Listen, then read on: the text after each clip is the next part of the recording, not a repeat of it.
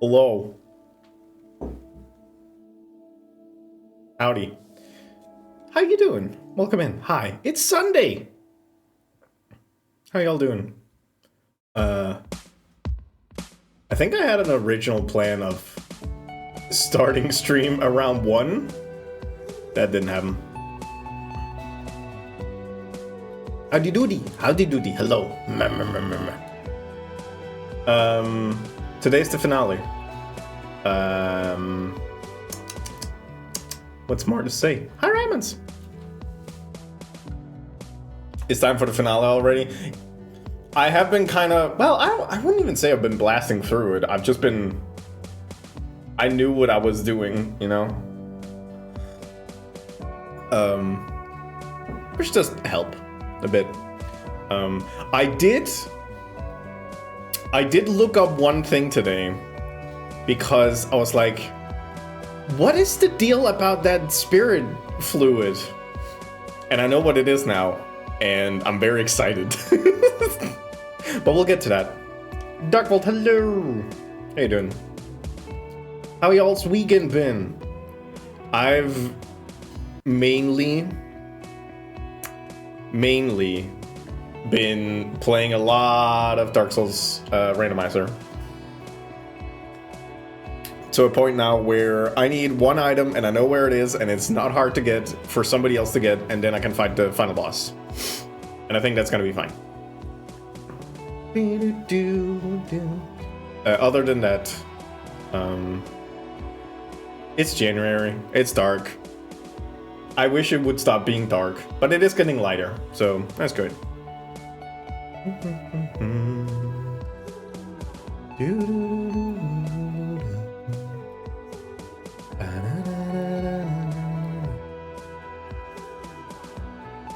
It's fucking cold. It is fucking cold. We have like layers of snow that keeps reapplying and then it melts and then it reapplies. It's that time of the year. Apparently I'm doing Big Eevee this weekend. It's been a while. I had a 12-hour pass out. That's a long time. I think my issue is that I sleep like 7 hours and then I wake up and then it's not great sleep and then I take a 2-hour nap, which is boring. I want to do shit. Meister, hello. I scheduled a date with the person from college. He's gonna be cold. It's not cold enough for snow, so it's not even pretty outside. So it's fucking cold, but it's not fucking cold enough. That sucks. Oh, actually, okay. One thing that I will talk about, which, wait a minute. Where are the fucking rats? Oh, okay, they're there. Okay. I figured out what causes this issue. Yeah, I figured out what causes this issue. And I have, to great dismay, finally caved, and I've actually bought a Unity asset that's going to fix this problem. I have never bought a Unity asset, and this was the thing that broke me. This was the thing where I was like, fine, fuck it. I guess I'll just buy something. Jeez. I don't want to get into the technical stuff of it because the write-off. Do you think I'm telling my tax government that I'm doing this? Nuh-uh. Great asset, great asset. I'm kidding. I am updating my tax forms. Don't look at me. That was a joke. It was a funny one too. I would like to know what the problem is.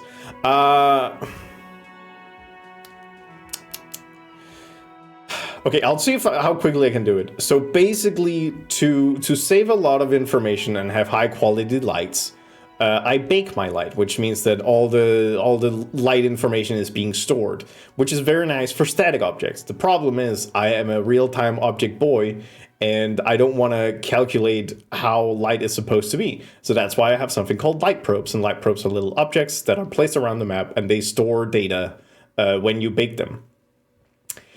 Apparently, you can't change that stored information of light probes in real time.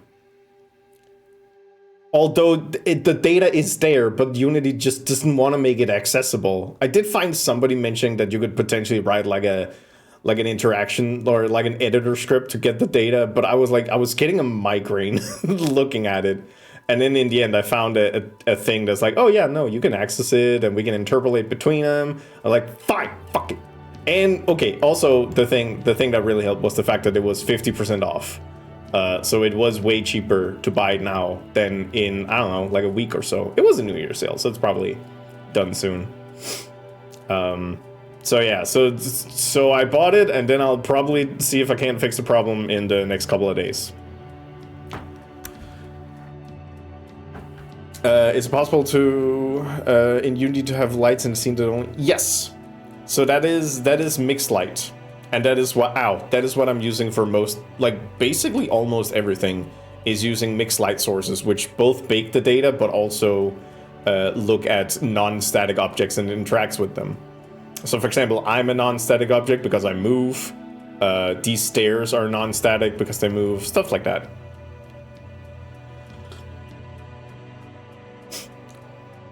Did my drawing stop loading? I don't know what the fuck the problem is with that one in particular. I don't know. So I've moved it into light and then it works. And I don't know. I honestly don't know what the issue with this one is. So I probably also need to debug something to that one. Like I've been comparing it to this one, and this one's fine. This one's fine. That one, not fine. Don't know why. Your mom's a non-static. You take that back. My mom's wait a minute. Wait. Yeah, my mom is a non-static object. Thank you. They don't need to calculate static surroundings. The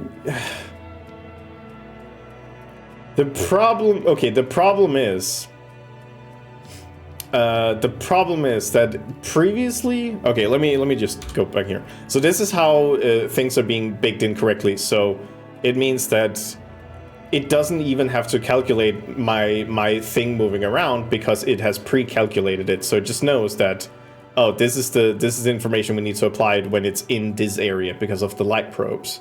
But the fact that I can't change that in runtime is what is super frustrating. And again, the data is in there somewhere, but they have made it like almost nigh impossible to access. Holy shit, that's a hat stack. Boop. Whoop. Oh, that was birth. Shakes fist at Unity. I mean, every single game engine has this sort of issue. I was talking to Ben, who's been working in Unreal for a while, and he was also mentioning a similar situation where he needed some sort of data, and he knew that Unreal made the data, but they didn't want to let him touch the data. And it's like, just let me touch it! Ow! Hi, Dizzy.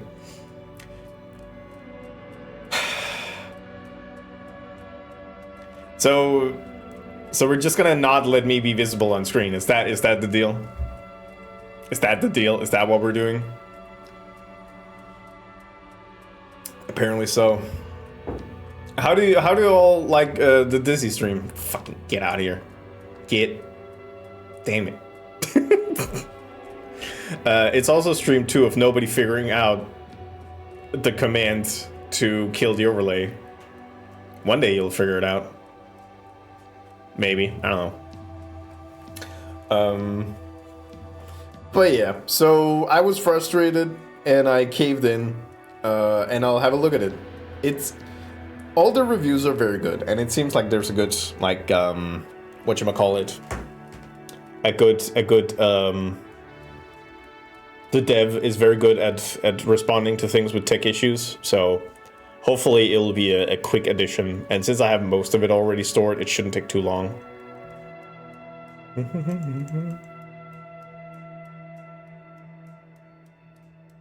The light map assembly still arrests I'm doing something else wrong with it. Lighting is very difficult. Lighting is very difficult. And it doesn't matter what engine it is. What do you do in Unreal, Darkbolt? I don't want to figure out a command to kill the overlay. I like the overlay. I'm gonna open up the overlay again. It's just I might have a little surprise on the other end if people manage to find it. So, you know. Is the command something we technically could figure out? I have mentioned it on stream multiple times during December. Well, multiple. Twice.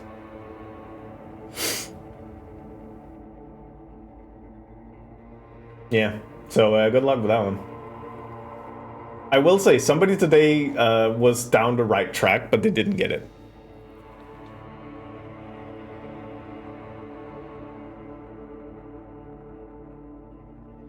Just importing asset making 3D. And ignoring learn how to make a custom character model. You have wonderful character design. Come on, man. You got this. Yes. How do we feel? Are we ready? Because God, the ending last time was very good because we basically took oh shit, another thing. AGDQ starts today, which is speedrunning charity event, and I haven't memorized the full schedule yet, but there might be some days where I'm like, I'm not streaming today because I want to watch runs.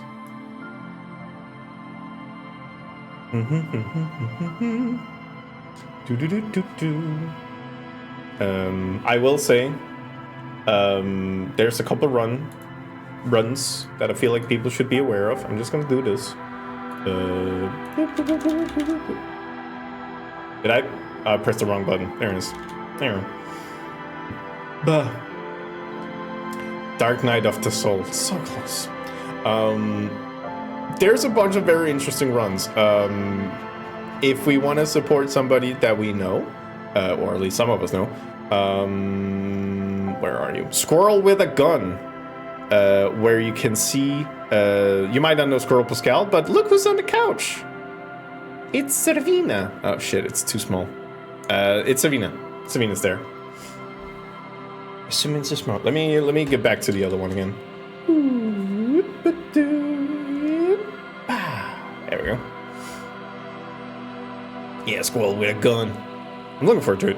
And then, of course, the last day comes the really big ones, which is Crazy Taxi with a live backing band and Elden Ring played on saxophone controlled bass. So you know it's good. Cause I got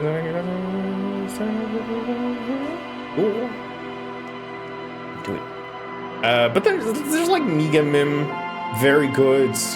What was the other one? Oh, Lies of P Glitchless.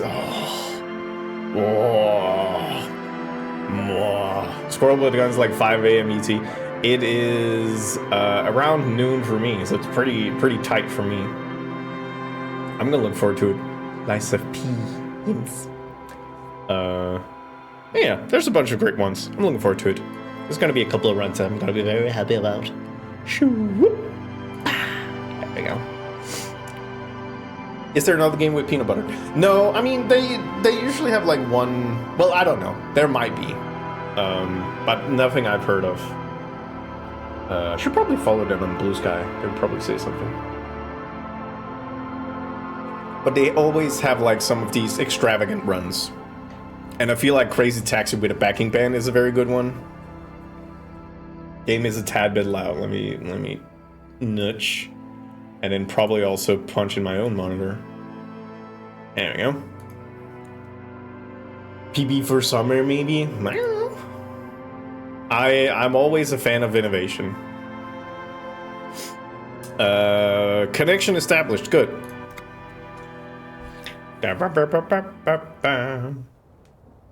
Okay, so last time we took speed and then we looked at the mirror and we got sad. So that's why we look like this now. So let's actually look through the book. So essentially what we're missing is God, should I look at that book?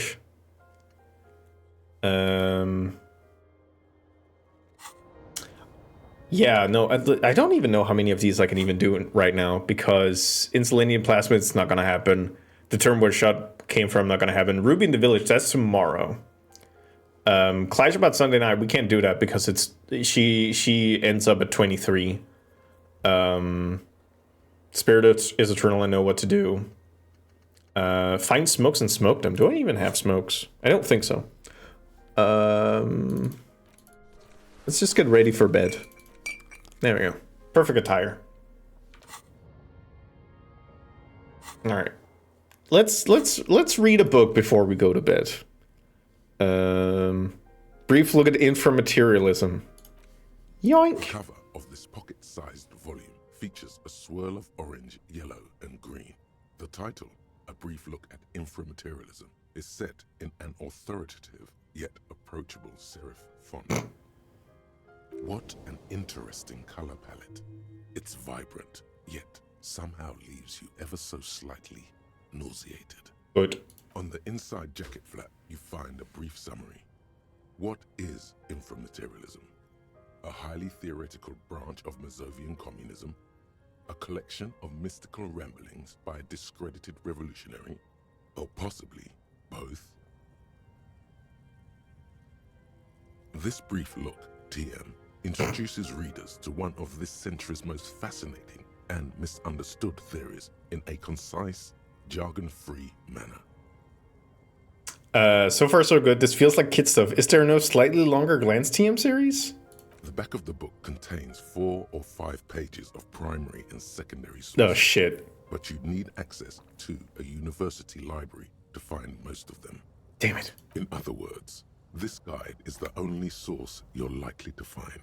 Fair enough. You turn to the table of contents. Trite, The guide itself is contrived, divided into mediocre, several milquetoast, sections with amateurish, seemingly esoteric infantile, titles cliché like and gonorrhea-ridden Effects of PM to Plasm on Root conformism, I Vegetables fucked me, and affront to Mental humanity, Projection and war Transference. crimes, should There's literally also be a tried brief for war introduction crimes, about the resolutely life shit, of Ignis lacking in Nielsen. imagination, uninformed reimagining of, limp-wristed, premature, ill-informed attempt at, talentless fuckfest, recidivistic shit peddler, pedantic, listless, savage. Did you go back and just one did you go back and repulsive find that after one? another. It's a bit quiet. I can nudge it up. Did you go back and find that one? Because that was the full list. God, read the introduction on Ignis Nielsen.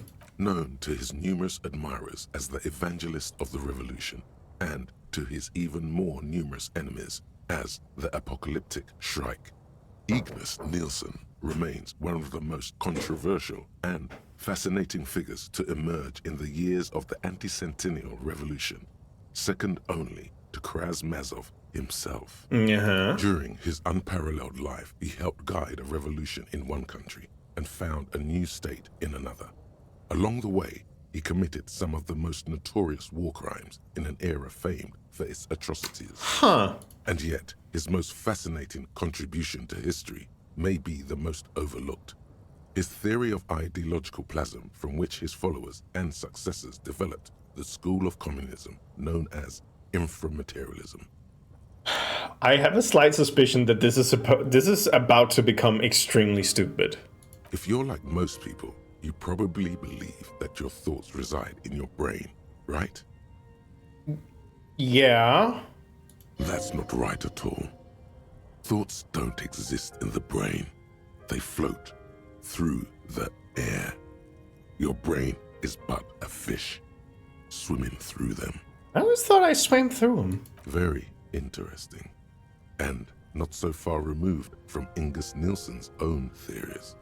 I'm Ignis Nielsen. As Mazov's devoted comrade and leading theoretician, Nielsen was responsible for developing much of the intellectual foundation of communism.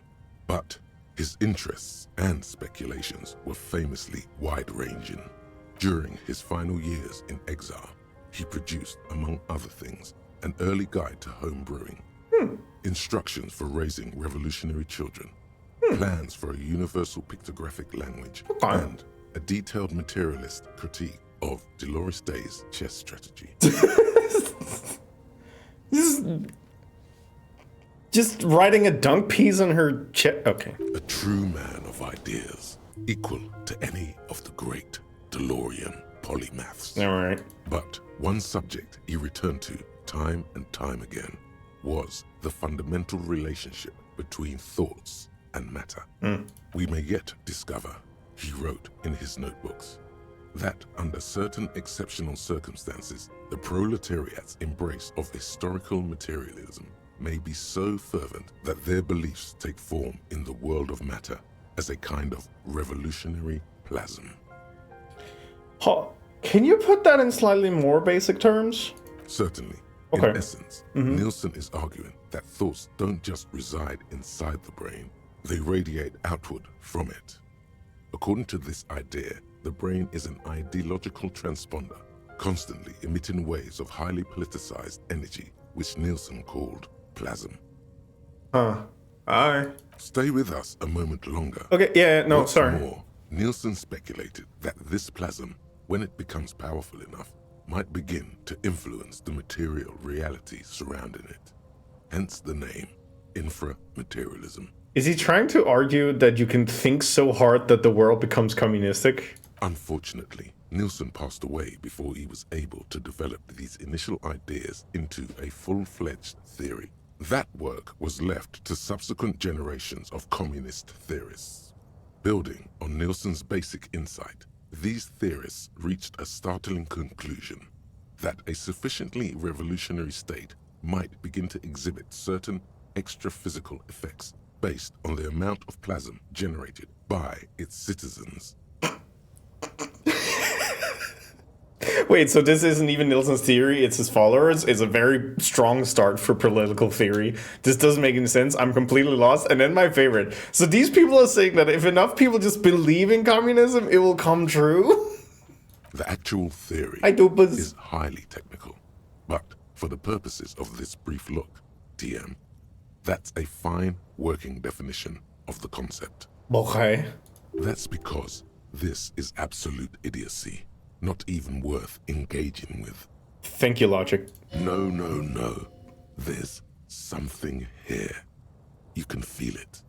Alright, let's hear about this extra physical stuff. Inframaterialists divide the extra-physical effects of the revolutionary state by the level of plasm required to achieve them. Wait, is this turning into a pyramid scheme? At the lowest, or first level, revolutionary plasm is believed to stimulate or invigorate matter without altering its essential properties. It sounds like that business with the turnips. Precisely, though plasm does more than increase vegetable yields. Okay. It may also influence the physiology of revolutionaries themselves. Wait, so if you think about communism really hard, you'll get big? Savvy, hello. It's also been postulated that plasm may account for the remarkably full and manly facial hair observed on some communist males. Stroke your bare chin or don't, it's embarrassing. I guess I'm a bad communist. Your hand feels clammy against your bare chin. You wipe it along the back of the book and keep reading. Of course, inframaterialists argue that revolutionary plasm may stimulate human physiology in other ways as well. Okay. Wait, if I believe in communism enough, I can get a...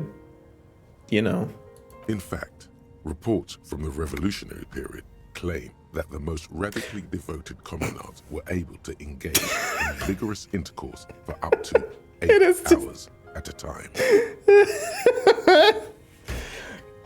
God, I love sharing wealth so much I can fuck for 8 hours straight. Yeah, babe. That's...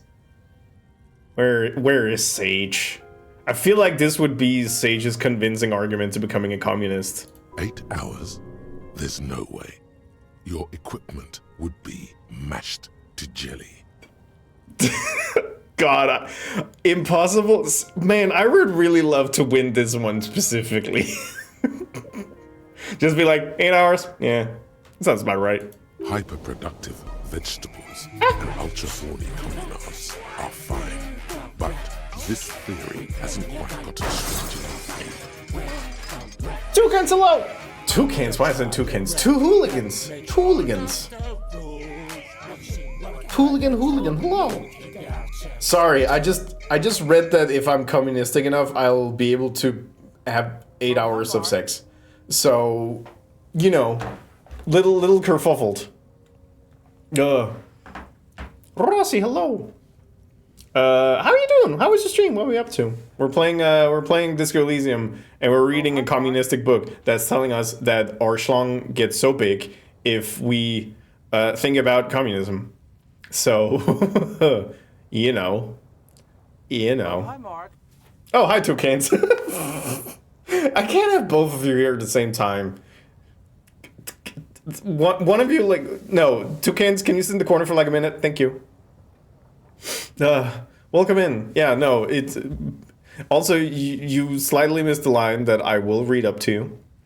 Hyperproductive vegetables and ultra horny communards are fine, but this theory hasn't quite gotten strange enough for you.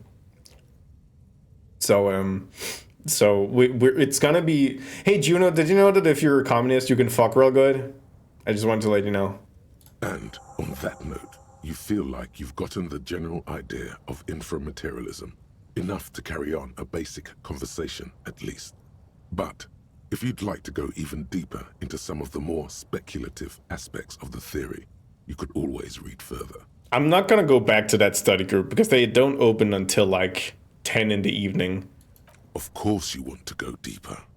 What else are you here for? Yeah. The book fits quite snugly into your palm. It would also fit comfortably into a jacket pocket. Nope. You flip forward a few pages until you come upon a chapter titled Mental Projection and Transference. Did I know what now? If you're a communist, you fuck real good. Oh, hi, Mark. Apparently.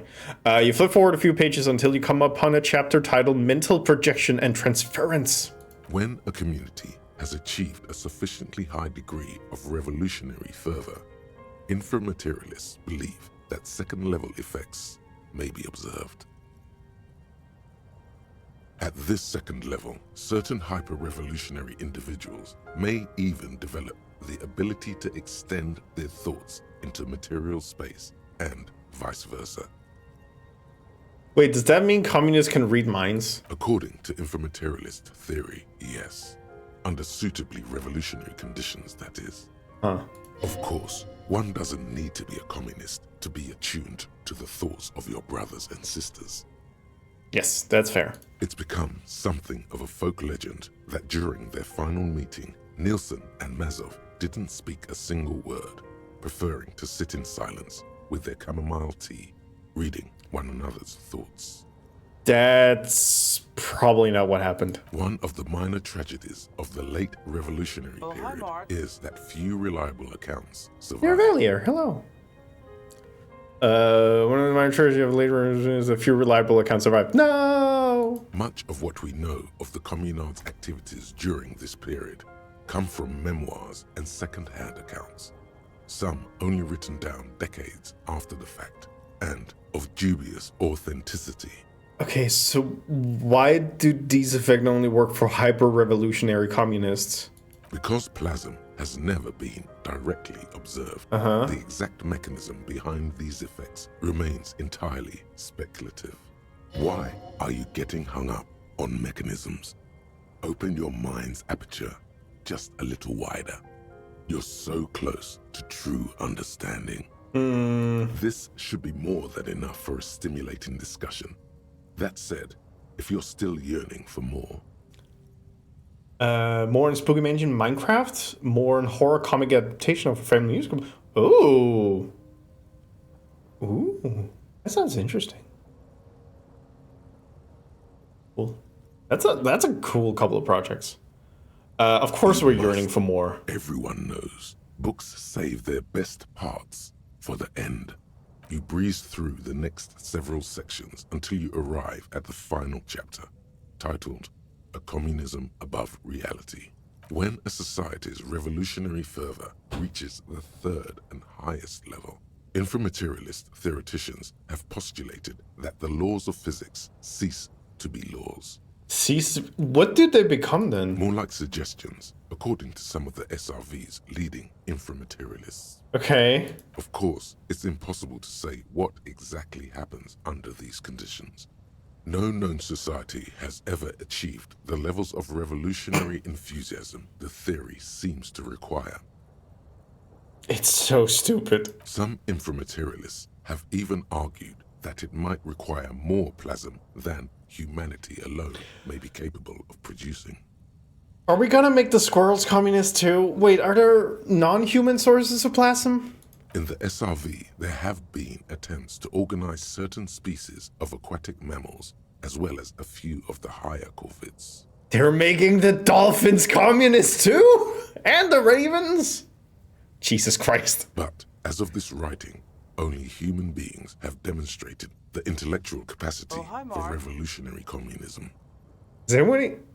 Has anyone ever gotten close to reaching the third level? There are numerous stories from Samara involving bandits or fascist mercenaries being levitated by farmers from the most ideologically advanced communes. Of course, few of these incidents have ever been rigorously investigated or substantiated.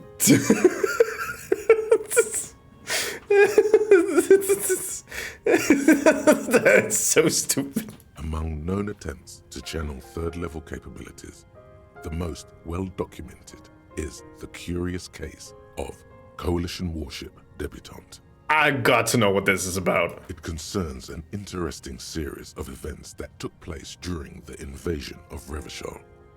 As Coalition forces made landfall, a cadre of Nielsen's most fervent acolytes attempted to compress a Coalition aerostatic with their collective will. Uh-huh. According to Communard law, these acolytes positioned themselves at the top of a redoubt just over the bay of Revachol.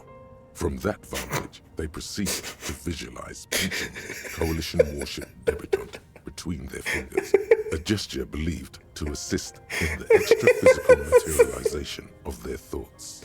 They're just doing the pinching emo, like, you squimsh, you're so small, squimsh, I can squimsh you between my fingers, squimsh. The acolytes, along with the redoubt, were vaporized in an artillery strike. No! Oh, they were so close. They were so close. Damn it. God, if that artillery strike hadn't hit them, they would have squished them between their fingies. It's been said, though, that in the weeks following the battle, the captain of the Debutante noted an increase in incidents of crewmen striking their heads on unexpectedly low bulkheads. Of course, colorful anecdotes only scratch the surface of what inframaterialists believe may be possible in a truly third-level society. What would a third-level society even look like? Some have theorized that such a society would be fundamentally unrecognizable, lacking many of the institutions we typically take for granted in advanced societies, including organized governments, financial institutions, and law enforcement. Uh-huh. Did that book just say there's no place for you in this future? Okay, Half-Life, calm down. Others have argued that people living under third-level conditions will be immune to such infirmities as hunger, disease, and mental illness. In some of his later writings, Nielsen himself speculated about the potential for an extra-physical architecture that disregards the laws of bourgeois physics and instead relies on the revolutionary faith of the people for structural integrity. Wait, that was what they were doing!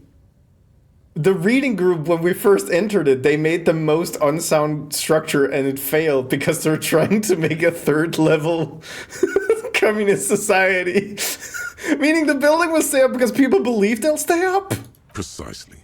Nielsen observed that the financial system operates on the same principle of faith.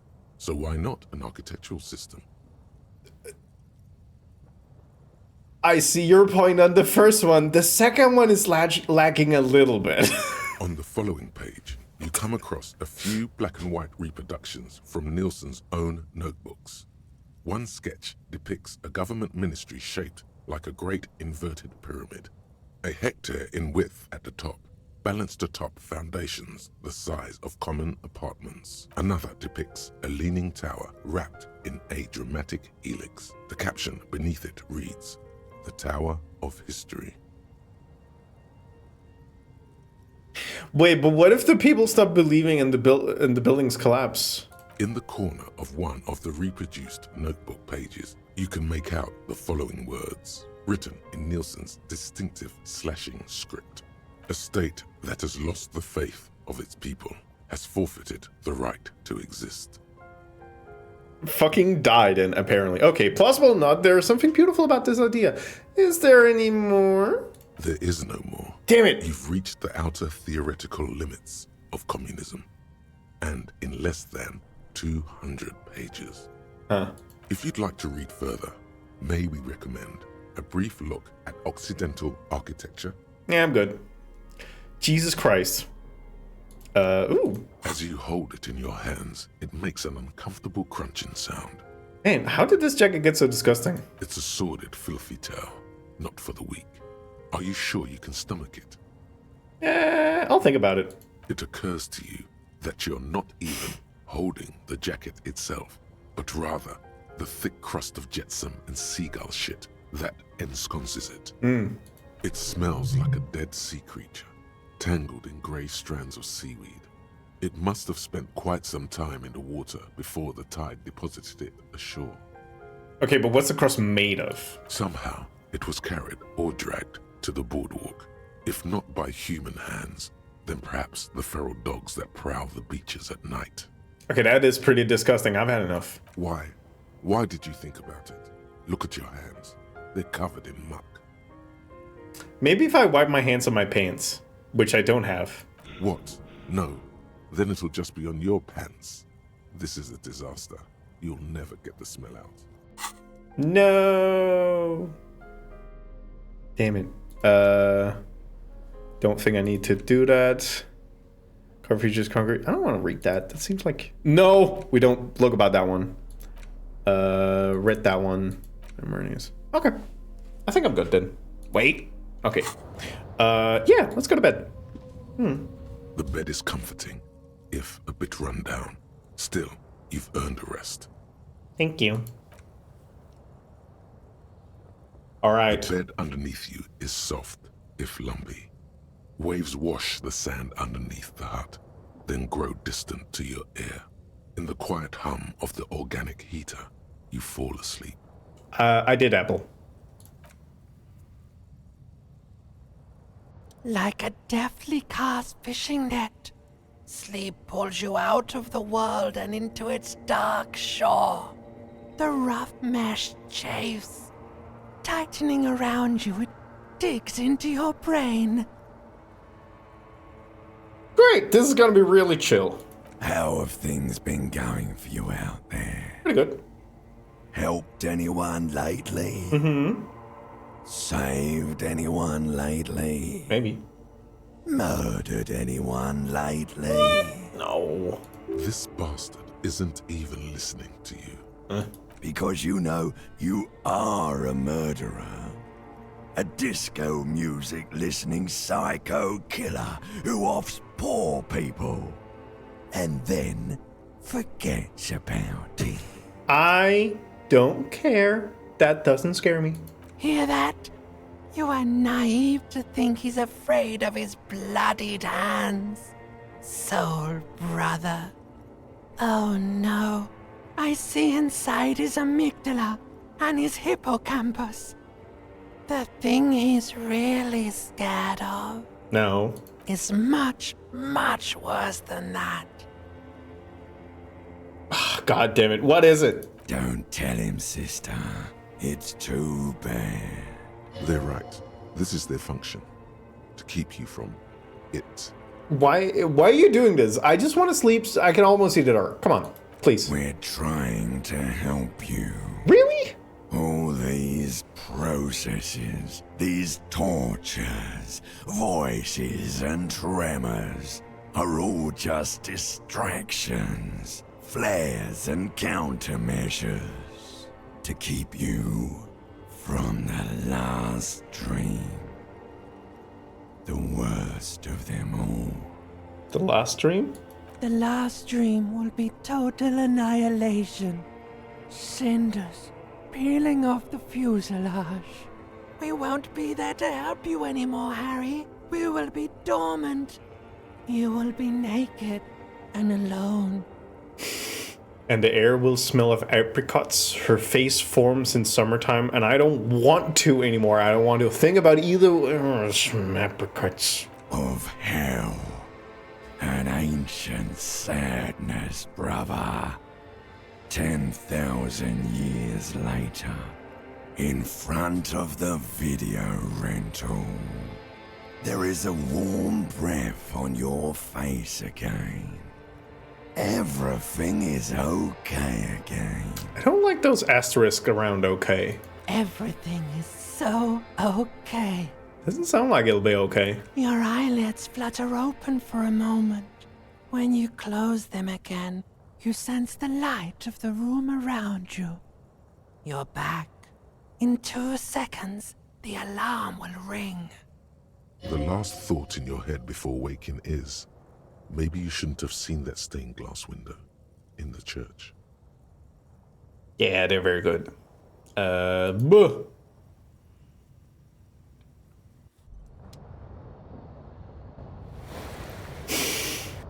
All right.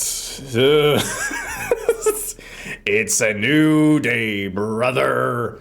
I need to look as cop as possible. It's regular black jeans. I need all the things of that I need. Where's my cop hat? Wait, what's this one? Oh, oh no. And beep beep beep beep beep beep. Bitty, where's my oversized superstar sunglasses? That does sound pretty good. I need you. I need you. I need to look. Not that one. Not that one. What am I wearing today? I need that. Wait. Yeah. And then some gloves. Let's get that one. And then some cool glasses. Yeah. Arriving at the scene. How much? I have so many. I should probably just dump all these into it now.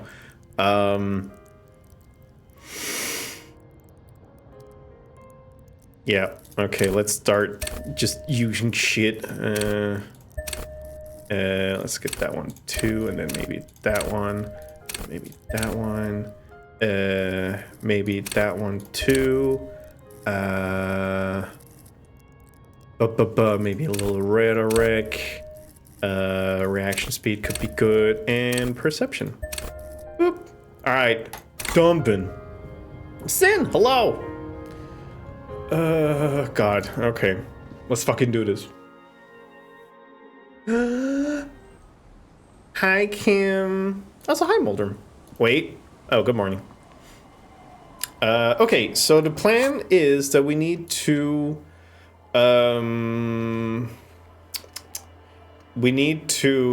ask Ruby in the village. That's essentially the most important thing. Hi, lady. Our tenant, the policeman. I hope the waves don't keep you up at night. What can I help you with? First of all, more important, I found this jacket, but it's filthy. Could you wash it for me? I can wash it for you, but it's going to take about a half an hour. Think you can stay put for that long? Yeah, I could. Hell yeah. Yeah. No, we must run around ceaselessly. It would be torture to stay put. I could use a breather before another rainy day begins. Yeah, I'll wait. Well, hand it over then, and I'll see what I can do. Must say, I'm proud of this one. Yeah. It's pretty nice underneath all that filth. I hope you'll have an easier life in your hands. Thank you, washerwoman. Have you seen a red-haired woman named Ruby around this coast? Nay, I haven't seen anyone lately. Okay, but do you know who I'm talking about? This is my little cinder block town. I know what goes on around here. Okay. She's being evasive. She knows something. There was a murder in Martinez. She might be a suspect. We would appreciate your help. Would you now? Mm-hmm. I know how this world works. And it doesn't work when people tell on each other. This is like when the man locked himself in the woodshed. We just need to help her come out. No, Damn it. it's not like that, man. With him, we called you. Right now, you just arrived by yourself, like a raven plucking at the window glass. I see. So you know something, but you're decided not to tell us. There's not much to tell. People come and go. Now, was there something else? I see, ma'am. I hope you don't mind if we look around anyway. You should look around your shack. Maybe she's rented it out to others too. Thank you, Logic. I will have to talk to a lady over here first. Ma'am? Aye, the sea's gonna calm down soon, I can feel it. The wind is turning southeast.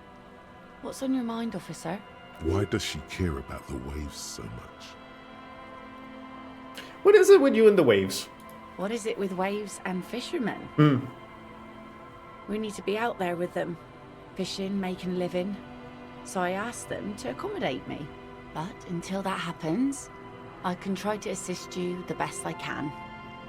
So, what will it be, officer?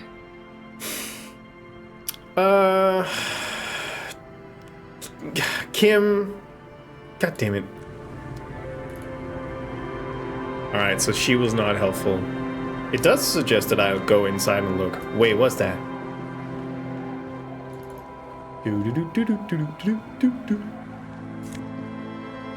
A primer for small kids. What the? A textbook for the first grade in primary school. On the cover, a humanoid teddy bear is pushing a wheelbarrow full of letters. He's not doing a good job. The letter S is dangerously dangling from the card, while E fell off a long time ago. Children should pay more attention. That is a fucked up bear. You hold in your hand the colorful primer. The title reads, A Primer for Small Kids. There's a bear involved. Exactly what I said. This book will show you the score. Get you oriented with those basic concepts you appear to be hazy on.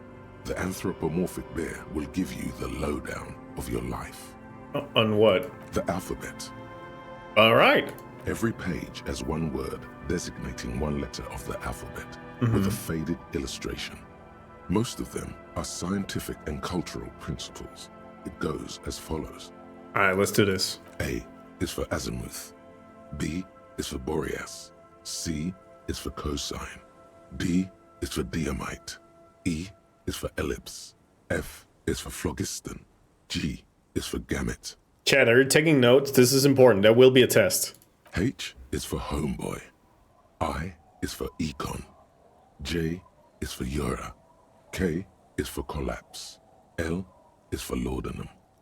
M is for myriad. N is for nadir.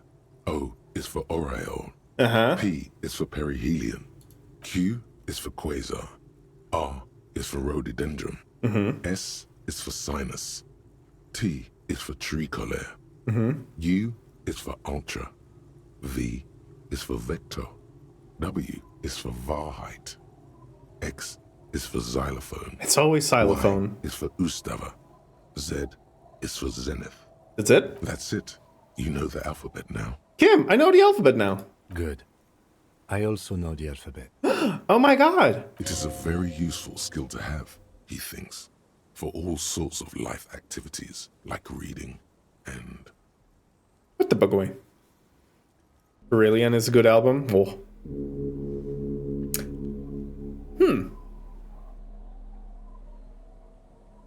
I wonder if that updates. That should update in real time. Ah, damn it, missed it. Alright, I know the alphabet now. That's probably for the better. You know what? Let's just go over here and check. Hi, Juno. As you look at the floorboards in this corner of the shack, it's clear one of them isn't quite level with the others. The edge of a floorboard next to it looks scratched. All right, now I need to... There we go. All right, we're good.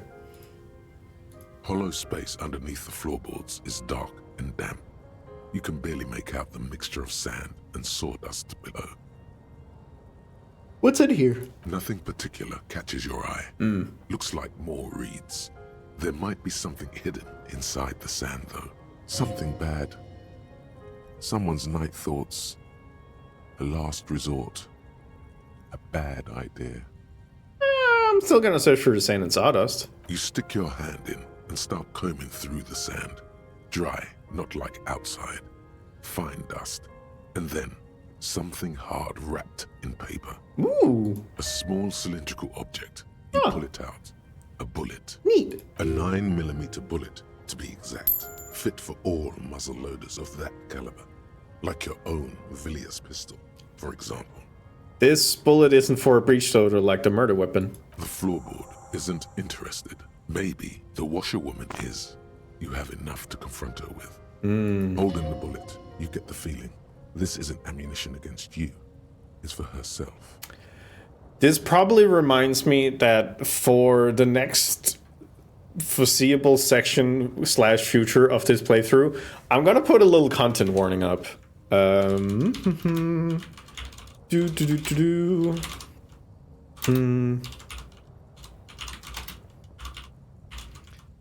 I'm writing it like this because, boop. Yay for content warning, yeah. The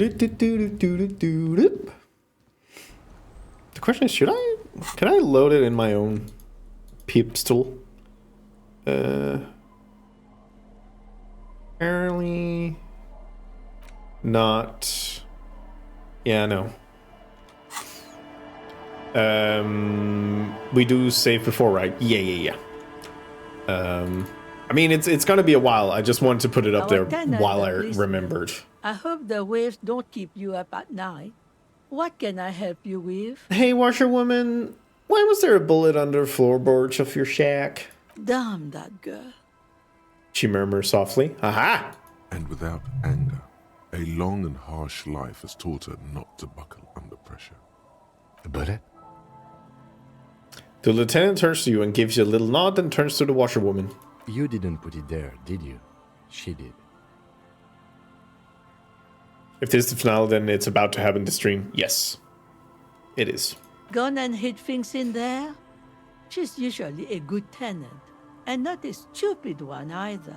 You rented the room to her? Yes, I let my room to that Ruby girl. Ah! She speaks slowly, wringing out a rag after a long silence. Her hand moves into the water bucket. Some water sloshes over the edge. As I've done before when she's been in trouble or just looking for solitude. I've made it clear. We welcome all kinds of people here. When was this? She came last Friday, left on Monday in a hurry. What has she gotten herself into? That girl. It's probably fine. She seems genuinely worried about her previous tenant. She's seen her hiding out from trouble before. But this seems different.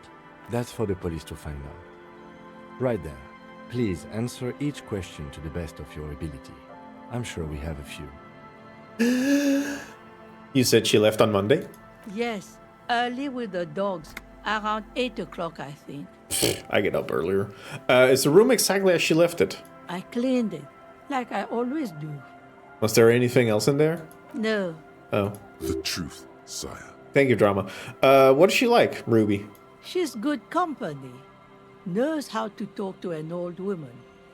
At my age, you don't get a lot of quality conversation. So I really appreciate that about her. Aw. Did she talk to you much during her last stay? No, she was mostly silent this time. Kept to herself. Oh, what do you mean? She tried not to let it show, but I could tell she hadn't come to fish. Usually she likes to cast a few lines, but this time she mostly stayed in her room. Why do you think she left the bullet there? How would I know? She's a gruff one, but not violent. She doesn't go around toting a gun. She looks back towards her shack, thinking. You could ask her about your hunch, that it was a desperate measure. See if she thinks Ruby fits the bill. I have a possible explanation in my mind. Aye. Do tell. A seagull flies overhead, obviously a bad omen. It's an exit plan. Exit from what? The world. The lieutenant stops writing for a moment. He looks at you, then at the old woman. No, she's a fighter. She tilts her head to the side, looking up at you, deep in thought. Not a quitter. Like you sometimes get, son. Oh, okay. Unnecessary dick, but fair enough. She really believes that. I heard she was a heavy drinker with anger issues. You ever witnessed that kind of behavior? Nothing of the sort. Sure, she was no stranger to the bottle. She fit in that way. But I only knew her to have a beer on the beach while watching the sunset. That's so interesting because Clash told us something different. It's almost as though Clash lies with every breath she takes. Sorry. The sun sets for everyone. Yeah, no. She isn't what you'd call a drunk. Even offered me some from time to time. Said it was part of the communal life. But I never saw her lose control of herself the way some people do. Did she have any technical equipment with her, like radio stuff? Not that I know of, though she was into nice music. She once showed me a few mixtape milieu she'd made. She brushes her forehead with the back of her hand. Water drips to the ground. Although I guess she was pretty handy with the mechanical and technical stuff.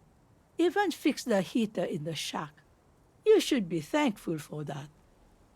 She may simply have kept the equipment elsewhere. Where'd she go? I don't know. Damn it. Further up the coast. Oh. She tried to leave quietly, but the hinges on that door screeched like a cat in heat. Woke me up.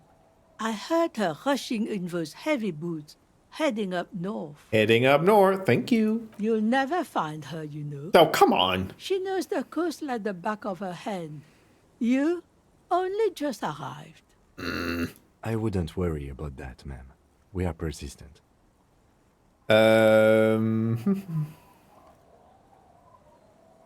Somewhere pleasant. Further up the coast we go then. Are you sure you would rather stay here? Get a nice cozy fire going in the heater? Seems like a better idea to me. Nope. The felled electric mural. You feel like you should go look at it again. Step closer this time. Thank you, Inland Empire. One thing, officer. If you do find her, please go easy on her. She looks around. Air's getting colder. She really means it. It's an honest plea. Fair. She's a good girl. Whatever she's gotten herself mixed up in. All right. I do want to check one thing before doing that, which is Clash still around? Because she did promise she would stay around, but I don't know.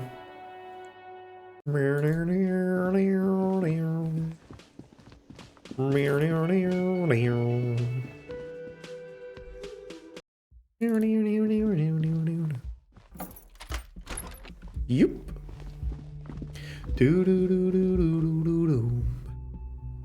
Really think Clash would lie to you? I know, it's a novel thought. I wanted to see. Okay, she's still here. Hey Clash, what's up? I was just thinking, what a nice day for questions pertaining to a murder investigation. She lights up a cigarette. I found your buoy. It was empty, just seawater. Oh, Did you take the documents? no, of course not. As I said, it would have been too risky for me to use those documents anyway. My employer gave them to me. In truth, I should have destroyed them. She doesn't seem to be lying. She's genuinely spooked by their disappearance. I have this strange feeling that it was an undiscovered cryptid that took your documents. Cryptid? Yep. Of course. Yep. That must be it. Yep. Thank you. I feel better already. Yep. Now that I think about it, you mentioned seawater. I was worried I'd been too careless with the latch. The documents were probably just washed away. Uh-huh. The words, washed away, sound distant and strange suddenly. Somewhere far away, a dog barks. Why do I feel like you've won here? I really don't know, sir. I certainly don't feel like I've won. I feel like shit, sir. All the time. She smiles, a bitter little smile. She means it. You're right. How well could it have turned out for me? I mean... The snow falls on her shoulders, then melts in her light blonde hair, cold and soft. I'm stuck in Martinez just like all of us. I've been up here for... I don't know how long now. I like to call this my rooftop containment facility. Something seems off with this theory I've developed about Ruby. I don't know what to say. It all seems fortuitous for you. None of this is fortuitous for me. What do you contain for them? For my sins, of course. The long-standing sins of a bad, frivolous person. For destroying my first love. For working for bad people. The list goes on and on. That's it then, I guess. She nods, slowly, carefully even. There is suddenly a strange glint in her eyes. Not malicious, but dangerous. Ugh. Alright, sorry. Volition, let's leave. Whoop, whoop, whoop, whoop, whoop, whoop, whoop. And up. And up. Do. Spoopy. Yeah. Alright, since there's ads now, I'm just gonna physically run to the next place. And we can just have a nice little stroll around the town that we have found ourselves in for all this time now. Wait a minute, why are you alone? Oh.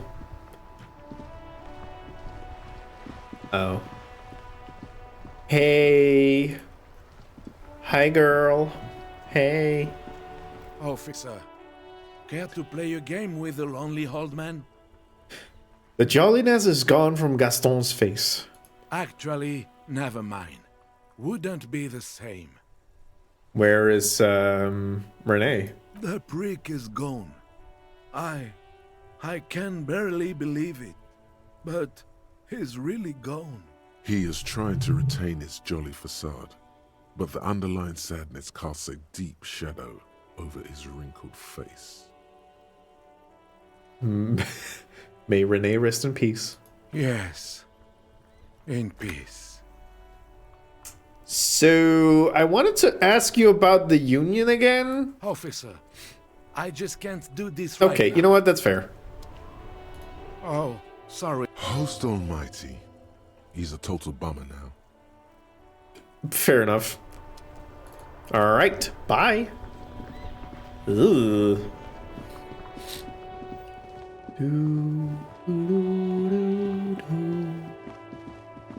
Yeah.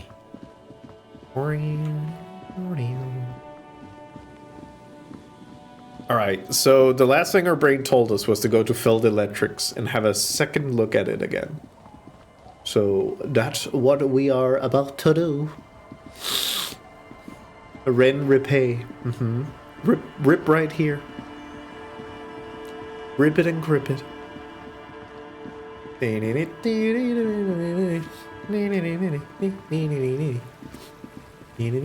Ooh, bubble.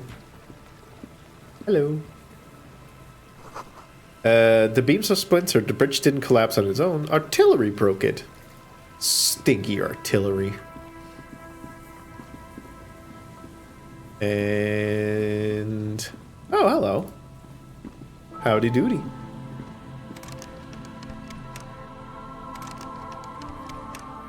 Interesting. You see a once bright mural towering above you. The signage has peeled off over the years, but you can still make out Feld Electrical R&D. A slogan used to intertwine with the loops a long time ago. Now, only a shadow of peeled letters remains.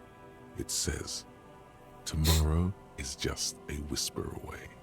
Step closer. Above the mural, a collapsed roof broken windows set in walls that are cracking and will soon also fall, and the coastal breeze rustling and sighing in the remains of the edifice. There's something in the wind. Sometimes the only way to go forward is to fail first. Why do I feel like I know this place? Indeed, somehow you knew it was here. An urban ruin gutted by looters that once used to consume money and dispense warmth and light. You felt it before when it rained in Martinez, and you felt the cold of the rain. The feeling persists. It has been in you ever since. Could Ruby be in here? In there? She could. Or she could be in the identical room over there, or in that boat shack, in that church tower, maybe. Interesting. Let me put on a shirt. Let me put on my shivers. That's +1 more for shivers, which should be... That's a negative to shivers. I don't need that. I need plus. That gives more shivers. Good. I think we're probably at 92 right now. Can't do that. For more, I need to change that back.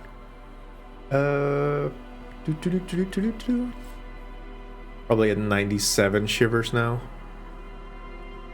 All right. The once bright mural towers above saying, "Fell electrical, R&D. Tomorrow is just a whisper away."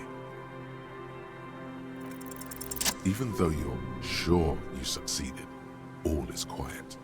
There is no cold hand brushing against your forehead, no rustle in the reeds. The wind has died down. The ruin in front of you is silent as a tomb. What was I even attempting to do here? Trying to talk to the wind, the city. Whatever you thought would happen did not, and now you're just standing there in the pale of the morning, with your hands fallen to your side. A prayer of sorts to Rivershaw. She could be anywhere. How do we find her? How do we? I was really hoping she'd be in the village. Okay. She's probably north of the village, and this place is a peninsula. We already scanned most of the outdoor areas on our wild cryptid hunt, so we have an understanding of the geography, at least. And then there's the church. We've already searched that and can rule it out. I know it doesn't feel like progress, but exclusion is a step too. Anyway, we do it the old-fashioned way, sector by sector. Go over the whole peninsula, ask the locals, enter the places where we can enter first, like we did in the village. And if that fails, if we don't find her? Then, if we're desperate, we can look where we can't enter. Bunkers, storm drainage, this place. I'm sure it won't come to that. He looks behind him at the dark red box crumbling across the chasm. Walk the coast, the old boardwalk, the reeds. You can always come back here and talk to the wind again. Look where it already got you. Yeah. An adventure awaits. An adventure on the windswept urban coast. Suddenly, there's a sigh, carried on the molecules around you, moving, flowing from high pressure to low pressure, like that of a woman emptying her lungs. She wraps the collapsing stone box in front of you in her breath, flowing through it. Where does it go? In through the collapsed roof, flowing down a concrete staircase to the basement, sweeping away footprints in the dust on the stairs, and then the beach below the boardwalk, its winding tunnels, a whisper away. What's happening? She's down there. I think she's down there, below this building. Okay. Why?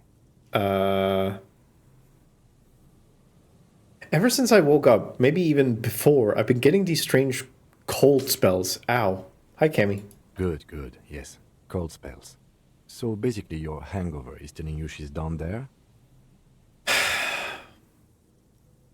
Yes, I can literally talk to my hangover. That's how bad it's gotten. Right.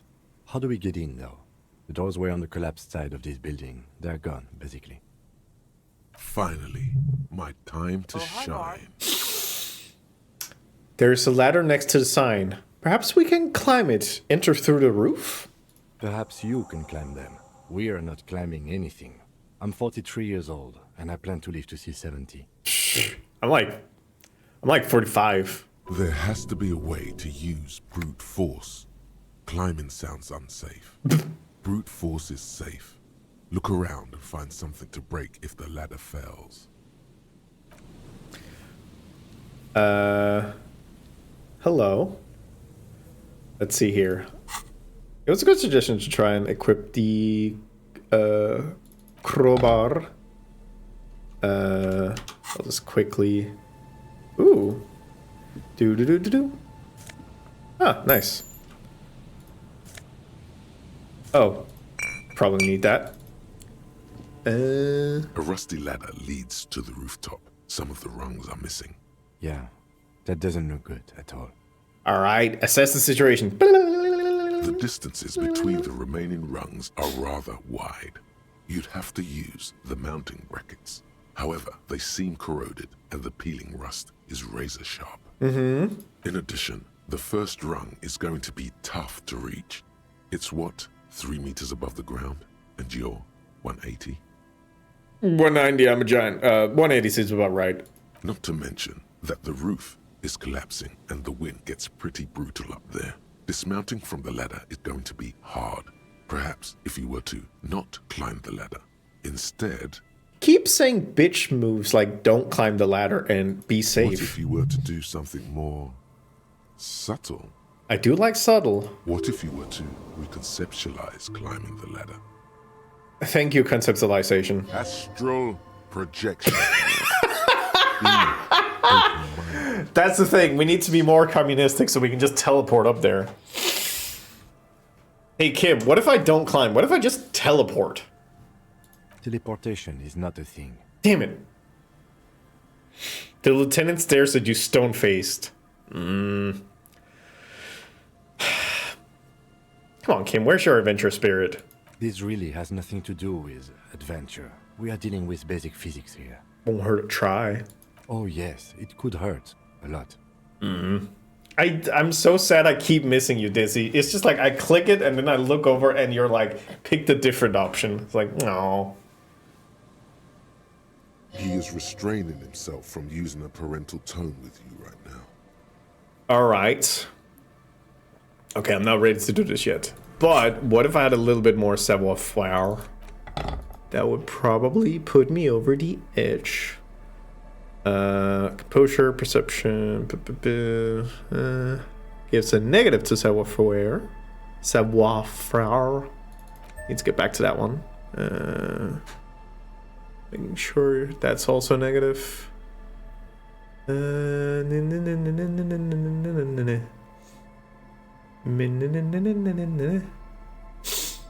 I not have any boosts to this?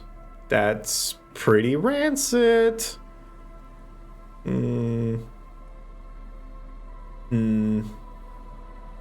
Nope. Fair enough. Let's put this back on and that one on. Yeah, that's it.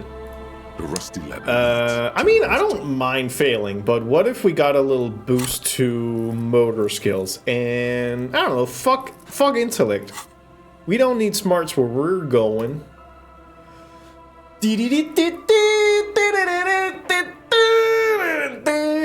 Yeah. Why did I pick that one? It should have been this one. Sorry. I'm being a ding dong. Wrong one. Yeah, I noticed.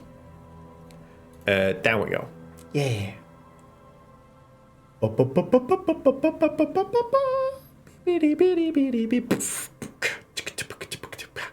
do you want? That's a little late for me to say now.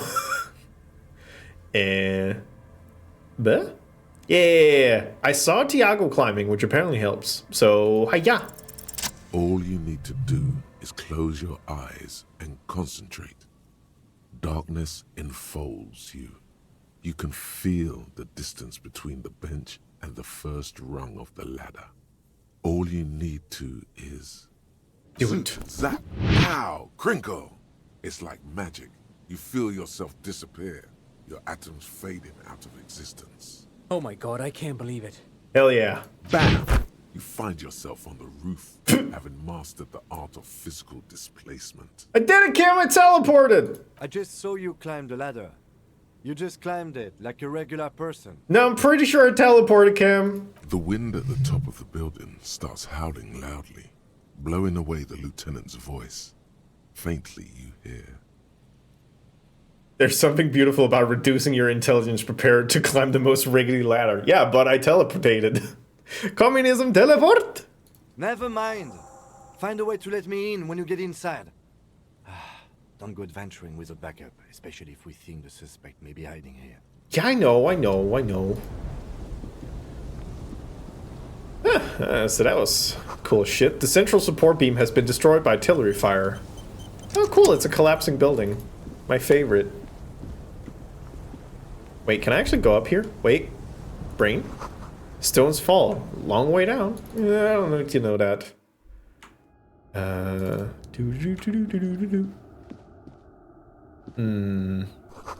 glass is covered with grime and dust. You can barely see out. And... Ooh! Nice.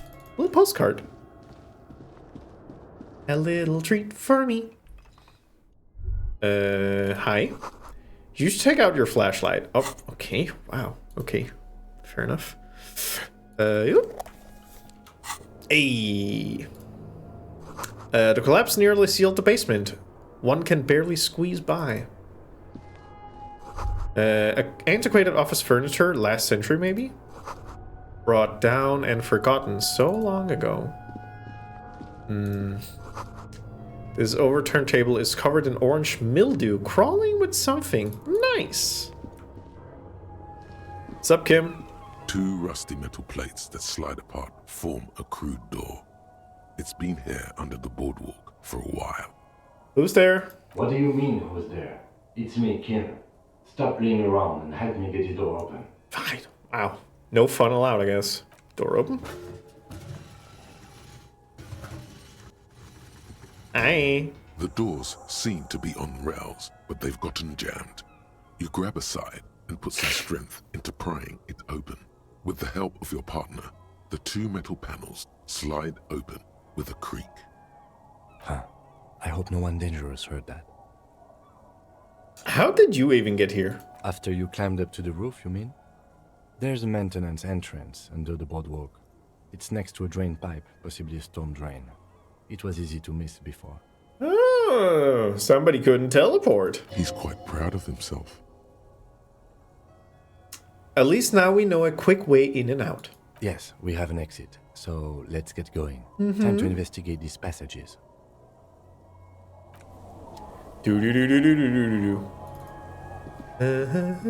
Let's see here. How are you?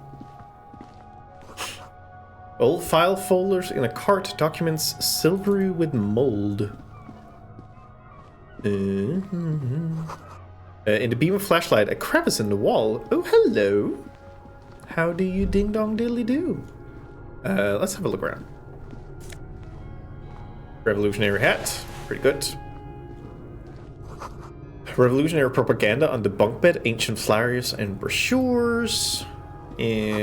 Pots and plates are full of dust and spider webs. Stale fabric smell and dust. No one slept in here months, maybe years. A mustachioed and mutton-chopped man, amateurishly depicted, gazes at you with sad eyes. The plaque reads, K. Mazov. There is a spider web in the lower left corner of the portrait. Brush the dust off the portrait. Years worth of dust is shaken off. The full head of hair, matched by an ample moustache and sideburns, look a bit silly. Someone crouches, heels digging into wet sand. Hands sweep across the sand, grains sticking to the frayed skin of the fingertips. An old man sits on a slab of concrete and taps his fingers against the glass of a scope. You shudder. Look, Kim, it's Comrade Masov. Yes, I can see that. Looks like some communists were hiding out here. They left a long time ago. Yay. The lieutenant does not seem to share your enthusiasm. A long time ago. How long? Half a century? Oh. This was probably part of the network of defense posts the communards built against the amphibious landing. He looks around. I think the purpose of this bunker was to produce propaganda. It would have had radio equipment back then, but that's all been looted. What's with all these secret weapons caches and secret bunkers? We have found a lot of those lately. I guess what most people think of as history tends to linger in rundown neighborhoods. Martinez being what it is, no one has gone through the trouble of cleaning out the old bunkers. Good hiding place for someone who's up to no good. Maybe I should move in here. Seems cozy. I won't stand in your way, but only after we're through with this case. Fair enough. Could it be connected to the massive bust we found in the students' room? Millions of depictions of Mazov have been produced. They're not all connected. Besides, that looked like some student. The youths always go for this kind of stuff. Could someone have stopped through here recently? You mean like Ruby? No, I think we've stumbled on a piece of history. He looks at the dust. Commutestes? Yes. The same slit window you saw from the outside. Could this have been the killer's hideout? And this narrow window, the point of origin of the shot that killed the mercenary? Have a little peek. Outside the window, the day is clear and as mild as can be in early spring. Could the killer have used this as a hideout? It's a great place to hide, and Mazovianism and murder are certainly not mutually exclusive. But there hasn't been anyone here in ages. Same shit window. Kim, I can't see the whirling racks. The shot didn't come from here. Indeed. No one could get a clear view. Well, at least we've been thorough. I like thorough. The lieutenant's voice betrays a slight disappointment, which he glosses over by reasserting control. In fact, I think we're done with this bunker. After you, officer. He looks towards the exit. Well, at least we had a good look at it. Yoink.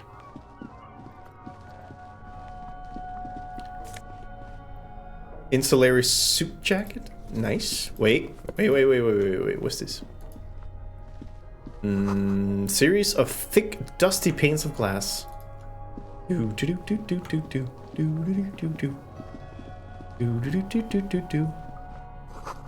Footprints in the sand. One of the souls appeared to be more worn than the other one. Interesting. Wait. The tunnel collapsed. You have to find another way around. Good to know. There's something in the air, an unnatural buzzing. Huh? It's getting louder, the buzzing sound. There it is again, like a swarm of hornets buzzing under your scalp. A strange tingling you can almost smell. Lieutenant, do you feel something? No. What do you mean? Pain, a strange tingling. I don't feel it, but we should still be careful. There were footprints back there, and I'm pretty sure they were fresh. I saw them too. Footprints with the right sole weren't smooth. Looks like our suspect. If she's in here, we need to plan our next step carefully. What do you mean? Once we detain a credible suspect, who knows what the Union and the Wild Pines will do?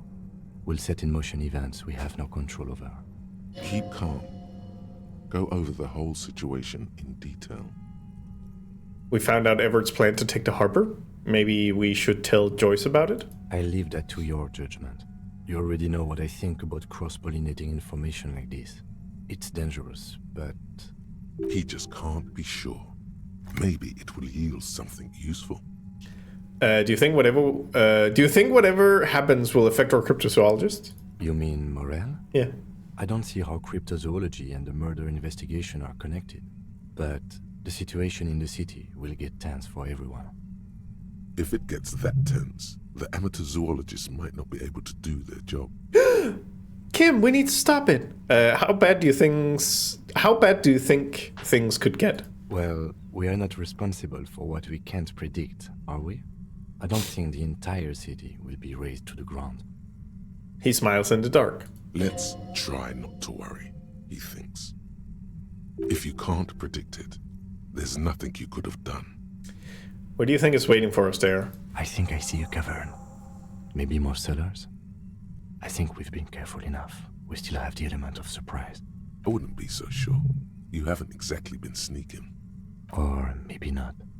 Either way, once we go deeper, there will be no turning back.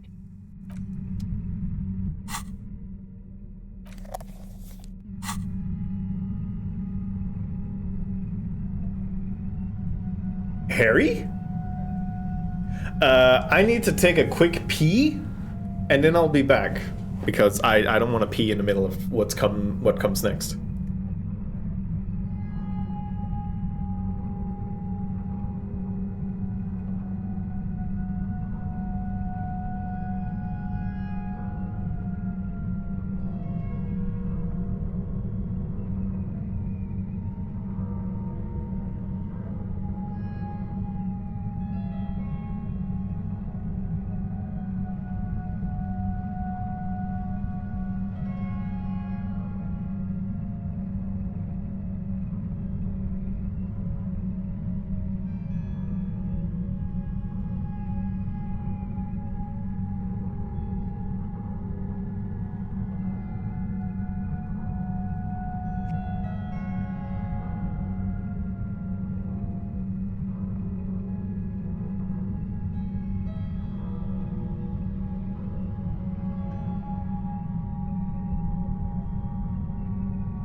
Okay, I'm back.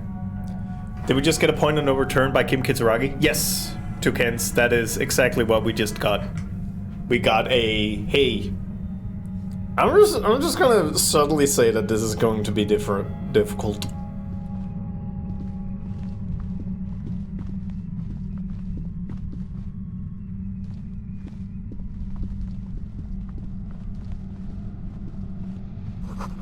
Concrete pipe, buried in sand and dust.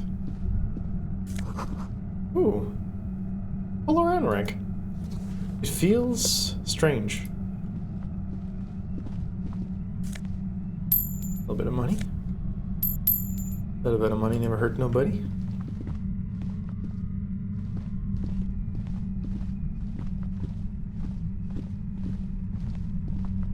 Suddenly, your entire body is paralyzed. Ow.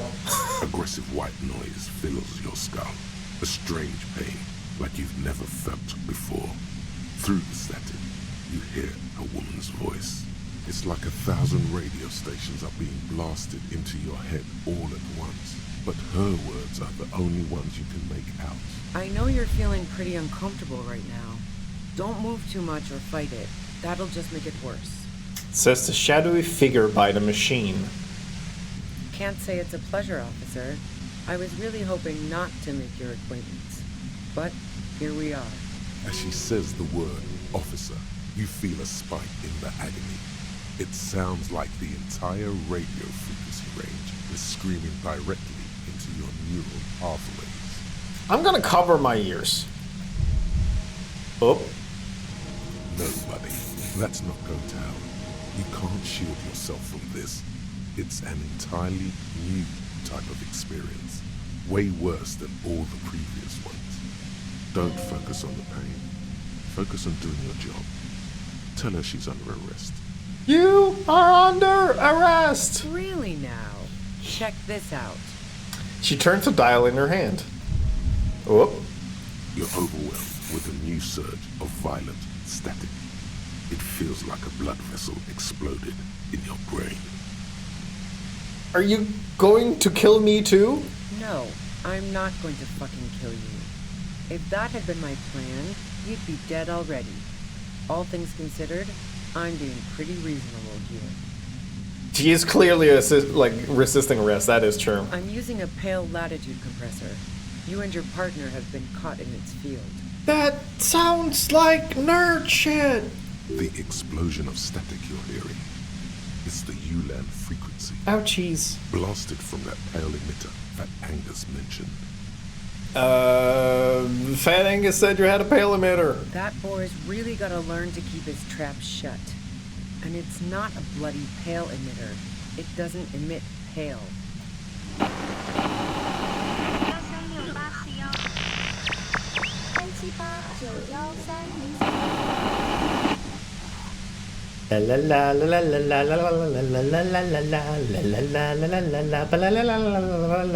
You should probably check on Kim. That's what good partners do. Look back at Kim. Right behind you, officer. Eyes closed, the lieutenant is doubled over. He's still alive and breathing. Yippee! A pale latitude compressor is used to sort of make the pale more manageable. With a lot of these, you can force a radio signal grid on the pale, literally crunch the distance across it. Signals are relayed across a series of repeater stations fixed to buoys. Not a fun job manning those stations. All alone out there in the pale, people lose their minds in just a few years. It's leaking and the Miku beam. Y'all are good. Never change. Adds in like 5 seconds, so we're just gonna sit in this health for a bit. Yeah, Ruby's a rough one. I have throughout most of this playthrough been looking at my 2 health and been like, it's gonna be rough if I don't stock up on healing items because I literally cannot survive this without like a bit.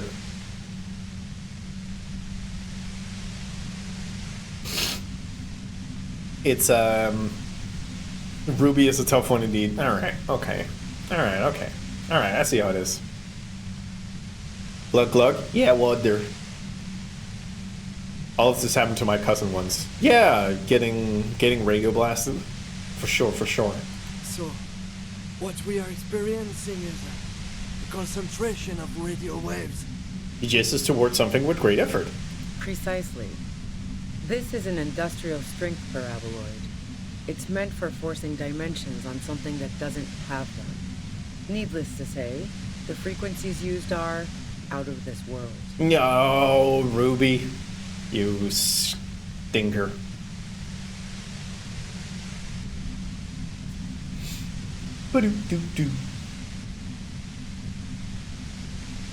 Alright, this is a pretty rough situation. We need to figure out.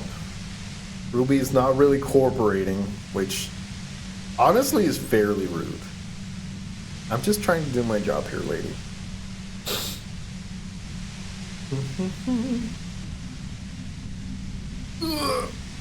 Oi. Super rude. Mega rude. Just a rude dude with a lot of attitude. For sure. Beep, beep, beep, beep, beep. Ruby's being cringed, not based. Very, very lame-o. Not demure. Less than mindful. Not ideal. It's giving ick. Definitely giving ick. At the upper limit is the large prime number generator station. It's used specifically for pale latitude compression. That's why you may be hearing some numbers. But you might also hear, or think you're hearing, local radio chatter. She's been holed up in here for a while with no one to talk to. Keep her talking, and you just might get an opportunity to break loose. Yeah, it's fine. I'm just in immediate pain. How did you get hands on this thing? I built it myself. She nods towards her torture device. That's illegal. I'm guessing it's patented. But we are beyond that, aren't we? Oh yeah.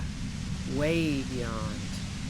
She studies her death ray and the law officers trapped in it. Will I stay like this forever? No. Once I shut down the compressor, the pain will end. It may take a few minutes for you to steady yourself, though. It's a bit like waking out of a very confusing dream.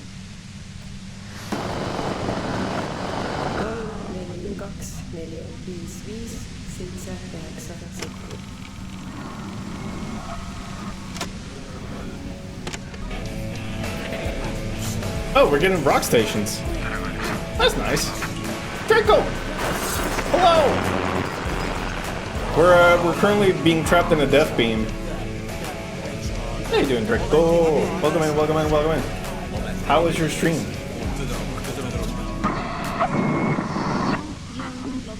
We're stuck in a death ray that shoots radio hell upon us. We hope you're well. Let me do this. And then I just have... There we go. Hello! Welcome in. How you doing? Hope it went well. Discooo ELYSIUM spoilers. We're at the end. If you... Thank you for following. If you want to avoid spoilers... Yeah, audio hell? Audio hell. Figured out why the Steam Deck wasn't working. Hell yeah. Have you experienced the compressor yourself? Yeah, I stuck my head in there before using it on you. It seemed like the ethical thing to do. Can't say that I enjoyed it. The field was weaker, but I can imagine what you're going through. Yeah, imagine, great. This is all great, but let's talk about the man who was killed. Yeah, let's not talk about that shit. You were hunting me and fell into my trap instead.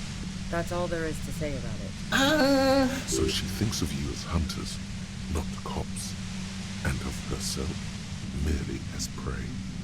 Please, could you just turn it down so I can ask you something? If you've got something really important to say, you can do it through the white noise. I disagree.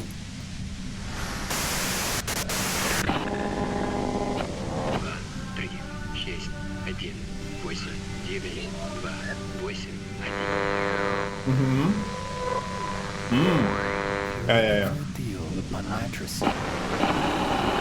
For deal on mattress.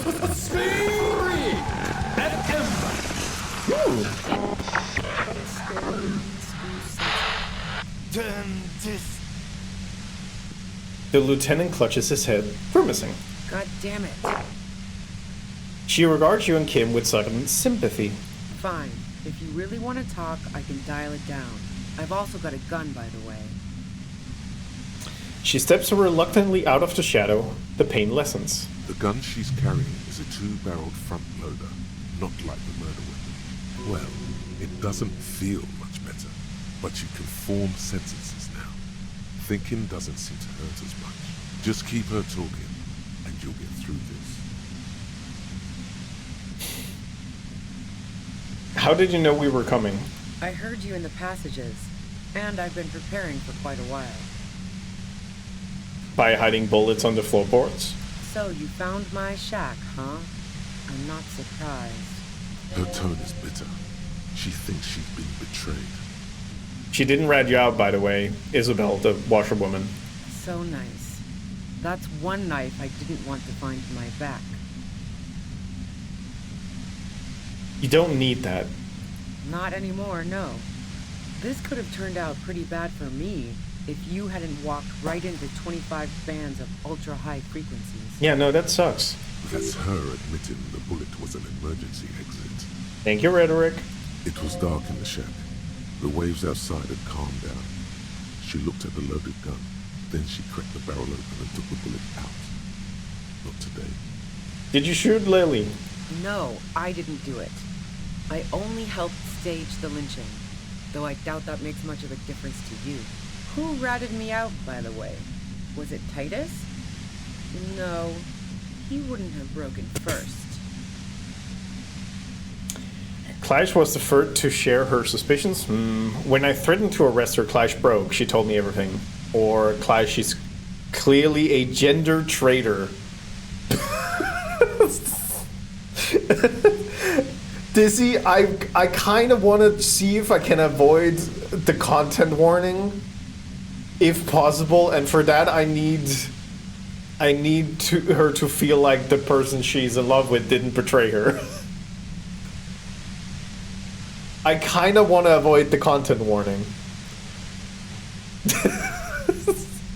Okay, when I threatened to arrest her, Clash broke. She told me everything. Oh, well, I guess I always knew she was a survivor above all else. Maybe that wasn't the best one.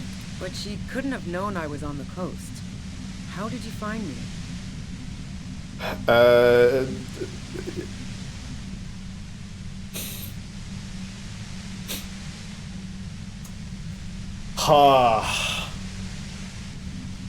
How do I move hats out of the way? You don't. But I can do this.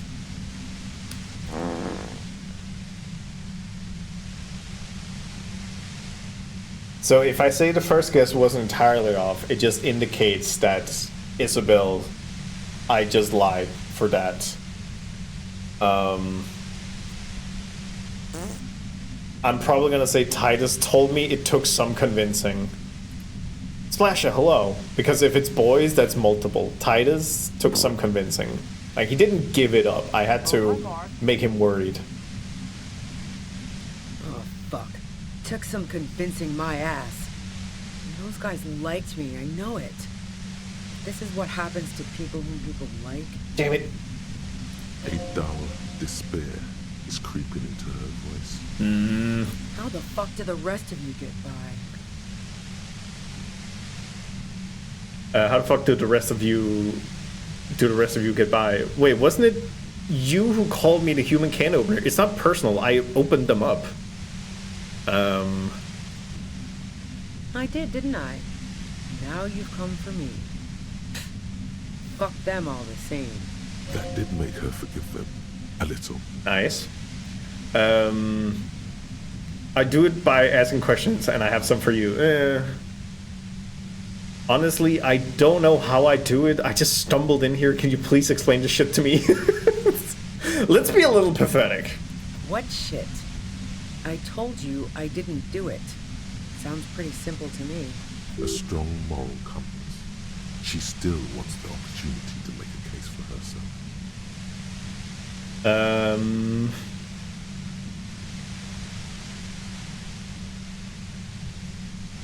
Would you say that? Do you have an alibi for when Lily was shot? I'm gonna deconstruct my own like theory now. Man, I was with the boys the whole night. I hope they at least bothered to impress that upon me. There were like 10 minutes they couldn't account for. I know that was originally half an hour, but I'm just gonna absolutely shoot my own shit in the head right now. Bad term or phrase. There were 10 minutes they couldn't account for. You mean the length of a toilet break? That wouldn't even have been enough time. Our investigation, Wins from the Pain, has shown that 15 minutes was just enough time to commit the murder.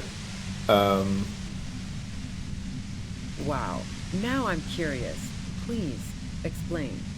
There's a secret way from the first floor to the whirling to the roof. Don't know it. But also, the shot couldn't have come from the roof. Oh, hi, or Mark. we would have all heard it downstairs. She has a point there. No one mentioned. The pain stops him from finishing the sentence. That didn't go super well. You've got to lay something better on her. Why am I trying to convince her that she's the murderer? Would you say that Lily was a likable person? I didn't like him. Hardened mercenaries aren't particularly likable types.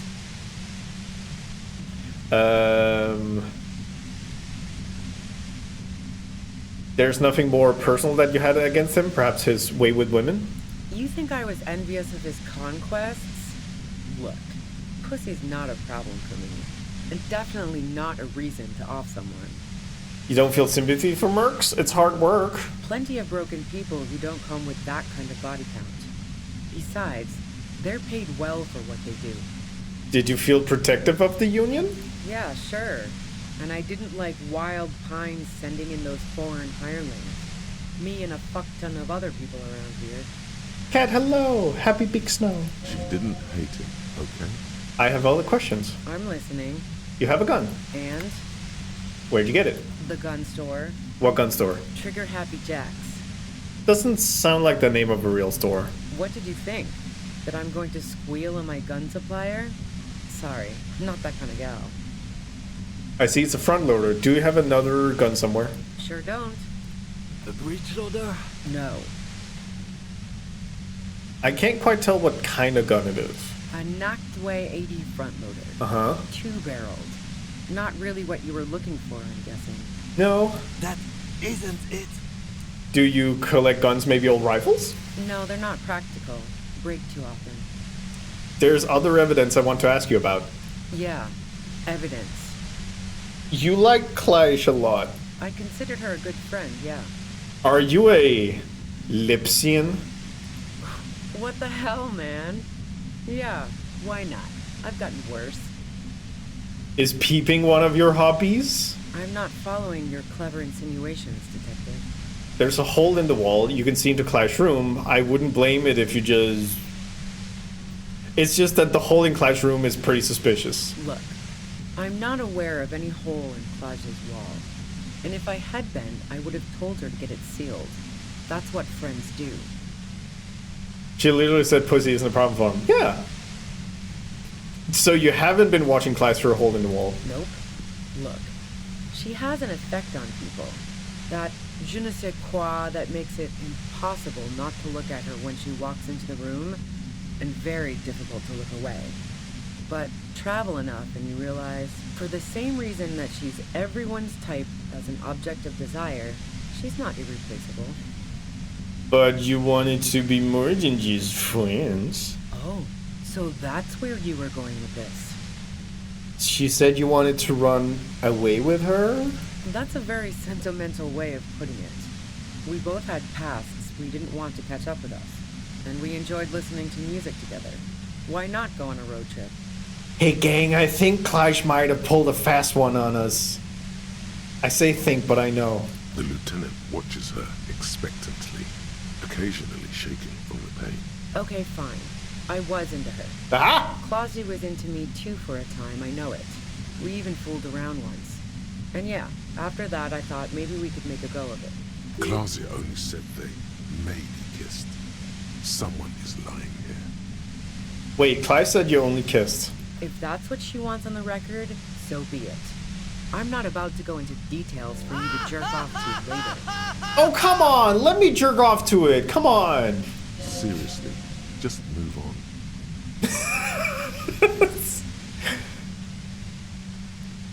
Fine, then what happened? She rejected me with some wishy-washy bullshit about how she was confused because she felt so close to me and valued my friendship so much, and how guilty she felt for leaving me on. I knew that wasn't the whole story, but thought, fine, I'll take it and move on. No ill will there. It wasn't a problem for her. Clive said you got very angry when she started seeing Lily, threatened her. Yeah, one time when we'd both been drinking, I said some heated things about how dangerous her patterns with men were. I was a little worried she'd blow it out of proportion in her head. All the drugs she was doing can make you feel like you're living in a DeLorean tragedy. And despite everything, you helped her stage the lynching? Yeah, the girl seemed terrified. The merc was beyond caring what happened to his mortal coil. It was a no-brainer. There are other things I ask about? Go ahead. It's your body. Thank you. It's fine, Kim. We're gonna do this. And mine too, he thinks. But keep on. This must be done. Do you like to hang out on rooftops? Who doesn't? Oh, you probably mean Clausia's rooftop. Sure, I've hung out there. She's got this great antenna. Is that the only reason you hung out on the roof? The view's pretty bomb, too. But you might say the antenna was the main attraction there, yeah. Along with Clausia. What's so great about the antenna? It's very powerful. I used it to tune into RCM frequencies. That's how I knew to be prepared for your arrival. Oh. Do you like movies about gladiators? He's got great antennas about around.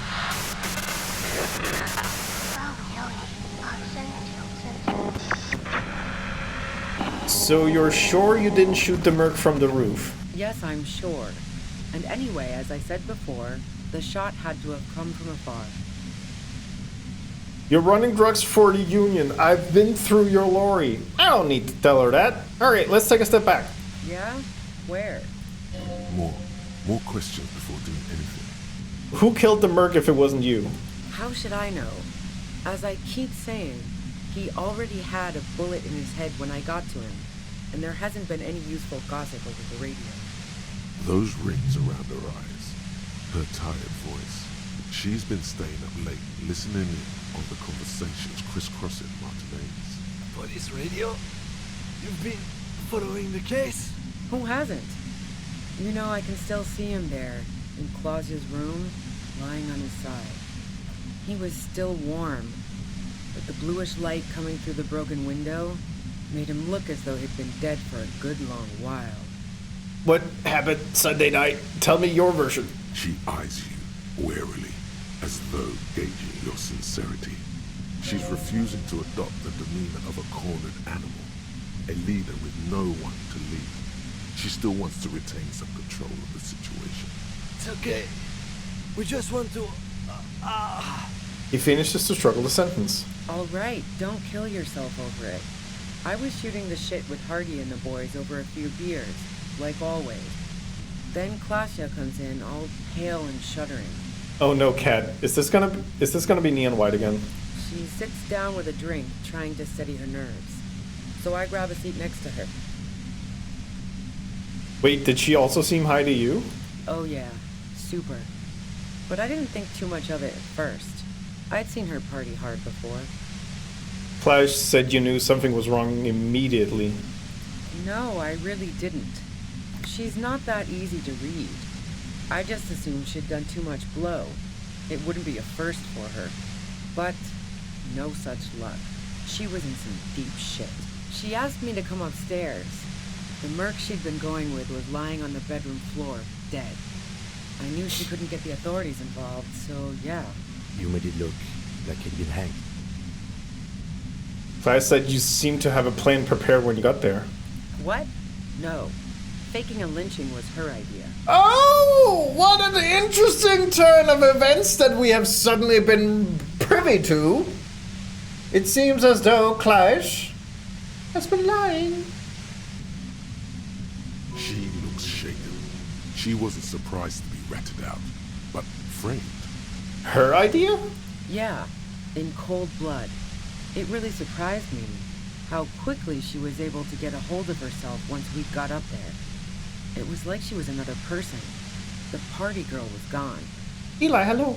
She asked me to help her drag him into the shower so she could wind the shower head around his neck to fake lividity. Then she dressed him while I went to get the Hardy Boys. Glacia knew exactly what she was doing. You can't remain calm under pressure otherwise. Showerhead? Resourceful. Harry? Yeah. I wasn't sure whether to admire her or be disturbed. Do you think she killed Ellie herself? As I keep telling you cops, we didn't hear anything downstairs. No gunshot, nothing. But even if this is true, weren't you worried this lynching might lead to... War? The thought crossed my mind. But the mercenary's death was going to have repercussions either way. Although the way things are going...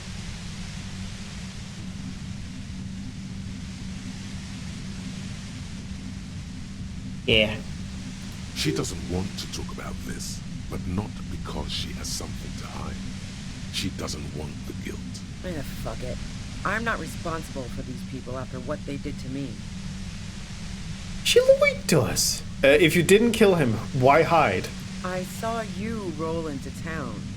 I wasn't about to stick around for questioning by a goddamn La Puta Madre agent. What do you mean La Puta Madre agent? Yes. You. Everyone says you're his peon, his human can opener. Oh. Through the sudden sharp pain in your head, you hear the lieutenant mumble something to himself. Fucking hell. And why me? You hear through the white noise. It's especially bad suddenly. Felt like a vein exploded. Who's everyone? How do you know this? Everyone in Jamrock. The cops, the criminals. Why do you think I'm holed up in here with a goddamn death ray waiting for you? If she knows that about you, she must know your real name too. Tell me, what's my name? If you know that about me, you must know my name. Harry Dubois. One corrupt motherfucker with the disco pants and a funny tie. Agent to La Puta Madre. Did someone mention a fucked up tie? I call bullshit! You're too crazy to be corrupt! Thank you, Necktie. So she knows your name. That doesn't mean you're on the tape. Criminals make up bogeyman stories about cops all the time. I don't know. Sounds pretty convincing to me. La Puta Madre. I've heard of La Puta Madre. He's dangerous, right? Is that a joke or a threat? I'm guessing both. No, that was a real question. Yeah, sure. She doesn't believe you. Well, fuck you. I'm sure La Puta Madre himself will explain it all to you soon enough. What did you do to this Madre anyway? You know what I did. I fucked him over. And now I have Harry Can Opener in my lair. Fucking Titus. She's not going to change her mind that easily. she still perceives you as a threat. Wait, one thing, possibly small, but she said you rolled into town. Was that you singular or plural? She might know something. When I came into town, was there anyone with me? Yeah, you had your death squad with you. What happened to them anyway? Who was in this squad? Well, it wasn't this scrawny dude. You had 2 guys and a lady. The guys looked pretty buff. Lady wasn't bad either. What else can you tell me? One of the guys seemed chipper, a blonde. The other had a brooding something or other about him. And the woman was the only one in uniform. All were carrying. That sound about right? Satellite Officer Vitmere looks out of the window grimly, then puts his coffee down and turns to Patrol Officer Minnow. We could either take a room here in the whirling, or go home for today. Let's go home, Jean. Nothing's going to happen today, she responds quietly. Jean takes his blonde wig off. Call Heidelstein. He can give us a ride. I think I know them. They're in Martinez. Friction, lock, set. Don't leave me here. Please delete. Fantastic. I've got to get on the road. Then you can go find your friends. Unless you have anything pressing to ask me. Do you know about the bunker next door? What bunker? The communist hideout back there. Don't know anything about it. No one's been around since I set up camp. But I'm sure I'm not the first vagabond to... Her voice trails off into white noise in your head. It feels like an aneurysm approaching. Ouchies.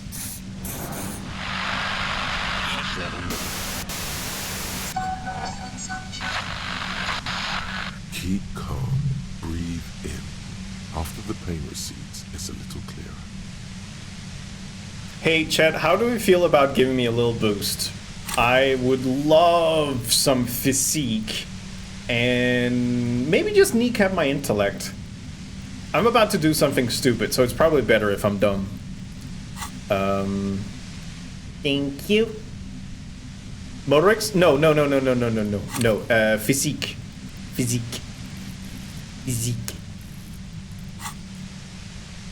I mean, I'm at 92, so it can't be too bad. So Motorix. And shit, I rolled 2 ones. God damn it.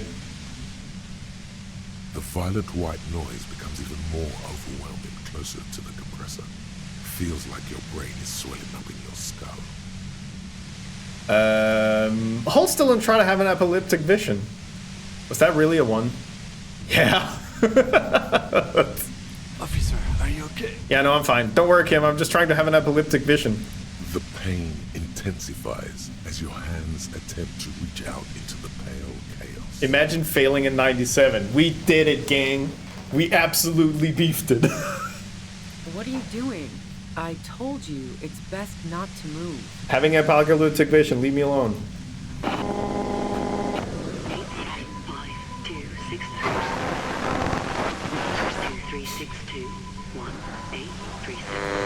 Just try not to collapse. You know what, Kim, make it stop. Look, I know this isn't very fun for you, so let's wrap this up. You have a tribunal to attend. Do you know something about the tribunal the mercenaries are planning? Tribunal is an awfully fancy word for what they're going to do. But yeah, I was listening to their frequency. They've finished their investigation. Uh-oh. Now they're gonna put on a show before meting out punishment. Even though those assholes gave me up, I'm worried for the boys. Uh-oh. And you, watch out for yourselves. You seem to have a habit of walking into traps. You're planning to set up a trap for us? I'm guessing you don't know that a third mercenary has come to town just in time for the tribunal. Now you do. Thank you. If one hornet can kill 40 honeybees in a minute, then 3 hornets should be able to kill 120 honeybees in a minute or more, since they'll also be covering one another. Thank you, conceptualization. The third. Ah, this is bad. As I said, watch out. The pain is becoming unbearable now. I can't take it anymore. Just go. Glad to have been of assistance. Best of luck to you, officers. Revishal's a bitch. The woman runs past you and disappears into the darkness of the tunnel. Ouchies. Well, all things considered, it could have gone worse. Wait, shouldn't we go after her? No, I don't think she did it. She's someone else's case now. It's too late now, anyway. She's gone. What now? Now we have to come up with a really good excuse for why we walked right into a trap like that. This isn't going to look good in the report. He looks around and then points further into the cavern. Her tent. Maybe there's something in there. Yo. Okay, we didn't die, but we didn't capture Ruby, so that's fine. Cooking utensils, she has prepared us a porridge with bananas. Oh. Cute. And thank you for health items. Dark water trails into the distance. There is no way out. The plain red tent stands by dispassionately. Yeah, she left her porch bananas. I mean, the cops were after her, so. It was pitched by practiced hands. She's used to camping out. Alright. The tent looks old, but well maintained. In the darkness of the tent, a rolled up sleeping bag, cooking utensils, some books, and a kerosene lamp. It reeks of cigarettes. Look at the books. Assorted soft covers, mostly pulp horror. A motor carriage lies buried in the snow on one cover. On another, a ghost airship. You also see a collection of radio enthusiast magazines. See anything? The lieutenant peeks in over your shoulder. Rager Monthly, Journal of Material Science. More Technological Digest. One of the magazines doesn't have images on the cover. It's not a magazine, it's a leather notebook. Ooh, a notebook. You pocket the worn brown leather journal. A trusted friend left behind. We should read this immediately, like right now. Alright, okay, calm down. Jesus Christ. Wait, what's my items? Oh, the postcard. Yeah. And then clothes. Got a couple of things. Right. A thick journal. The cover is worn like someone used to carry it around in their back pocket. You examine the cover. It's made of full grain leather. The lower left corner of the back cover sports an embossed brand name, Schneller. This was important to her when it was still hers. Alright, we are in ads, so I'll just wait a couple of seconds, but then we'll dive into Ruby's notebook, or diary, or schwatevs. I'm glad we got that 2 1s out of the way. That's not how games work, but it would be nice to have it out of the way before... What comes next? Alright. And shoot. The journal falls open. About 2/3 of its ruled pages have been filled. You study the handwriting? The large cursive of someone who writes quickly and confidently. Flip through the pages. It's a mix of logistical notes, diagrams, and personal reflections, all dated. It's good she left in a hurry. We could learn a lot from this. Alright. What kind of logistics? Hard to tell exactly. It's mostly noted down in code. Looks like contact information, quantities, directions. There could be useful information about local operations in those notes. We have a junior sergeant at my station who's good with codes. I can give this to her after we finish this. What are the diagrams of? Esoteric radio technology. The most recent ones probably pertain to the latitude compressor, sketches, calculations of distance and density. You make out a familiar spiral shape. Anything personal? Short, wry observations of people and places. Probably a way to pass the time on the road. Also, what appears to be attempts to sort through some difficult decisions. There are a few passages with many questions in them. Staff issues. Always tough on the leadership. You smell traces of betrayal. How far back do the entries go? The first entry is from August 2nd of last year. It reads simply, I know my position is precarious. All I can do is make myself as useful as I can while looking for a way out. Remember, no one is indispensable. What did she write on the day Lily died?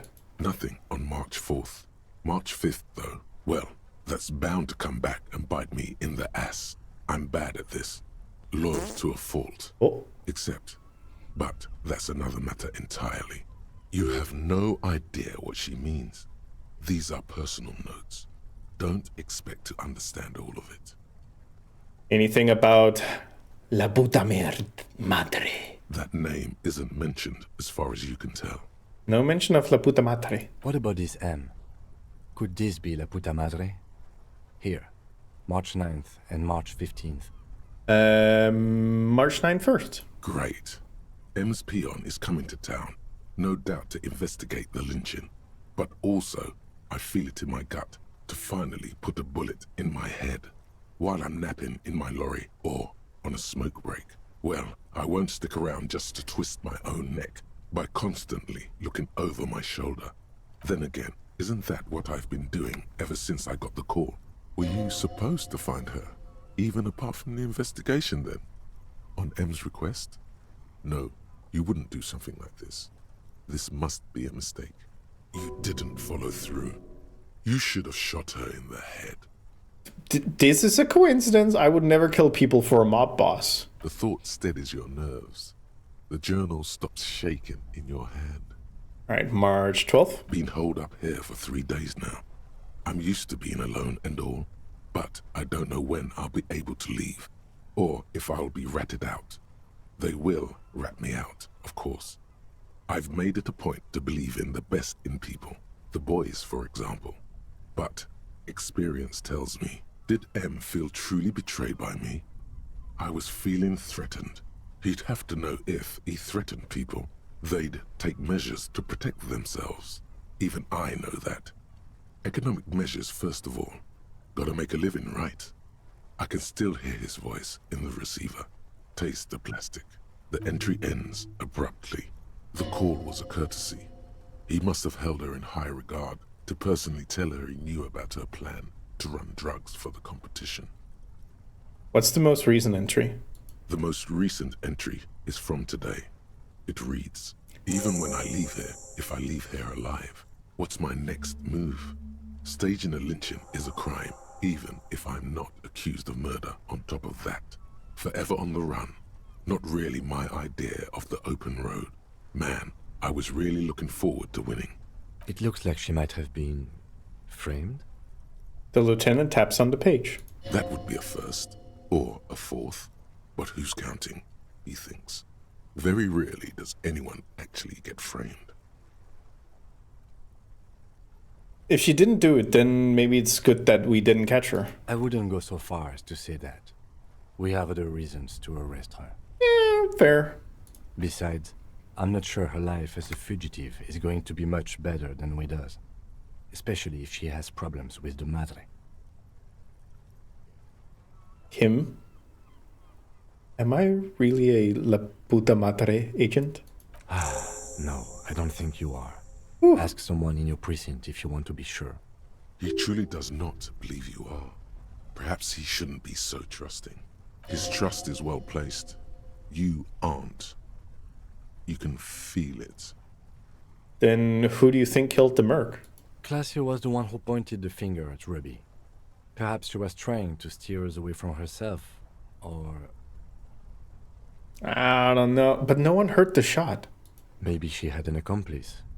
Either way, we need to keep an eye on her. One thing is for certain. We have business back in the whirling in rags. Questions to ask. Let's be careful, though. The tip she gave us about the tribunal was disturbing. Yeah. I'm just gonna... Whoop. There we go.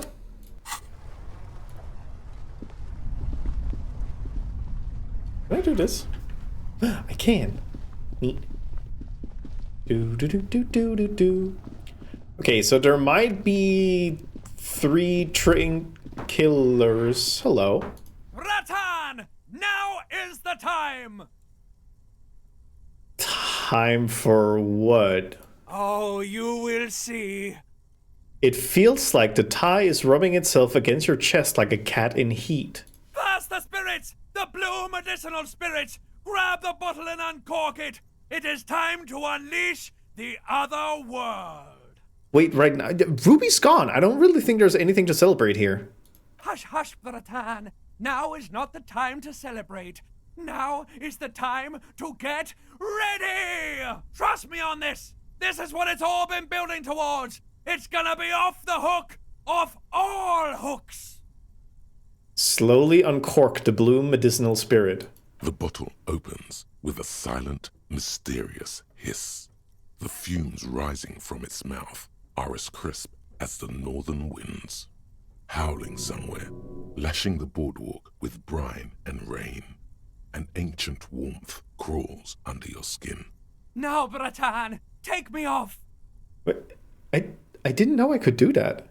Bratan! Have I ever lied to you? Just take me off!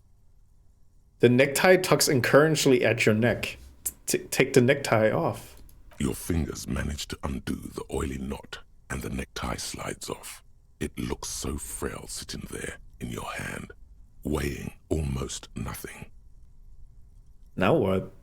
Now, put me in the bottle! Why?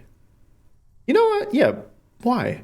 Trust me! Just trust me! You and I are gonna have so much fun it should be illegal! I suspect that it might be. Just put me in the bottle, Bratan! I'm not gonna let you down! You and I are like the same person!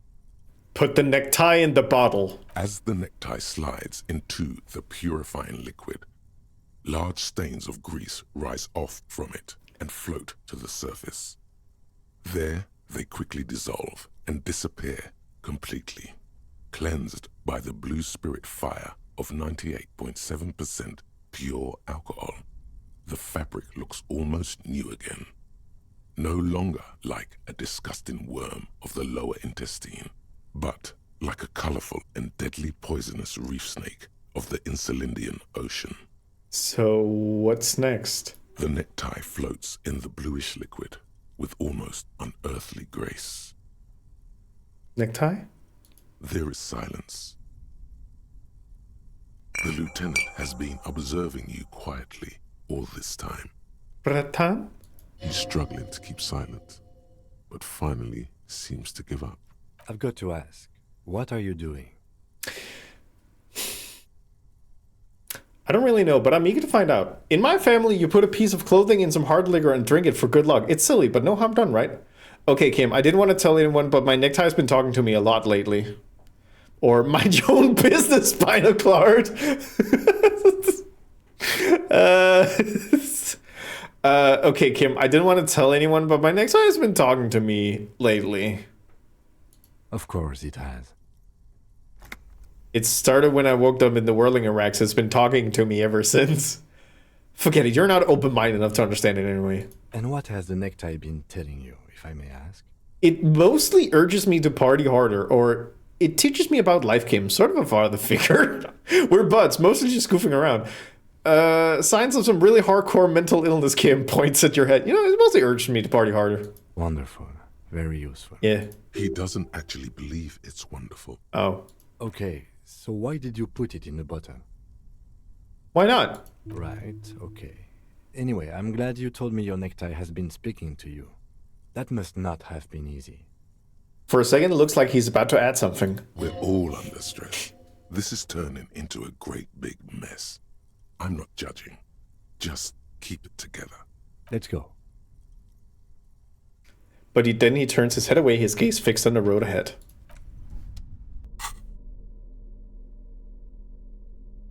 Spirit bomb.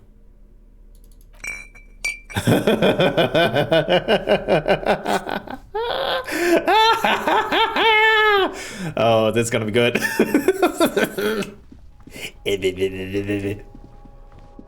gonna fucking show those mercenaries who's the fucking boss. Molotov, I get it. Mm-hmm. Dee-dee-dee-dee-dee-dee.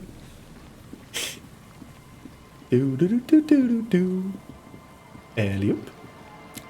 Molotov cock tie. I don't Hey, toucans, I don't love the word cocktie. I'm just gonna be upfront about that.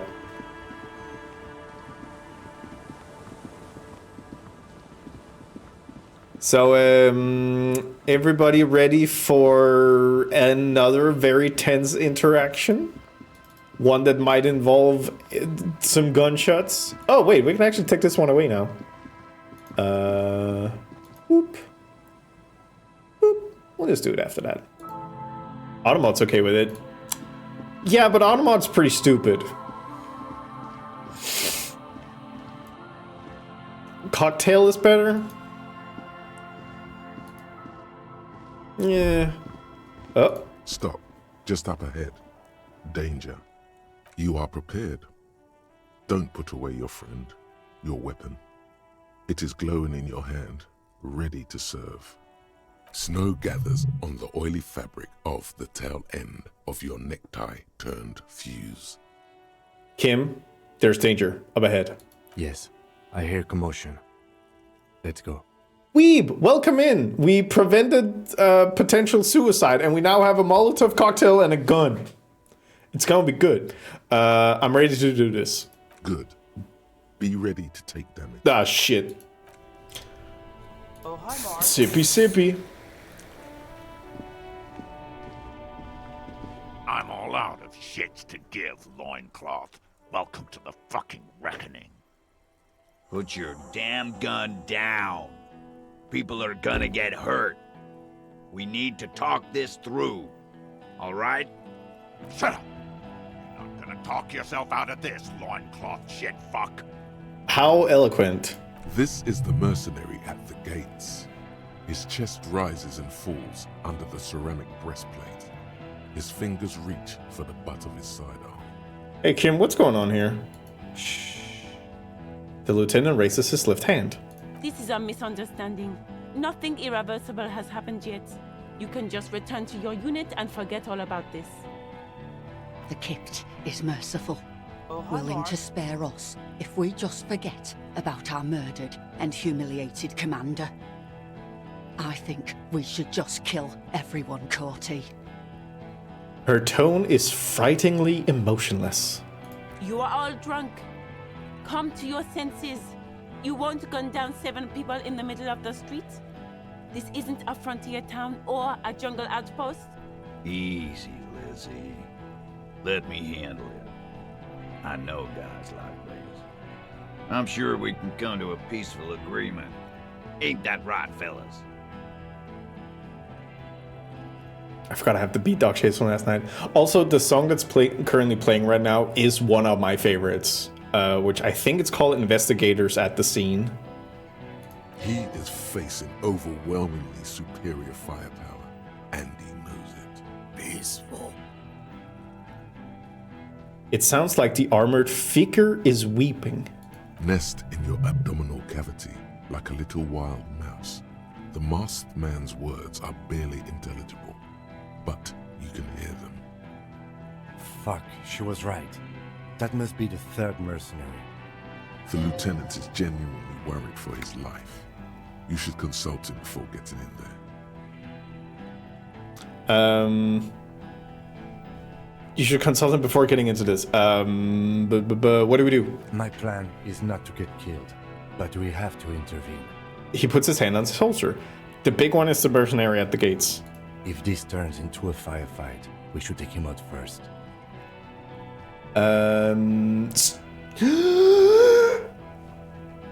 Hey, stop, this is the police. Yeah! I have a fucking bomb, I'm gonna fucking use it. Comedian. You cops had your chance. Now it's fucking time for some justice. He licks his lip, waving his gun at the crowd. Losing his balance for a moment, he staggers backwards. I think he's calmed down a bit. No, he didn't. He's about to open fire. So which one is it? Who's right? He is.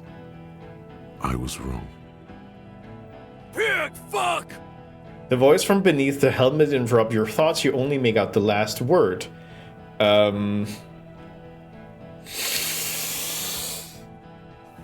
Hey, chat. I'm about to leave this one to you. Half-Light has said he's about to open fire. So is it I can see you're drunk, one wrong move and I'm taking you all out, or easy now, no one needs to die here today, or say nothing? Hi, Sage. Do do do do do do do do do do do do do do do do.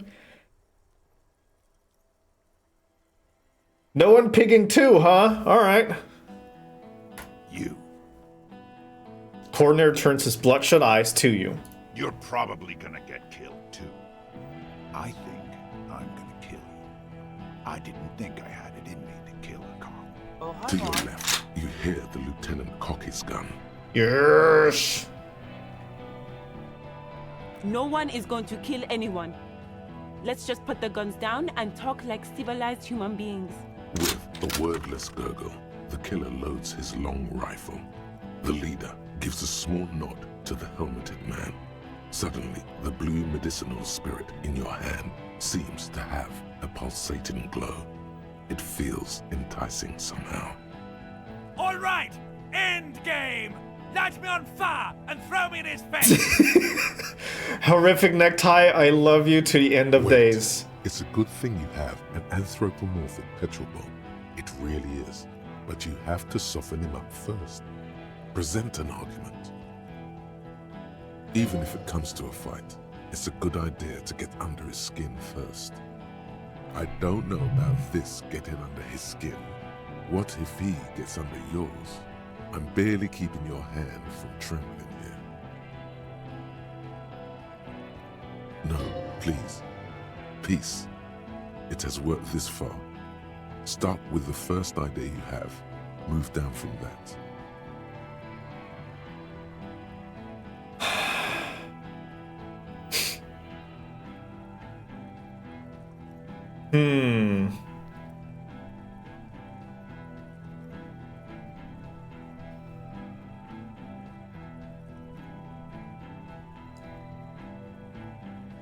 I do kind of want to go through this and then throw a bomb in his face, just because it would be funny.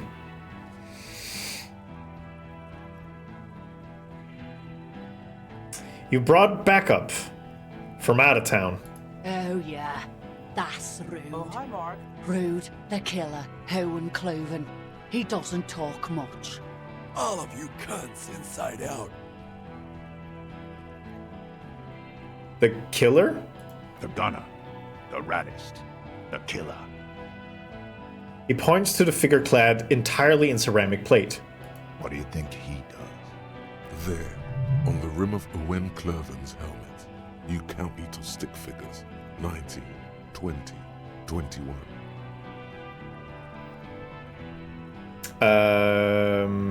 He kills? Smart loincloth. He fucks natives up. Soldier of the apocalypse style. Easy. Easy now. That did take away a bunch of things. All of these are pretty high, except this one. Maybe, so the thing I'm thinking is, if I succeed on these, I might get a boost to this one. So that's why I'm like, not throwing it immediately.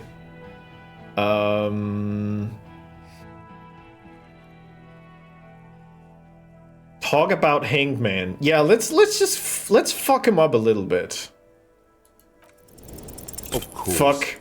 Nothing bad will happen. Talk about his dead friend. He seems stable enough to take it. He doesn't seem stable at all. Even better, it will further destabilize him, costing time and maybe even lives.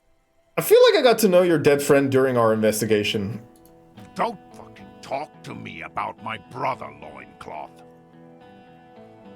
He squeezes the words out from beneath his clamped lips, his hands on the pistol. Okay, yes. Immediate failure. Things are worse now. He's observing your every motion carefully. The thing is, I want to save the boost for hand-eye coordination, but... yeah, fuck it. Alright, here we go. This is an illegal tribunal. Krenner would never sanction this. Who's the commanding officer? Take your pick. You only have time for one argument. Choose wisely.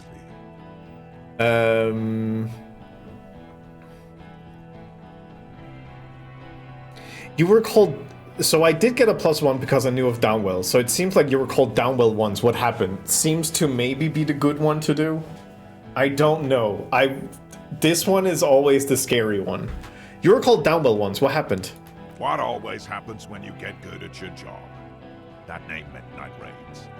Fucking extrajudicial funky time. Burn villages. Shit that sounds bad on the radio. The same thing happened when we were called whatever the fuck it was. Probably won't be called Crenell for much longer. He looks around. Not after this shit. Okay, it's not much, but he's thinking about something else, and his hand is off the gun. This did something. Now fire. Fuck them up. Do it. The muscles on your back tense tense up. Oh, yeah. Easy now. Tell them these men didn't do it. There's a peaceful way out. Okay, so that didn't negate the fuck up. Fire away. No, we're still gonna talk until I can get this a little bit higher up. There's a peaceful way out, and that peaceful way ends with a Molotov cocktail. They didn't do it. Yeah? Who did? It was someone else, someone who's not here. How fucking convenient. He was shot from a great distance. A sniper did it. You think I'm fucking stupid, cop? What if I just shot one of your pals here, right now, huh? How about the kid? Tell me, it's a magic fucking sniper one more time. Listen, please. This cop and this drumhead cop marshal won't decide who... All right. Goodbye, Elizabeth. He's gonna do it. He's gonna shoot her. Hey, can I get a boost to my smarts? I need intellect, and let's lower for like psyche for now. So plus intellect minus psyche should probably help us a little bit out here. Because otherwise she's gonna get shot. You don't want to save your boost for Justice Bomb? I'm gonna do one now, but I'm probably also gonna like it takes like 2 minutes each time, and we can definitely waste time here. All right, think. The Hardy Boys confessed to hanging him, all together. Titus said we took him out back and hanged him. He said it loud, in a public place. Listen, he was shot, he wasn't hanged. Listen to me. I did win this one, so I think both of them are fine. And they did they quote-unquote confess, so he was shot, he wasn't hanged. You're lying. DePaul heard it. He doesn't move the weapon. You heard wrong. She and these men have been helping us find the shooter. When they confessed, they were lying. The hanging was only a cover-up. Listen, when they confessed, they were lying. Hanging was only a cover-up. The garden... Fuck 3. Fuck 3 is not important. He already hates him, so if I call him a liar, he'll probably gonna be like, oh yeah, I hate them over. Oh, they're all fucking liars. Damn it. He pulls the trigger. A plume of smoke erupts from the muzzle of his gun. The shot rings in your ears. A low, tinny ring. Then the Hardy Boys yell something. The young woman stands and looks behind her. The shot has flown over her head, crushing a small pane of the glass window behind her. I missed. Ah. I know what I heard, Corty. They said they killed him. They said it was a good way to end a Sunday night. That doesn't sound good. You need to change the topic now, or there will be another shot. What topic? Shots have been fired. Act before it's too late. This was a close call. He doesn't care about that. He doesn't care about... He might care about that. And you're all drunk, look at yourselves. That's probably not gonna do it. Okay, I'm gonna let y'all choose. It's you're all drunk, look at yourself. The Wild Pines rep do not approve of this. Where's Clash? She can explain this. Throw the bomb or just do nothing and probably fuck it.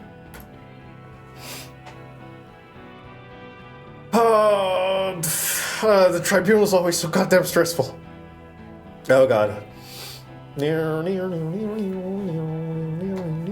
Want to give you a boost? Yeah. The boost I can do in 20 seconds, so that's why it's fine to do this. Okay, we're stalling for time. Where's Clash? She can explain this. And here comes the big one. Who the fuck is that? Yep. Glacier, the woman upstairs. Where is she? She left. I fucking hate Clash so goddamn much. God, I hate her. Fucking damn it. God damn it. Son of a bastard. Unarmed, hunched, but keeping it together. God, what the hell are you doing here? What am I doing? My fucking establishment is under fire. Fair enough. You know how much windows cost? You've replaced like 3 of them. Calm down. What do you mean she left? She left. Her room's cleaned out. Right before these assholes showed up. We should have arrested her. The lieutenant whispers, his eyes still on the armed mercenaries. You can feel how upset he is with himself. Just for a second. Then the fear takes over and he's back in the moment. Hey, Bushman! Your little cunt isn't gonna help you out of this one! She's gone. Forget about it now. Concentrate on this. Okay, ads are on right now, which means that in 1 minute 20 we're gonna make a decision. We can start hawking bombs. I feel like even if we fail, it's still gonna be pretty cool. It is a 28% chance, so it's bad. What do I need to roll? 12. So I need to roll a 10. That doesn't make sense. Oh no, I'm at a 4, so I need to roll an 8. Okay. So I need motor. I have been fucked by the fact that we started with 1 motor skills. So motorics, true.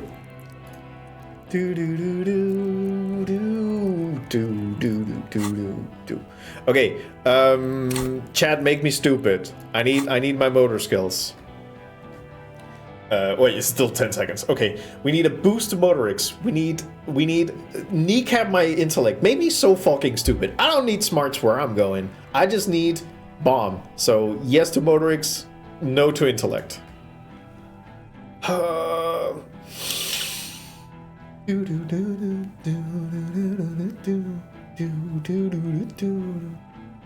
What happened with Ruby? She got away.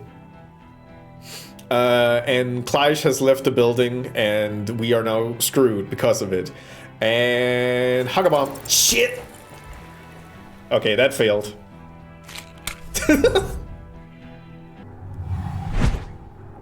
You throw the bomb and it's way off. Fuck.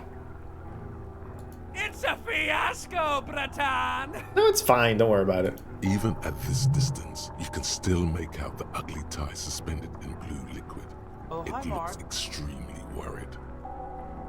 Wow, you threw it far. Great throw. Too bad the goal was to throw it a very short distance. Loves a And hello. now everyone will die. Thanks, coach. Don't thank me. You did this. Wait, what's the story between us? What? Like, how did I get you, or... You were a sad drunk who bought an ugly tie. Who gives a shit? Okay. Everyone is going to die because our plan failed. I have no idea how you're going to get out of this. No idea. What's gonna happen now? What's going to happen now? Everyone's going to die. What do you think's going to happen? So it's not going to hit? No, it's off. Way off. I told you.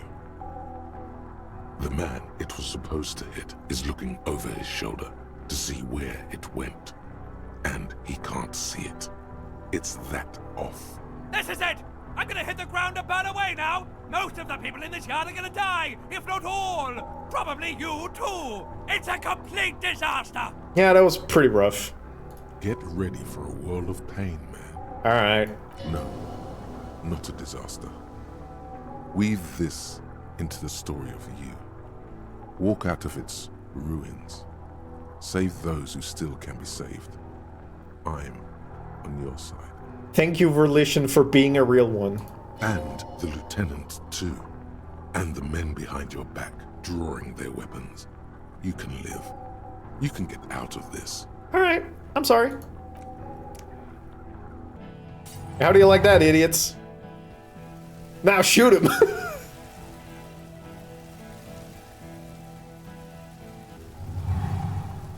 Yeah, okay. I bet you are! The fiery container hurled towards the earth with a last wing of light. It shatters to 1,000 pieces. Around you, time starts moving again. The sounds of violence and panic.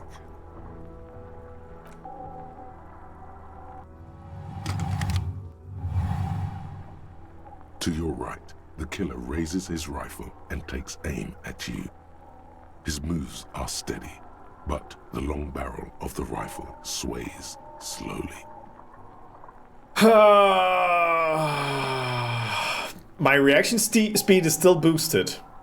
Where's Kim? Save Kim?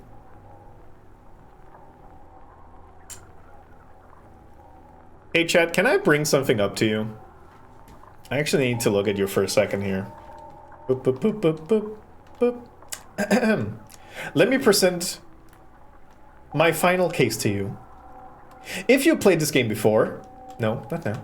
If you played this game before, you might have reached an ending where you saved Kim. No. What I present to you is, what if we didn't? What if we took the less traveled path? What if we see what would have happened if we didn't manage to save Kim? Think about it.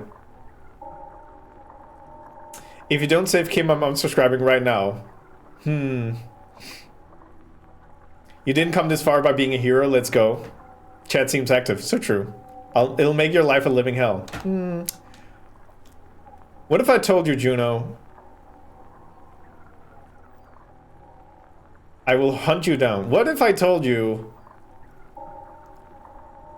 that it's actually a very good thing if it happens? I've done it once. I have traveled both paths that are presented before us. And it's good. Do it. Do it, do it, do it. Should we bring it to a vote? I feel like we should bring it to a vote. Don't kill him. Why didn't you Don't let him die. You know what? Let's bring it to a vote. I'm gonna set up a poll now.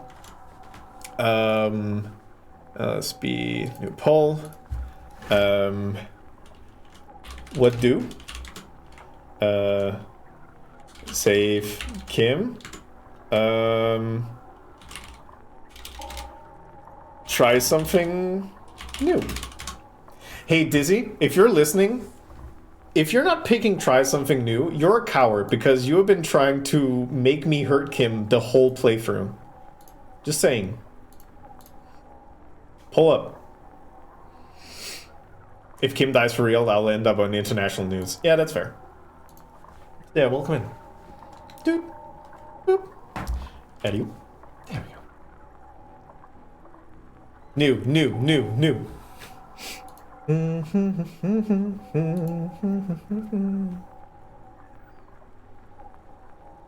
I was voting try something new, but now I'm mad about it. I actually feel like I don't have a super. I don't think I have a lot of control over it. Like if I fail it, I just fail it, and then that's what's happening. So all this might be for nothing. I don't know. Also, I'm fairly certain if I start doing these other things, it will make this worse. But honestly, I don't remember. Oh, hi, Mark. Kim! Where's Kim? From the corner of your eye, you see the lieutenant raise his pistol and aim it at Rude. Actually, if I think it makes it worse. So, if we try something new, I'll make it worse. But then again, I don't think I have that much control over it unless I start save scumming, and I haven't done any single save scumming so far, so I'm not gonna start doing it now.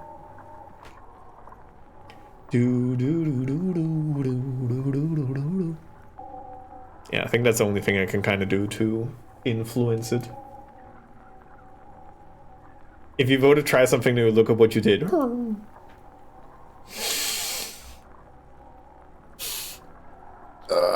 Man, it seems like it's new. It seems like it's gonna be new. Unless we got a couple of people at the end who's like, no! Everybody hates Kim. That's so interesting.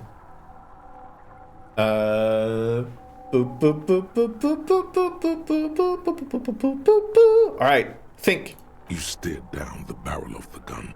You see Rude's mask behind it. His eyes in the slit of the helmet, like a camera lens, focusing on you. Is there anything we could use to protect this frail body? That gun will tear us to pieces. What? Yeah, that was a fail. Rings. You feel it tapping like rain on your chest plate. Heavy drops of rain. Then the sound of dice rolling as the cuirass distributes the shot evenly from plate to plate. Haha! I was wearing the cuirass, you son of a bitches. You got hit. The armor took most of it, but still your ribcage burns. Feels like blood is slowly seeping into your lungs. Uh-oh. God, please. The lieutenant says quietly without trembling, he aims, face pale. 2 shots ring at once. One from the lieutenant's pistol, and the other from the balls. It's aimed at the lieutenant, but it misses. You hear a scream behind you. Kim, did he hit the rifleman? Blood gushes from the helmet's eye sockets as Rude staggers back, disoriented. The sounds coming from his helmet are not human. Fuck yeah! Kim managed to shoot him straight in the eye hole. An unbelievable shot from the lieutenant. Who screamed? Glenn, dying. Oh, who gives a shit about Glenn? He was the homophobe. His mangled Good riddance. Has 2 gunshot wounds.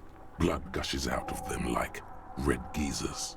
Oh God, watch out. Oh yeah. You see 2 cold eyes looking at you through all the smoke and panic, and a pistol raised, aiming at your chest, point blank.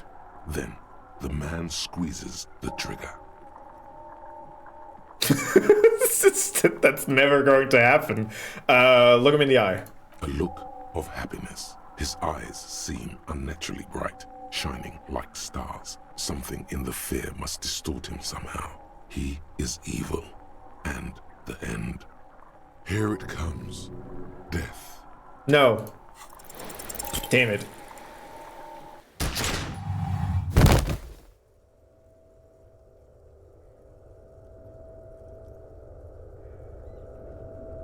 You can't. There is no time. Something inside your pelvis explodes. Your entire lower body is on fire, and your legs can't support you. You fall down like a rag doll. The pain is too immense to scream. It pushes the air out of your lungs. Everything goes dark. A distant blur as you recede into it. Listen through the darkness and the pain. The Hardy Boys are yelling. Someone is running, jumping over you. In the background you hear gunfire shatter glass, and then a man in pain. A familiar sound. It's Titus with a splat like meat. You hear bullets rip into him. His voice still giving orders. grows fainter. He's not gonna make it. Touch your lower body. Feels slick and warm with blood. The pain is too strong to know what has happened there. Even clutching to your consciousness takes everything you got. What parts of me are missing? Most of what's down there. Oh God. It's all gone. Open your eyes now. You have to see what's happening. No. It's just a fear. Even if... Who cares? No one wants you anyway. What do I see? Nothing. A persisting darkness. Dancing lights of pain. Distant shadows cast by them. Like a hellish play. You're bleeding out. Damn it, Kim survived. Fucking bullshit. Fine. No one wants to do anything with me. No one wants to party with me. Stay with me. You feel burning hot tears streaming from your eyes. This is a stupid world. Yes, keep talking. You hear me? Stay awake. But you can't. It's so hard. Your eyelids grow heavy, and the sounds ever more distant. And a cold comes over you. The lieutenant, too, is somewhere far away, almost gone. When suddenly, you sense something behind him. A shadow towering. Someone stands there, raising his pistol at him. The lieutenant does not see it. He's pushing down on your wound with both hands. This one is so rough. Because it would be so easy for me to save Kim. But I could just not. I mean, chat voted, so I should respect what chat voted. Warn Kim? No, if I warn Kim, then he's not gonna get shot. Warn him? No?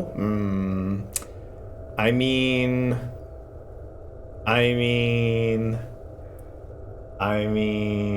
Yeah, what's up, Juno? God, chat voted no. Chat said no. Lieutenant trusts you? Kim truly trusts you. We can still roll 2 ones.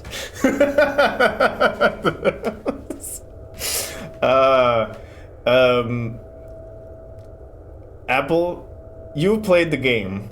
Just yes or no. Do you know what happens if you don't save Kim? This is for the last one. This is different. Yes? Oh, and you don't want that? This is a new situation. Is it though? Is it though? Fine. Fine. You get one more chance. In pull. Delete pull. Pull. Pull. Great. It's wonderful. Have Juno mad at you? Yeah, but this is interesting, you know? Tension. Drama. Let's see. Stream manager. And it doesn't want to do it in OBS, so I have to go through all this rigmarole. Poll. Question. Warn Kim? Yeah. Nah. Additional votes is allowed. Duration, 3 minutes. Start poll. I'm giving people a chance to influence the poll, but extra votes is 10K. Poll up. Warn Kim. Ow. I used up all my channel points. Chat, it's up to you now. Ew. Dance on Kim's grave. Moneybags over here. I respect Juno's decision here to postpone a custom rat to save Kim.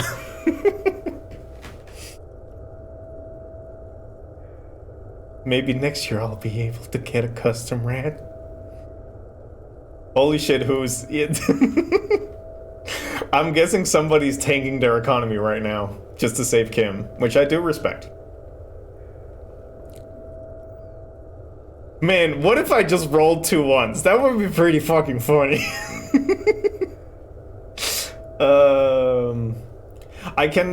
I can say what happens if Kim is not warned if we end up on the Kim path. But I will warn it with spoilers unless you want to try it yourself. It happened before twice in a row? Yeah. This sequence? Yeah. Listen, we can fuck it up. We can fuck it up real bad. Don't worry.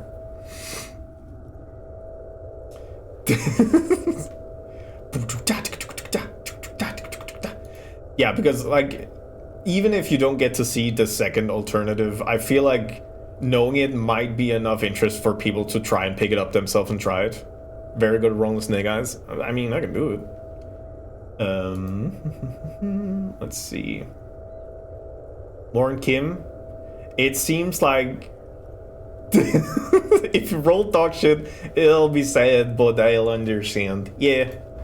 Like I can only influence as much. Like even if I boost it and get 1 more, 2 net 1s is still a failure. So yeah.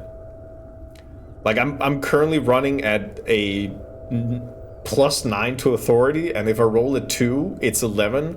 That will still be a failure. Understand. Okay, unless somebody is about to cash out like 100k, I think we're going to warn Kim. So now I just need to not beef the roll. Do do do do do do do do do do do do do do do do do. All right, warn Kim. Yeah. Fog also with the 80,000 channel points. No. Ah, beans. And hand out your firearm to him. Your hand trembles and your eyes are full of fear. That's all it takes. There is no room for hesitation. The lieutenant moves like a spring unloaded. He grabs the gun from your bloody hand and fires behind him. You hear a roar of pain, a death scream. The sound disappears like someone pressed stop on the tape. The hulking figure too is gone, and so is Kim, and the whole world. Oh. Didn't see the prize. This is death. One more door, baby. One more door. Good. I want to die. Of course. I know you do. Everybody leaves when they get the chance. Go on, keep falling. Deeper. Take the door. He's not taking it. His body is not taking it. Oh God, no. He's not disintegrating. He's swelling up instead. Over the hours, hurting, moaning in his sleep, and rotting, and being disinfected, and smelling of drugs, and feeling saliva in his mouth, drifting in painkillers, thrashing in his wound sleep. He can't go. Not before the case is solved. There is a radio in the distance. A radio of the world. Playing sounds. Good morning, Elysium. Soon you will return to the world. Hours turn to days. Soon we will get up again and go through it again. Finally, we know what the infernal engine was outside. The clarion call. The engine of a caprice canema. Yeah, it does. No, it was him. He is the infernal engine. Can't you see? He never stops. He only gets worse.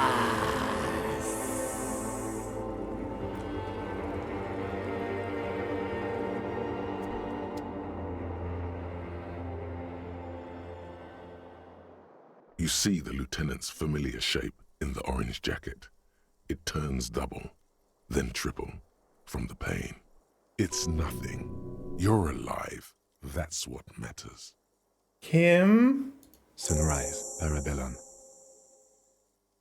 The lieutenant says, he's in the middle of a freshly cleaned room with the fan above his head like a halo. His face is covered in bruises. The piss jacket, Kim. You took it off? Yes. The joke wasn't funny anymore.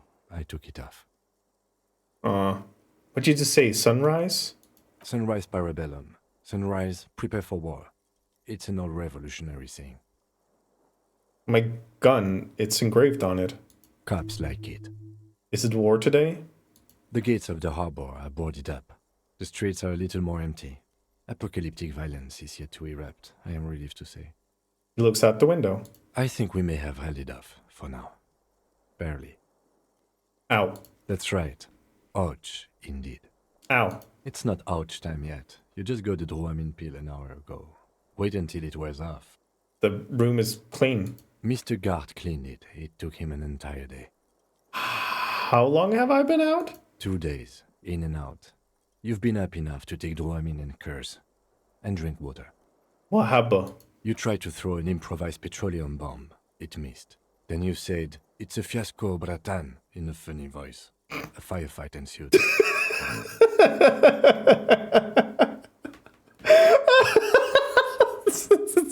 Just a full-on psychosis. It's like, oh, God.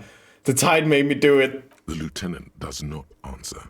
Instead, searching his coat pockets for something. What happened then? As retaliation, the rifleman tried shooting you. He hit the cuirass. I heard it go off. I was looking for a clear line of sight to him. I shot and wounded him, while Glenn took a bullet in the spine. It was meant for me.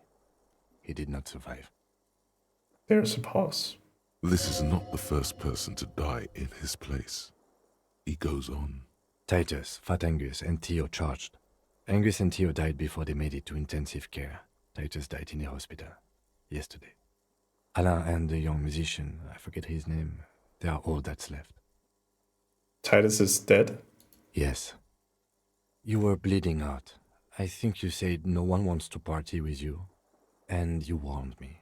I was able to disarm the Major before he got the jump on me. Thank you. Although I was not able to kill him, as I should have. Crenel took him. A stray bullet killed the Pole, though. And that's what happened. Titus is dead?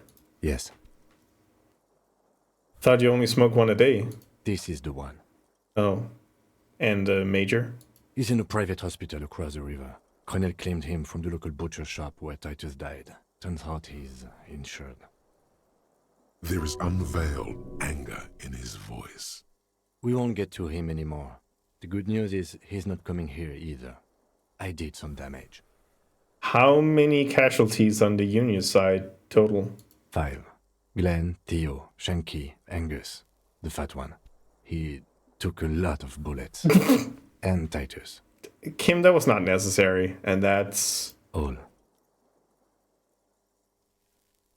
An absolute disaster, a total shit show, Kim, or not that bad, all things considered. I don't see how it could have gone any better, or it's a total shit show, Kim. Yes, officer. 7 people are dead. It's not a success. But what's done is done. The violence is cordoned off. The Hornets did not get into the beehive. The worst scenario has not materialized. Yet. And we are still alive. Both of us. He did not expect you both to survive once you stepped between those two armies. His smoking, his hunched back. You have it worse, but he took a real beating. That cigarette has medicinal purposes. How bad am I hurt? Reasonably bad. You were shot in the left quadriceps. That's your thigh. It appears no major arteries were nicked. The bullet was removed and a bacterial infection treated with mercurochrome. The bruising in your shoulder is negligible. The armor took the brunt of the fire. Can I walk? We will see. If it's possible, then by pure willpower alone, you are going to have to become a psycho-locomotor. I'm a psycho locomotor. Good. You'll need to be. Whatever that is. Has anyone from my station been here to see me? No. A man and a woman sit in the front seat of an armored motor carriage. The woman is driving. The man lights a cigarette. Jean Vicmer is his name. The asphalt vanishes under the wheels of the machine. Ahead, harbor cranes rise to the sky. Back to that shithole, he says. Really? Isn't that strange? I called your station after the fight. The injury was logged in. They told me they've sent officers to join you on the site. You haven't seen any, have you? I'm sure they're worried about you. If not my station, then who treated me? I did. Thank you. No need. Are you hurt? Not very. I have a concussion from the major beating me with the butt of his gun. I tried to not move too much. Things would be worse if you didn't warn me. Thank you. I did not see him coming. Stupid of me. Okay.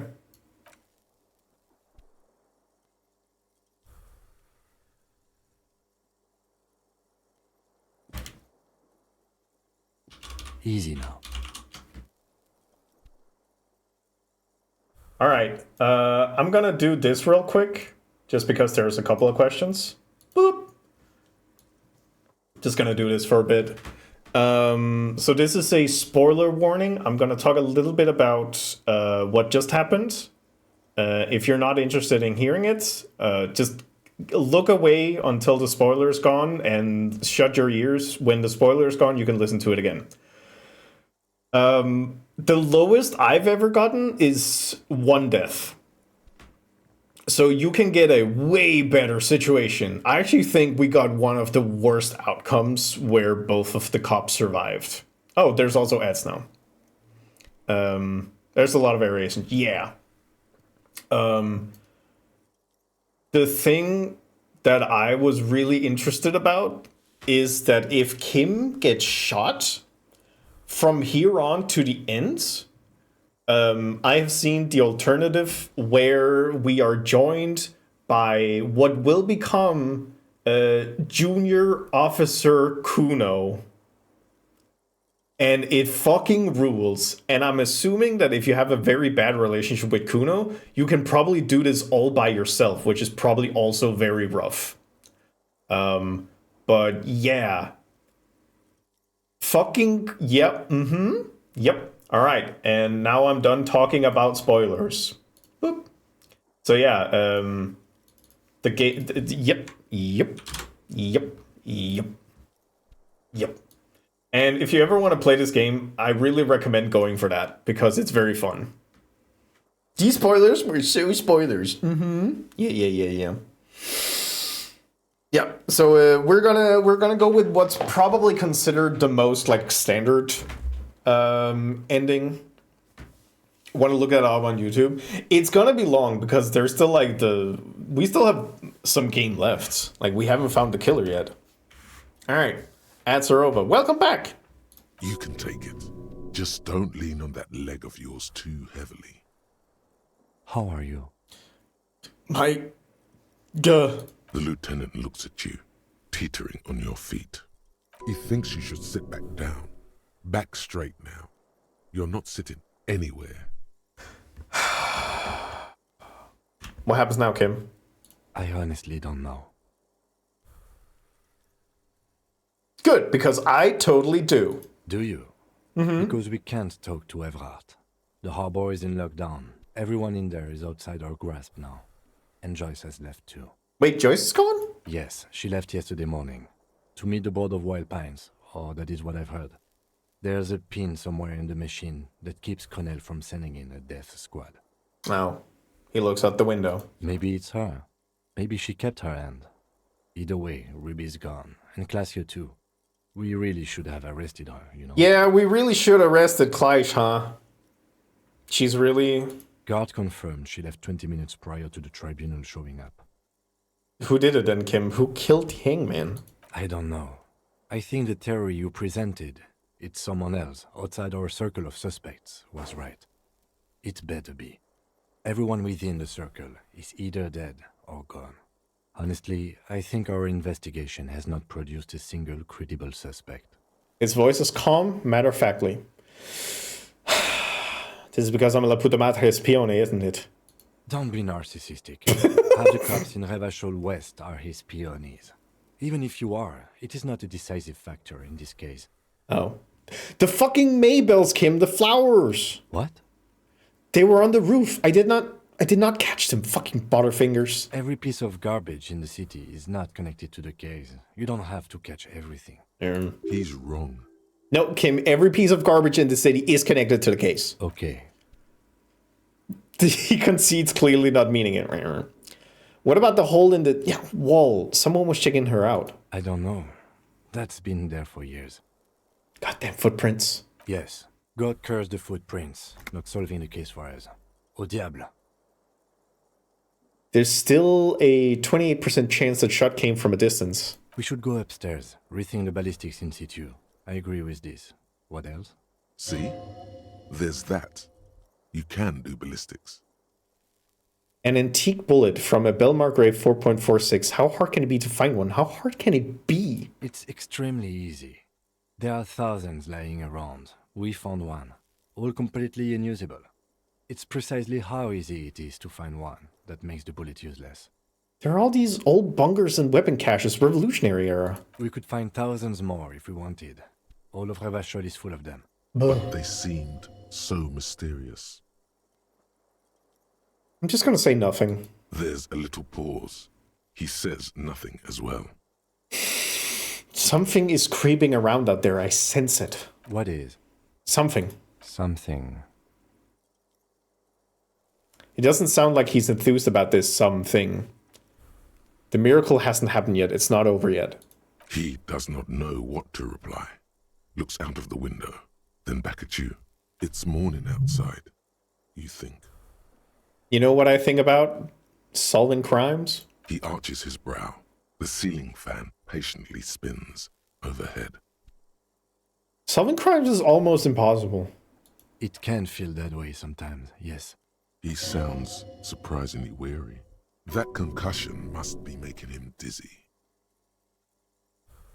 You're not ready to give up, are you? No. Are you ready to limp? I'm ready. Good. Where do you want to limp to? We should check Clyde's room. Why not?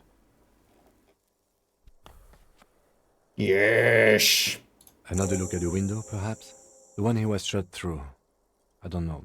I can't think of anything better.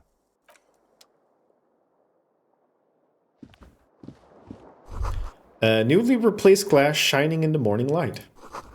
You hear traffic outside. Back in the world again.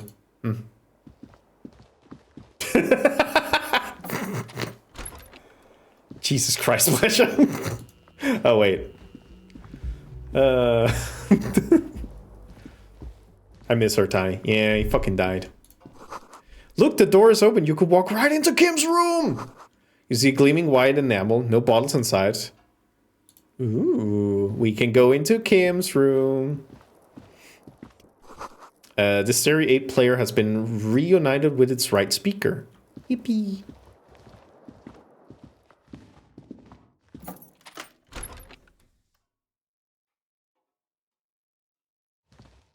Oh my god. The alarm is set for 6:50. Damn it, he wakes up earlier than me. Fucking bullshit. Medicinal supplies on the cupboard. Mercurochrome, a scalpel, antibiotics. Thank you, Kim. These papers bear the stamp of the RCM. They appear to be fragments of the lieutenant's paperwork, half finished. You make out notes on this and other recent cases. I had Gart open the door to your room. You were running a low bacterial fever the first night. Thank you for keeping this thing alive a little longer. It would have been easy were it not for my concussion. We both got lucky, considering the odds we faced. Let's go? You're surprised Kim is better than you? No, I'm just annoyed. Let me put on something instead of my bow tie. Yeah.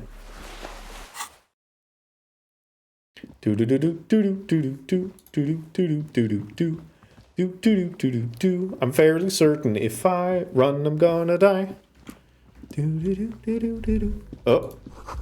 Ouch, that leg hurts. Maybe if you don't run, it'll be okay. Alright, okay, I won't run. Alright. Looks like she left something at the table. Next to the stack of bills, you see a note. A few lines jotted down in large, uneven handwriting, just as the writer was about to rush out the door. I'm sorry, I fucked everyone over. P.S. I didn't kill him. P.P.S. Gift upstairs. A gift?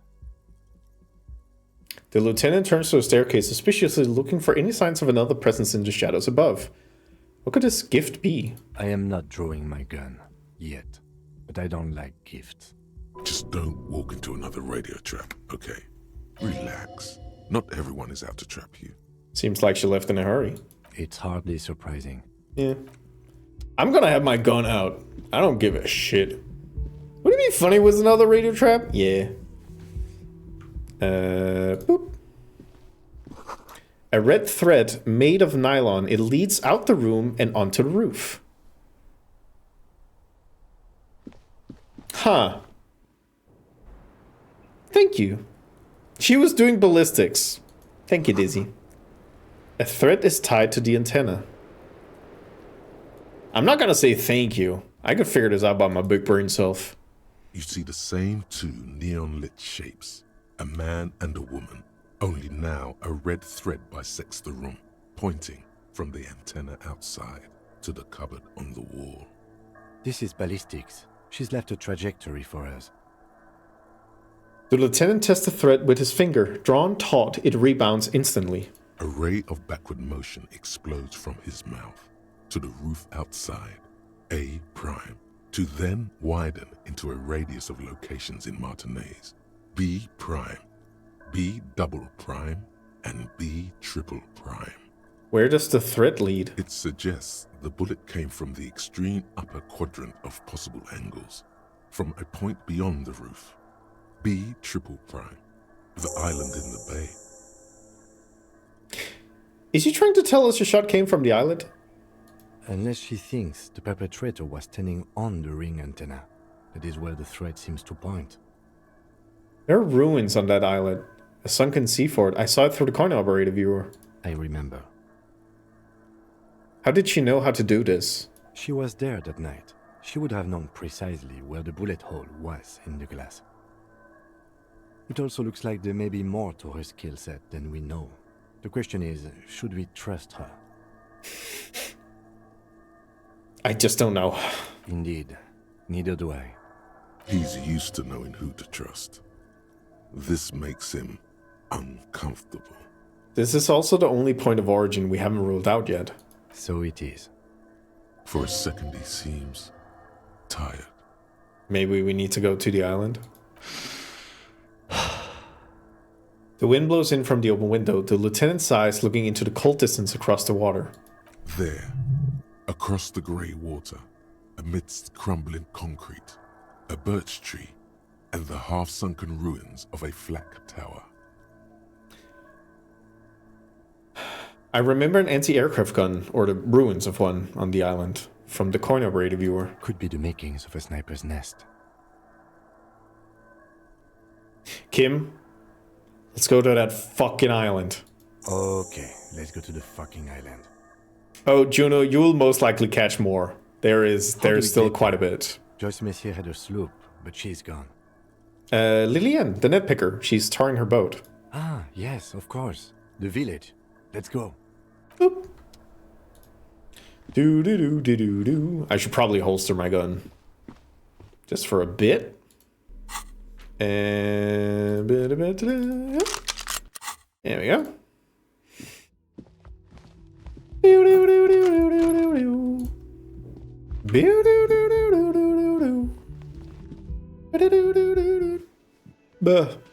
Oh, hi, Gart. Thank you for helping me, Gart. Oh, you're up. It's good to see you back on your feet. Did you like your room? I cleaned it for you. I did. Thank you. Big improvement. You're welcome. I thought it would be nice for you to wake up in a clean place after you let's be fair, defended this establishment and its clientele from gunfire. I give credit where credit is due, and that was crazy. To throw a petroleum bomb at him and then miss. Okay. Maybe not super effective, but very crazy. I was watching until that, then crawled inside. Bullet started. Hour? I would say an hour and a half to 2. He really wants you to realize that he was also on the balcony looking by, in the danger zone, so to say. I wish you a quick recovery. Also, you and your partner are staying here free now. This establishment supports cops. The stay is free, the drinks are not. It just felt I needed to specify that. Oh, boo. Oh, you know, people don't tend to stick around after shootouts. Turns out they're not good for business. Yeah, there's listening to the dialogue. That's why I'm like, hour and a half. Lena Morel still in town? Ah, them. Nice people, but no. Lena said they were going back to Jamrock. I saw them pass by outside. This was before the fight started. I'm glad she got out of here before all that. Bullets flying and stuff. People inside were quite terrified, you know. I had to take action and step outside too. But we weren't done looking for the Phasmid. I mean, you're a detective. Perhaps you can track them down. Shouldn't be that hard. Exactly, but all in due time. Crypto business is not a priority right now. You'll see her again one day. You know it. Things went like they did for a reason. Oh, fine, hero cop. Lena left a forwarding address. 1113 Tabernacle Road in Jamrock. If you see them again, do give them my best. What happened to the man with the sunglasses? I don't remember everyone who comes here. Oh. And many people wear sunglasses inside lately. Must be a fad.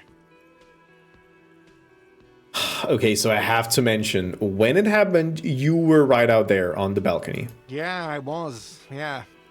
That's because I'm a badass. Okay, shut up, guard. You're losing favor rapidly. It really took courage. Don't pick at him.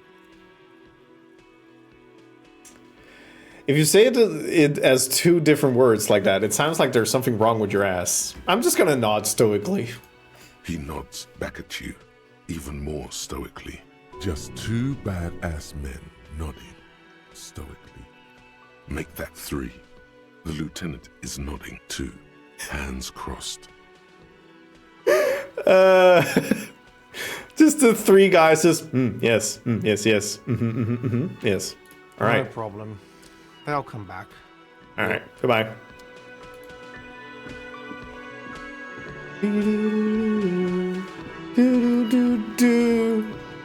Oh, hey guys, sup?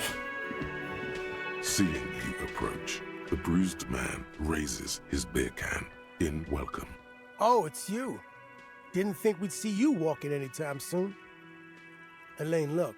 It's the cowardly cop. I threw a bomb in their general direction. Huh? What? Our condolences for your losses. He says with a little nod, but the remaining Hardy Boys don't seem to register his words. Is he okay? Does he look like he's okay? He does not. His unshaven face is almost grey, and he reeks of piss, sweat, and booze. While still alive, he has abandoned his own body to decomposition. Oh, yeah, I suppose that was a dumb question. No shit, Mullen. Yeah, Titus died, sadly. Any idea what happened to Clash? Damn songbird of misery, that one. And do you have any information on this songbird of misery? God said she took off sometime before the firefight. That's all. Trying to remember if there was anything. Oh yeah, he said she seemed to be in a real hurry. She's gone. Face it. Move on. There's no catching her this time around. All right, take care, guys. Yeah, you too. It's a rough world out there. It's not easy being a cop. We were too hard on you. Both of you. We shouldn't have fucked with you like we did. You got between us and a lot of bullets in that fight. Matinees owes you one. That's kind of you to say. Take care of your friend, okay? I will. You take care of yours. A sharp pain shoots up your side and into your stomach. You must not look too good. Luckily, it passes. Yeah.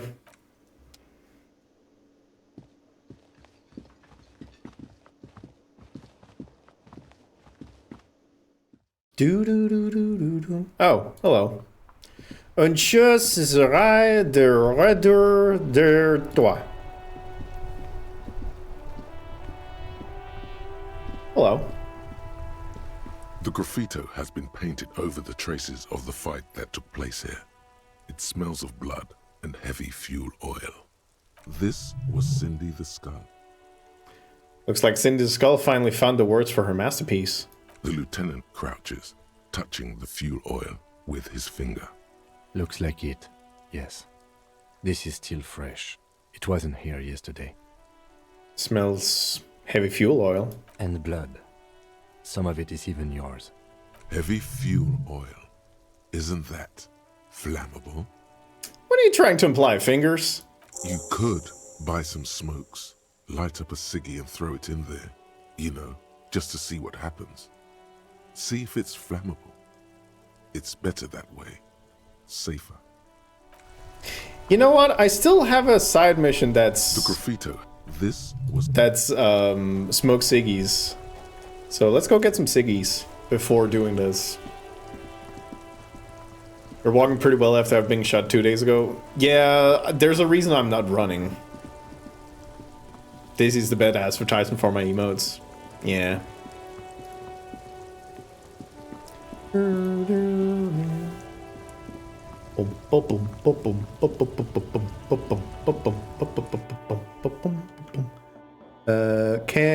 Can a brother get some ciggies up in here? A colorful display. Again, I'm obliged to inform you that both alcohol and cigarettes damage your health. Yeah, give me some extra cigarettes. Here you go, mister. Thank you. Do do do do do do do do do. Do do do do do do do do. Ba-da. Ow. Ow. Ow. Ow. Ow. Ow. Ow. Ow. Ow. Ow. Ow. Ow. Ow. God damn it. Ow. Ouchies. Ow. The graffito has been painted over the traces of the fight that took place here. This was Cindy the Skull. Step back, Lieutenant. The fuel oil catches fire immediately with a low hiss. A bright orange flash across the surface of the lettering. Rain turns to vapor above the burning message, mingling with the black smoke. What if the words are not directed at the people of Martinez, or even the coalition aerostatics above the city? They're meant for something above even those. Discooo Elysium. The lieutenant has taken a small step back. He looks at your face illuminated by the flames and nods silently. Then the fire falters. The flames warmed him too. Not at all in a bad way. Let's go to that island. Slowly, the flames subside, the fuel burning out. The air still smells of mazout and springtime. And then a quick little ciggy. Hello. There it is. A brave little army in your pocket. The 1st Smokes Platoon. 20 brave souls standing in salute, ready to step into fire for you, sir. Yoink. You picked the best one. This soldier is fat and succulent. What are you waiting for? Light up. Get a load of this rock and roll cop here, people. Johnny Thundercop fishes a cheap lighter out of his pants. With a flick of the thumb, there's fire. A primal satisfaction. Here we go. The lighter's dark green disposable plastic. Safety's off. In your case, the safety is always off. Did that bad? What are the repercussions if I do this? Repercussions? There's a high risk of glory, with a mild chance, cool genius. Smoking makes you into an intellectual. Everybody knows that. It will help you concentrate a bit. That much is true. It only lets you concentrate because you're in nicotine withdrawal. It only mitigates its own blah blah blah. Boring. Light it up. Alright. Thick warm smoke gets sucked down into your lungs. Immediately you feel a warm nostalgia fill your head, body, and soul. A nostalgia for yourself. The man you were in your youth. Johnny Thundercop is back, and he's chill as balls. Yep. Alright. Siggy's cotton. Who?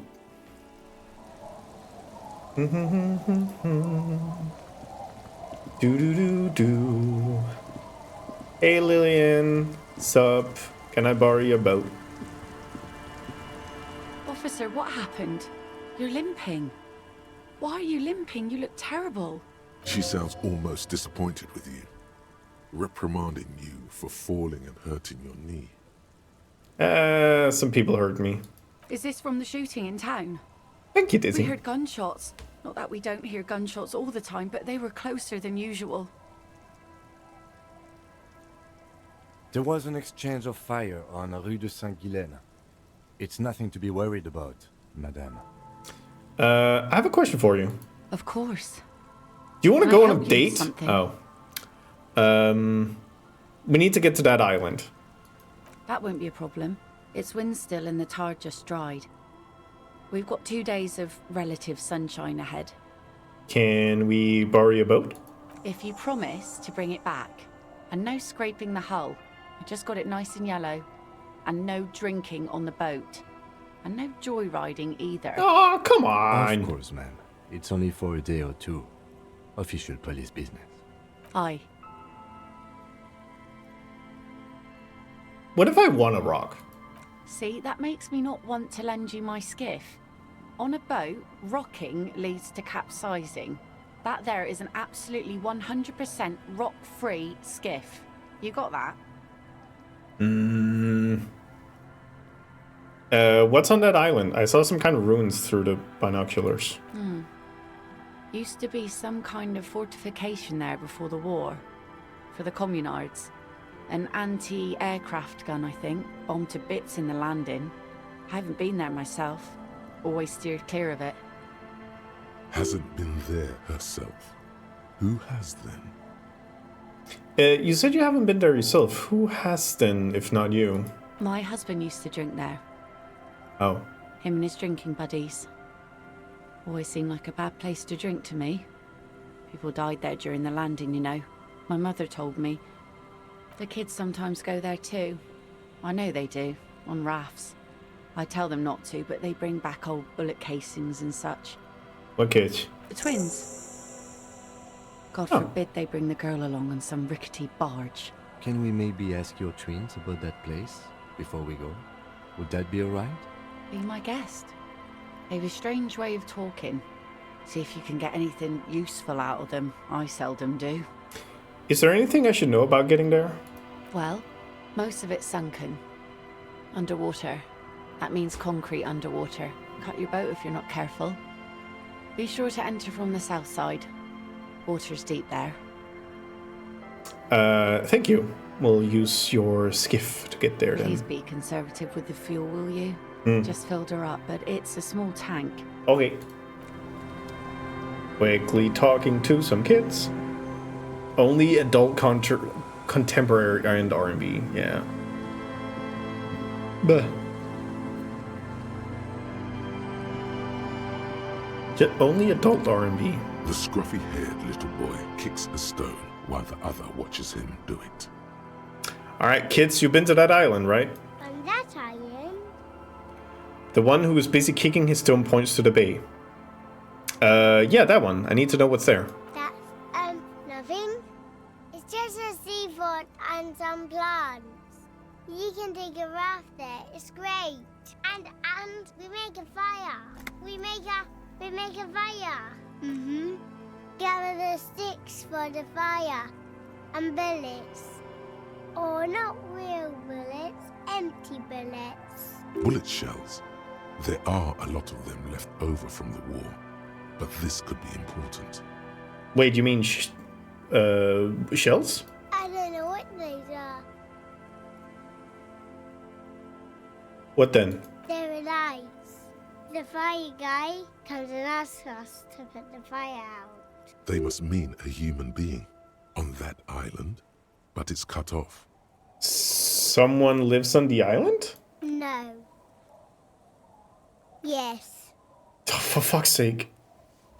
Let's go with yes. Why is he the fire guy? Because he asks to put the fire out. Why does he ask you to put the fire out? I don't know. He doesn't like it. He doesn't like people to be there. You shouldn't go. Yes. The other one adds laconically, standing with his hands glued to his sides like a little tin soldier. You mentioned something about lights. I don't know. Fucking... Did you mean there are electrical lights? He points at the street lights. Yes. The boy looks at his toes. Is there anything else you can tell me about this guy? H, does he live there? No, he doesn't live there. I don't think. Yeah, you don't think? No, he lives there. Okay. Been there twice, 2 times. Okay. He doesn't live there. He isn't there sometimes. Okay. Anything else? What does this guy look like? I don't know.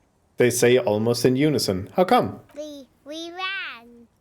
He just yelled we shouldn't be there. Is that all you know? Is there anything more you can tell me about the island? The boy says, rubbing his eyes. It's clear that he has no intention of finishing the sentence. Lights, fire guy. We should check up on that island. Yeah, bye kids, take care.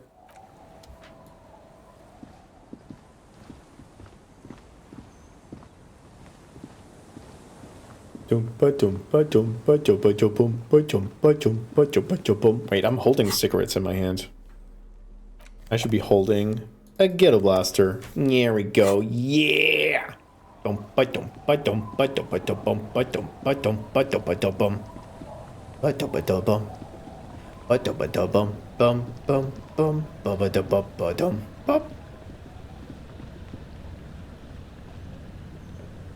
skiff with a small steering engine in the back floats on the calm mirror of the sea. Its 2 seats are empty. Once you get in, that's it.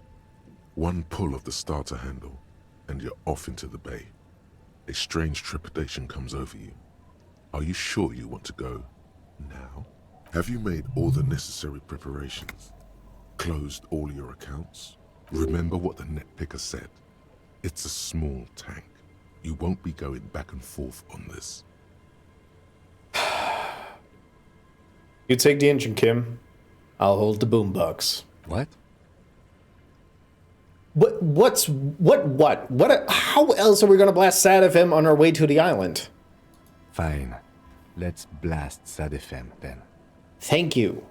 Sad FM is a radio station specializing in sad, slow rock songs. You seem to know its frequency by heart. Get in and ride to the island.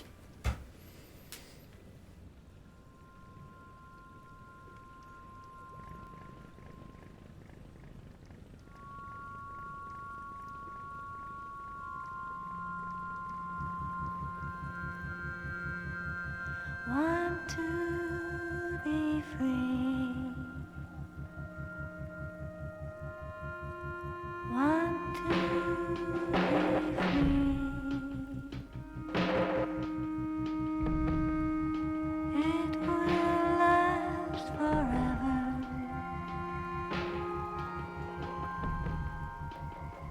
Eternally.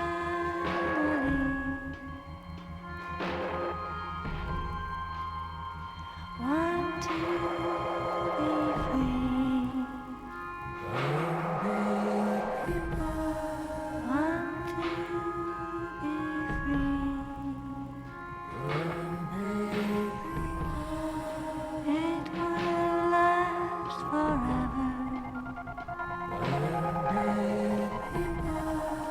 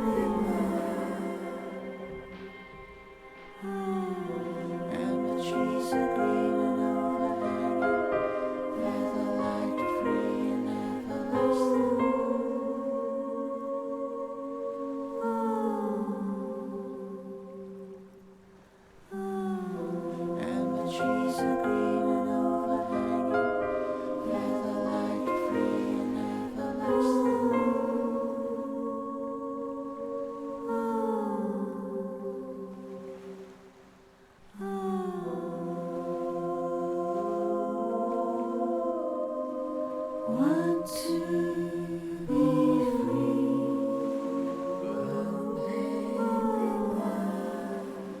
Eternity.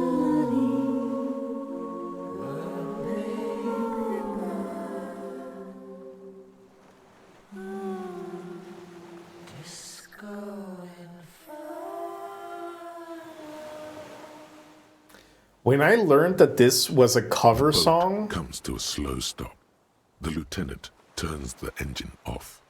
Then there's silence. when I learned that that was a cover song, I was flabbergasted.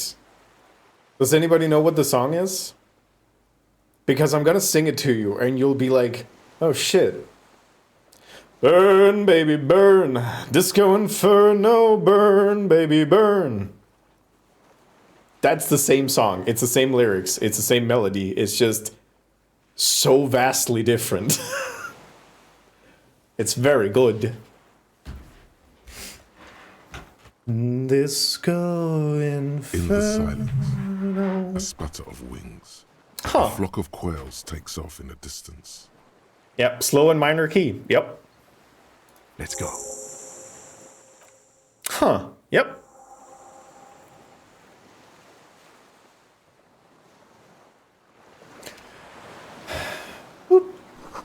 Makeshift bridge. The bombs were powerful enough to break the foundation. The rusted chain trails off into the ocean. The chain trails off into the ocean, connecting the island to the supply depot on the coast. This leads to the depot in the Land's End. Ah, yes. So it seems. What do you think it was used for? For bringing munitions to the island, maybe? And supplies? You could also lock the bay when you raise the chain. As a defensive measure, lock it off that side of the bay. Lock it from whom? From enemies. Oh. Enemies of the commune of Revachol. This sea fort was a revolutionary fortification, I believe. Ah. Neato. Burn, baby, burn. It lasts forever. Eternally. Ooh. There's a lingering trace of masoot in the air. Some fuel has leaked out of the barrel. Black, viscous. Attention! Inflammable. Inflammable. The dry grass crackles under your feet as you stop. Far away, birds' wings touch the still surface of the sea. What is that flutter? The flock of quail departs. Now more than 100 meters away. 102, 105. Underneath the flutter. On the islet, there is almost no wind. Just the light movement of air through the reeds. Bulrushes swaying on the waterline. Long dried leaves chafing against each other. Darkwold, yes, we did. Like a silent orchestra tuning at the beginning of some major work. Of great importance to the few who attend. To the west. A silent hiss. Sea air moving through the needles of a pine tree. To the east. The faraway roar of the city. Distant like today's dream. Before it, the sound of sand. The low tide filtered through its grains. A bird tending to its feathers. Ahead. A low hum. The air slowly moves through a concrete box. Through its ancient slits and cracks. Resonating. Hollow. A big building. Beyond that, further north. Air flows out of a pillbox window. There is very little there. The air cossets flowers on a meadow. Absolute silence. Reeds motionless. Bulrushes motionless. Below the silence. Col de Mamadakwa. Col de Mamadakwa! Soundbird! We are way out now. Way out in the west. No, it's just your imagination. You can't hear such things. Damn it. Kim? Yes? This is where a lesser man would stop to think about the pain shooting up his right leg and into his groin. Not you. You're concentrated on how. It's really fucking silent on this island. It is. Is that why we are stopping? Wait, I have to listen one more thing. The lieutenant nods in silence. Yes, it's Sea Power that made the band. Back in the day when the game was released, it was called British Sea Power, but after UK released themselves from the EU, they changed the British out of their name. Open your eyes. Stop listening. ICM? This feels familiar somehow. Kim, what's the ICM? Insulindian Citizens Militia. It's the official name of the Communards Army, the black and white army of the revolution. Sounds an awful lot like RCM. It sounds like RCM, Revolutionary Citizens Militia. It does. Why? The RCM may descend from the ICM. May? It's impossible to say. It was chaos after the war. The name was good for getting people to join us. Revachol West was mostly workers and criminals. nice political thoughts rush through your neocortex. It's going to be hard to say them. Carrying around all that weight on a busted crutch is making you pant.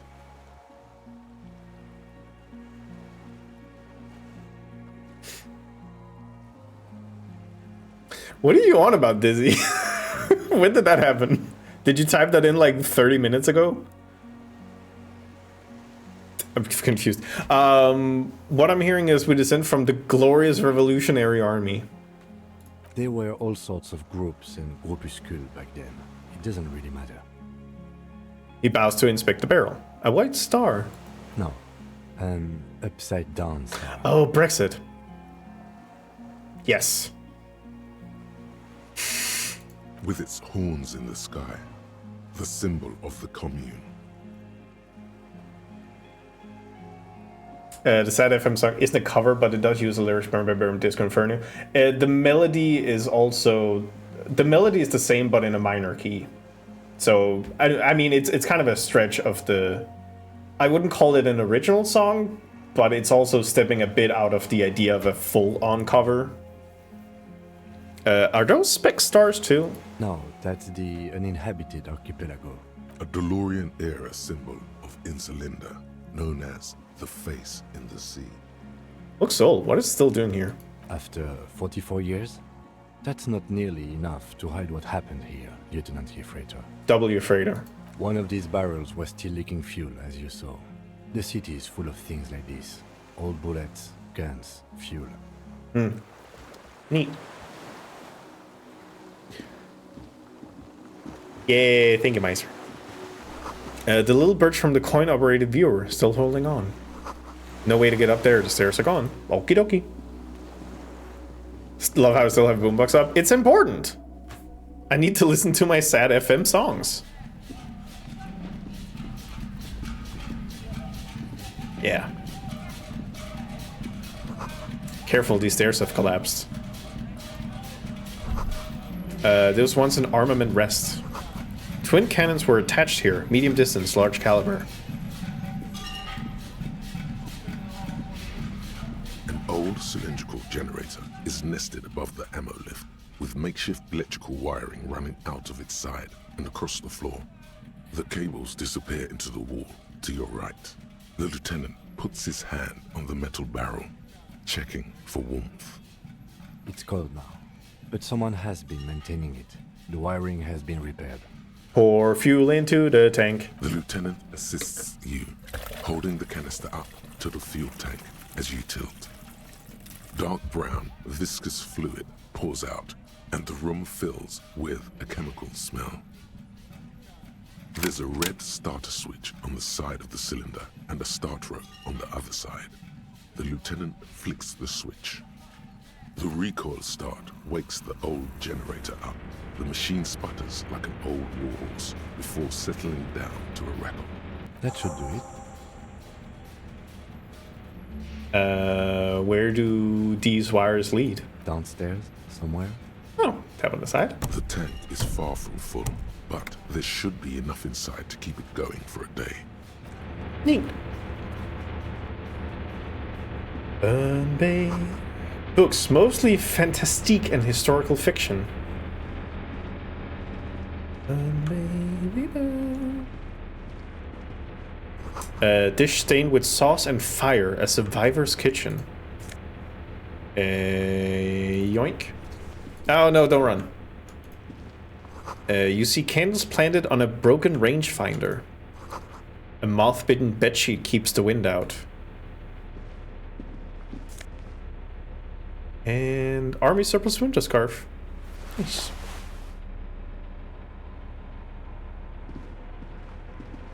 Books and magazines lie scattered on the floor and on a makeshift cupboard. They are not particularly well organized. Sift through them. Most are soft covers, serialized fantastique and detective stories from the 20s and 30s. This disparate digest includes the classic Animal Adventures, among what is mostly commercial fiction and serialized stories. You find a magazine cathodique for electrical engineering. Then it's back to pulp. Light erotica, an international thriller about circuit benders. Someone's made themselves a home. The Lieutenant inspects a soft cover. I need to boost conceptualization for a hot second here.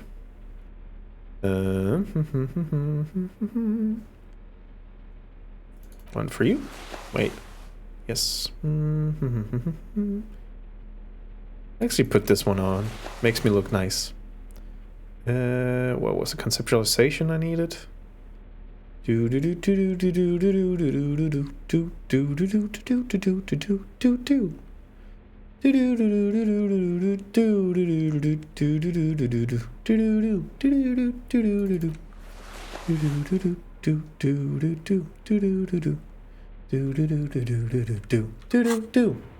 Wait, do I have negatives? I should have 2. So it's not down, down, down. That's fine. Boop, boop, boop, boop. Okay, we're good. Hawk to the mega. Soft covers, serialized fantastique and detective stories. Animal Adventures, a magazine. All things communist, enraged by commies. Thriller. I can probably do an 83. Light erotica and some historical novel. Oh yes, under the bed there is a rather extensive collection of critical theory. That is, dour, life non-affirming left-wing literature, published by small imprints such as Abattoir Firm and Ouzia. It's not exactly like reading. Look, Kim! Powerful communist theory, rigorous and truthful. Ouzia. I agree. Humanitarian sciences. It stands out. Not a lot of critical theory around in Ravachol West. Your incendiary remark has failed to provoke him. Damn it! Wasn't there some in the communist student's room? A student in the apartment building seemed to have some as well. Well, yes. Oh, hi, Mark. That one student did. Fruits, hello. The little books seem inconsequential next to the big pile of frivolous entertainment covering them. Critical theory books. What do you think this means? Whoever has lived here, they have some education and a certain set of interests. Interesting. Interesting. How you doing, Fruits? There's a greasy old spring mattress in the corner, resting on piles of soft-cover books. White linen and a pillow are visible under a worn-out caracal blanket. Someone has been squatting here. The linen is fresh, recently washed. How recently? You force the rest of the sentence out through pain, thick as molasses, no longer able to hear yourself speak. You know, officer, you can rest here if you are feeling tired. I will keep watch. You could use some rest for what's ahead. Yeah, I'll go have a little sleep. What's the worst thing to happen? You face the concrete wall. There's less light there, in the dark corner. Like a dog, you lie there. Howdy, empanada. Curl up with your knees close to your chest. The blanket feels cold. The entire room does. Concrete and cold. Minutes pass. Half an hour maybe. The sounds of the sea beyond grow distant. Your eyelids close. Until... Remember when the last time we went to sleep and our body told us that the next dream's gonna be the bad one? Until? You feel yourself standing up in the darkness, right next to the mattress. Slowly, the world begins to hatch from the blackness. It's evening. Sleep.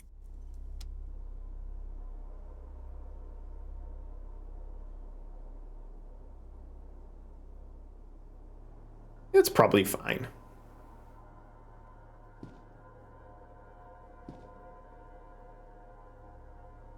God, I love that we went to bed in our dream and we have our boombox. Good, the lieutenant's no longer here.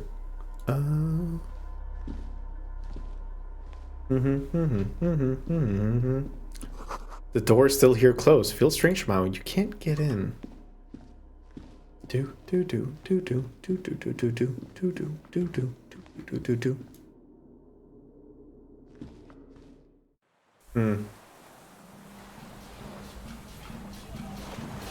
God, the fact that I have the boombox is very good, actually. Go down to the chain. There's something there. Kim's not in the room. People should be asking, where is Kim? Walk into the water. Now. Okay. You see her footprints on the water. Further. Yeah, I am. Where? Ooh.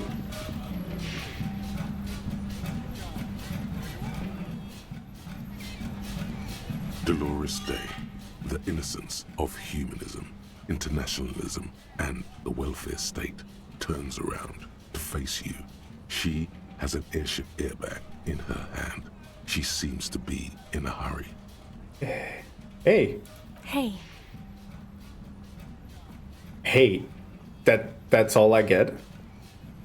No. How are you doing? I'm sorry I shouldn't have bothered you. Say nothing. How are you doing? I'm doing really good, actually. Both professionally and romantically. I've come to a fulfilling and peaceful period in my life. Well, how are you doing, Harry? I'm not doing very well, or I'm dying in a ruined flag tower, blood is dripping down my chest, or I'm in my head, I miss you. Well, I'm in my head too. We're all in our heads. Do you miss me there? Sometimes. Not as often as I used to. So much time has passed. More than it seems here. She stares at her feet, the zebra stripes on the intersection. The lights of the video rental glow in her hair. The fact that the fucking boombox is there. This is everything I always warned you about. Shut up, Inland Empire! I'm trying my best over here. Also, let me look at a quick cat. Vincent, baby. Very good. Good. Look at this cat, and now let's get emotionally destroyed. Where are you going? Moreover, to live there, in Grad. It's 1 million kilometers away, Harry. Might as well be another lifetime. What's in the bag? Just my scepter, my globe cruciger, a spare silk gown, a toothbrush, travel documents, the crown of immortality. The crown of immortality? Aren't you already wearing one? Oh, this. She corrects the wreath on her forehead. This is just a wreath. The crown of immortality is made of rarefied light, mana and raw palladium. It was passed on to me by the rulers of late antiquity. She looks at the suitcase, not knowing what more to say. Then, over her shoulder. Anyway. Can you stay for a moment? We need to talk. We need to have one more massive epic showdown. No, Harry. Shit. No. I don't want a massive epic showdown. I want to go to the aerodrome. I have tickets for the 10:20 flight to Morova. Really. She looks at you plaintively. We don't have anything to talk about anymore. Every combination of words has been played out. The atoms don't form us anymore. Us. Our love. Our unborn daughters. It's all gone. I have to go to the aerodrome. I have to leave Revachol and you. And you have to be alone. In hell. Forever. That's just the way it is. Bye, fruits. Oh God, whatever you do, don't try to kiss her yet. Not after that. You're still reeling. You'll fall over if you try now. But that's not a very good way for things to be. It's not. But she looks at her feet. Little golden sandals covers her toes. But what? Tell me there's something good. That's it? That's... I don't know why I said but. There is no but. That's it? That's it, yes. Oh. We've talked about it a million times. You will get over it. Just like I did. People do. Things will get good for you again. Where in hell? Stop. You're only making it worse for him. You never help with anything. Good for me where? In fucking... Nope. I'm not getting over it at all. You're right. I don't even remember who you are anymore. Haha. Maybe. I think I've reached the end of the investigation. I'm not getting over it at all. It just takes some time. For you, I think it will take something like 20 years, maybe? It was hard for me too, you know? I used to think I couldn't live without you. She looks you straight in the eye. Her irises are light blue flecked with green. But I can. She keeps her shoulders squared and her back straight.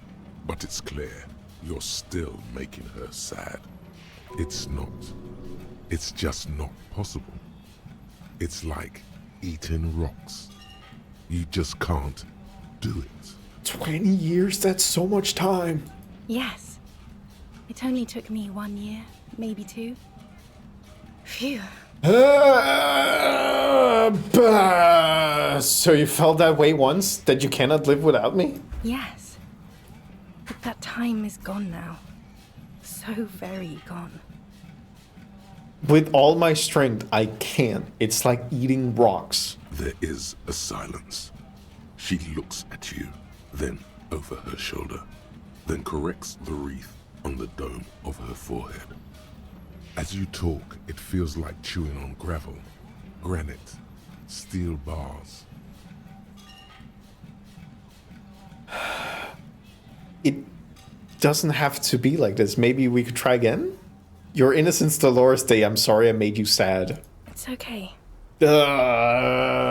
Anything other than that. It doesn't have to be like this. Maybe we could try again? No, Harry. We can't. Why? We already tried again, and it didn't work. Is that how it is now? We should just try all good things twice and then give up. By that logic, not you too. The logic is also failing.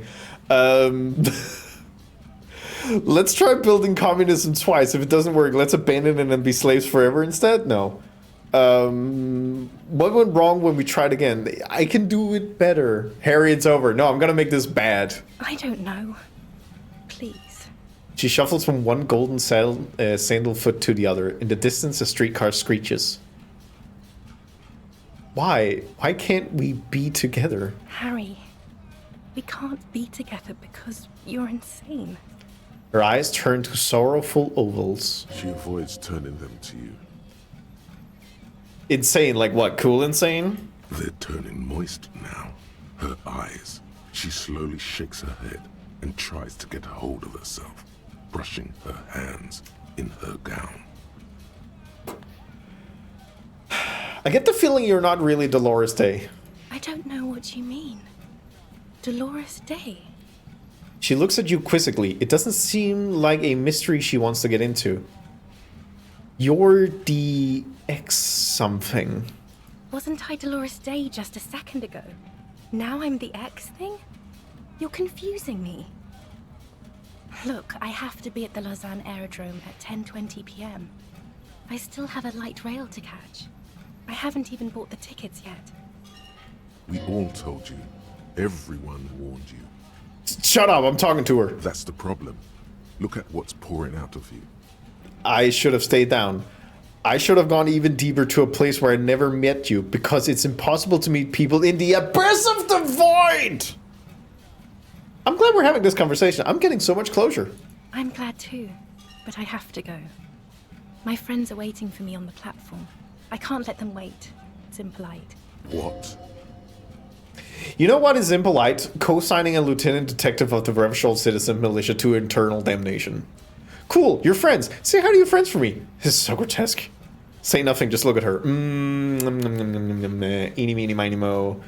You know what's impolite? Co-signing a lieutenant detective of the Revachol Citizen Militia to eternal damnation. I am impolite with you, Harry. Because you are the past. Oh. Me and those friends will have good times together. In the future. The evening wind blows in. The gown wraps around her like a white flag, she says. This is how human beings operate. I was wrong. You don't have power over her anymore. You shouldn't have said that. I am wrong about everything. You should go on without me. Thank you, Authority. You're... The morning. The morning? I don't understand. No, I mean mourning. I'm grieving, but you're not dead. Oh my god, Harry, stop. I don't want to hear anything about the mourning. Mourning someone who's still alive. Any of that. I can't do that anymore.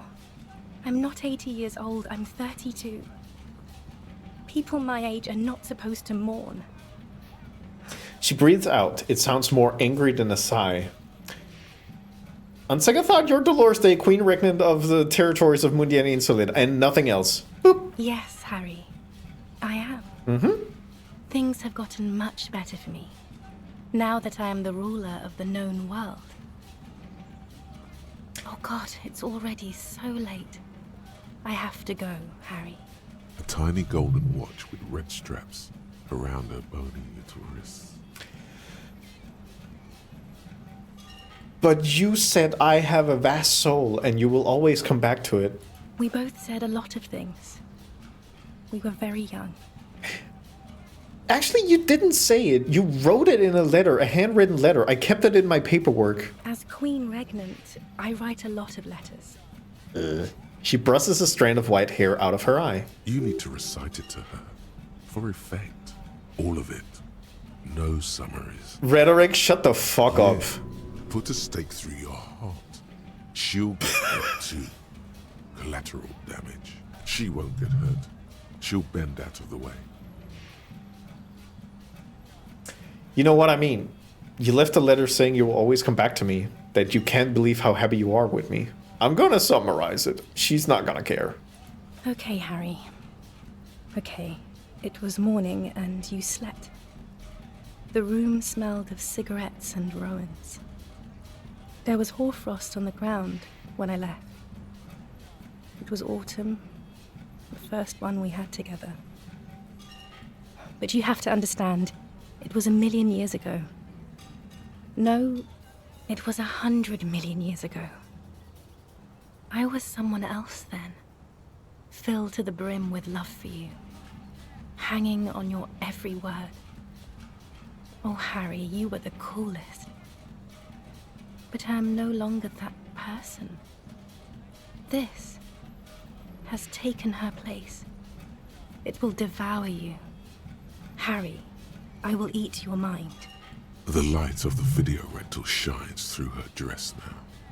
A DeLorean figure, cut in black, moves below. It's still her.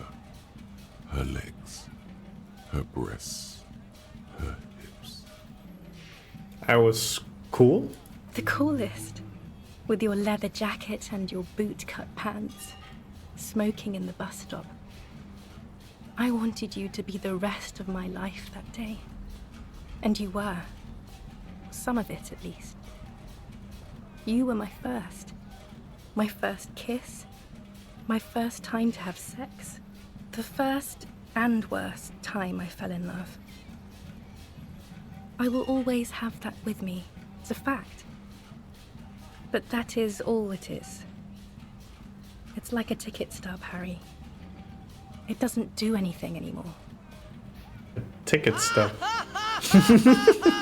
Yes, let's talk about that too. Let's bring it up, the zoo. In Le Jardin, the day we went east of the river. To the aquarium first. I was sad about my mother. I don't even know why. The shimmer of the fish tank on my face. The octopuses. It was just a day then, but to think. Were we there now, you could touch my hair, kiss me, talk to me about anything, go virtually anywhere in the world. Not like now. Now our interactions are limited to pain and regret.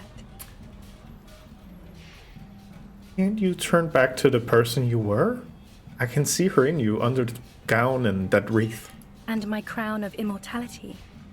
No. You scared her out of me. With your crying, the awful time we wound up having. And the cheap rental flats you could afford. Can't you see? I can never think you're cool again. I can only think that way about new people. A cheap rental with mold on the walls and the tap dripping. It won't help anyway.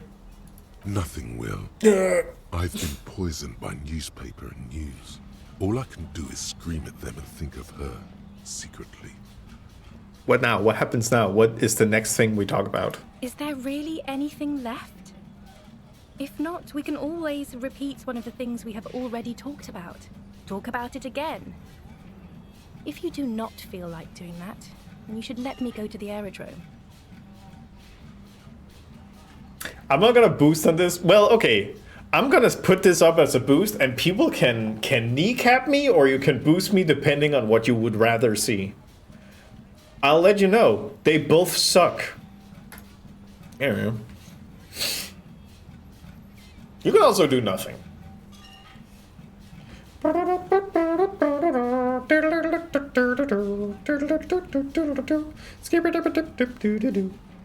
And yeah, it's worse. And it failed. Oh yeah, it's gonna suck.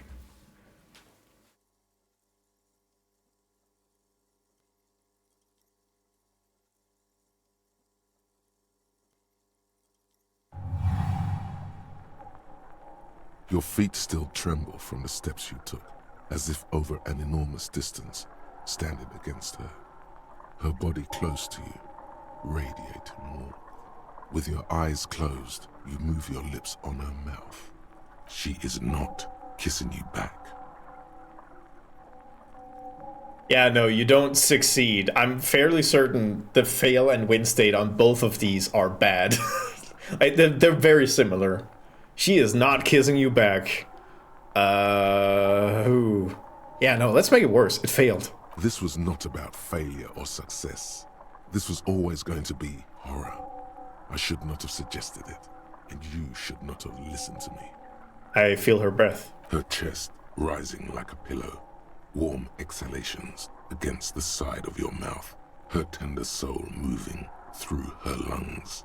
Hidden, distant, kept safe from you. Her cheek against mine. Feels like soft fuzz, a bird covered in down feathers, brushing against your broken capillaries. The world's most precious material, reserved for those she lets close enough to feel it. You are stealing a touch. It's not yours to take. Cold silver against my forehead. The delicate wreath on her forehead pressing into your temple. The silver is cold from the spring evening air. Squeeze her wrist. Her hand does not return the grip. Her body is rigid. The current of unease courses through it.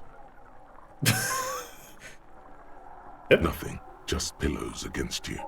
Unresponsive, but for the taste of apricots. That explains why we're having a mental breakdown over the smell of apricots. Apricot-scented chewing gum. Yeah, and I know, Perception, thank you. You're not kissing me back. The moment is ending. She is going to move her face away from yours.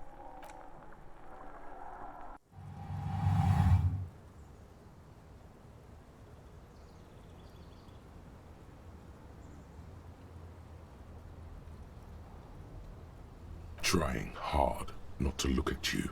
When she withdrew, and you held on to her hand. She tried not to look at your face and see the expression there. Brother, you should put me in front of a firing squad.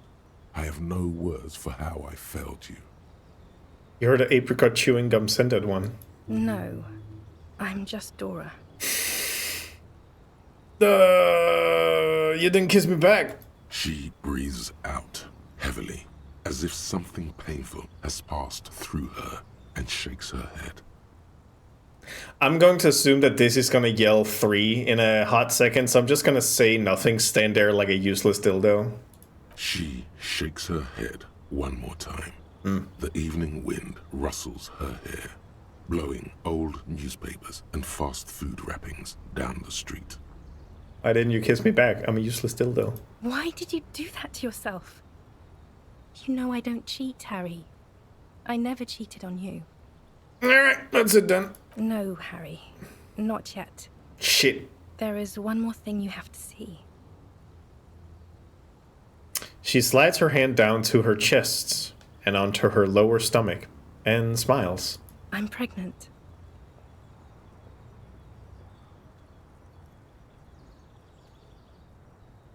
You know what this means.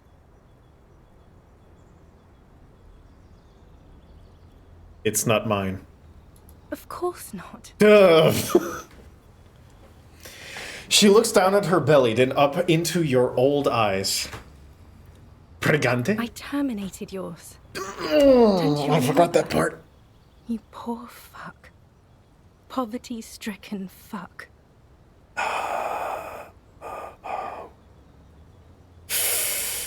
Yeah, it starts to make sense why it took, or is going to take, about 20 years. God, the rat pile is just... There we go. Content warning abortions, I guess. Now, go ahead. Ask me more questions. Let's talk about something else. No, this has to end. Do the last one. More questions. Ask more.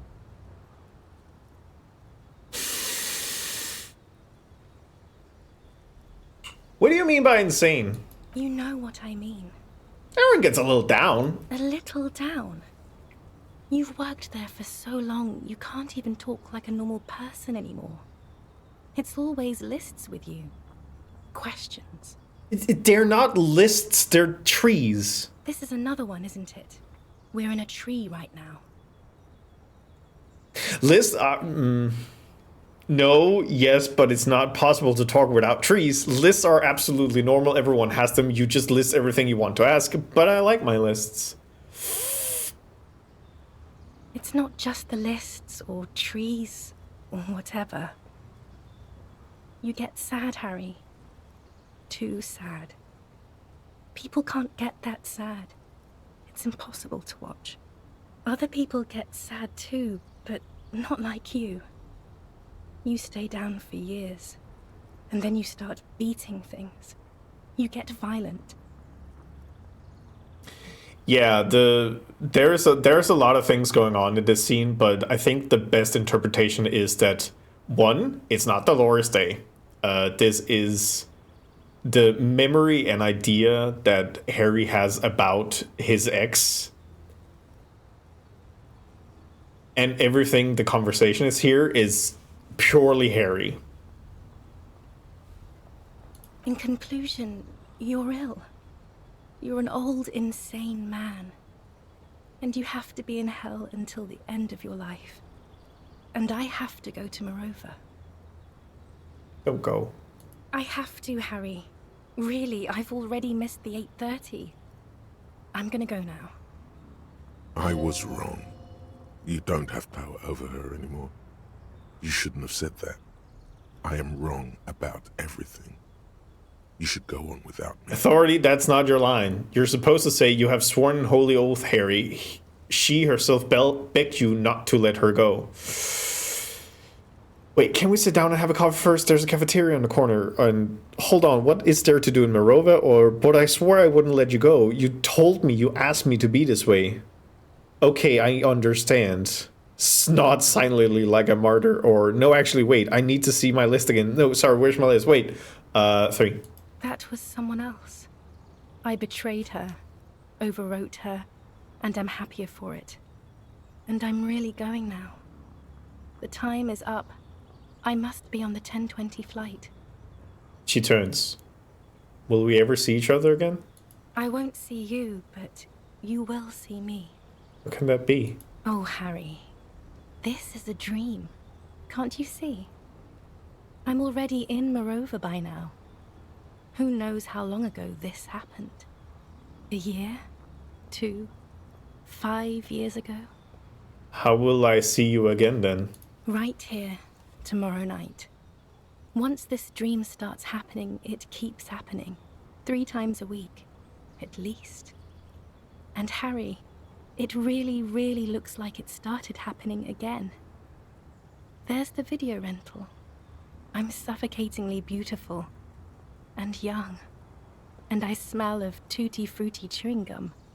Like I did that time when I asked you for forgiveness. After leaving you the first time. So long ago. But this is intolerably bad. Oh yes. This is real darkness. It's not death, or war, or child molestation. Real darkness has love for a face. The first death is in the heart, Harry. See you tomorrow. Alright, bye. See you tomorrow. Have a good time. Have a wonderful time. See you tomorrow. Bye. Bye, Dora. So that was a good nap. She seems nice, yeah. I can understand getting on a 20-year trauma adventure. How was your sleep? Let's solve the fucking case. My sleep was deep and invigorating. Try to cover up the blood seeping from with your hands. Actually, it was total annihilation, Kim. Swallow the blood and conclude. Let's comb the entire island, centimeter by centimeter. That's the next step in this task chain. Just spit out the blood and get back to work. You're badass like that. It's like... Actually, it was total annihilation. I did not want to wake you. Perhaps I should have? Was it a job dream? Yeah, Dora... So that's also why it's interesting. As far as I understand, her real name is Dora, which is why she ended up being very tightly linked to Dolores Day as like a saint figure.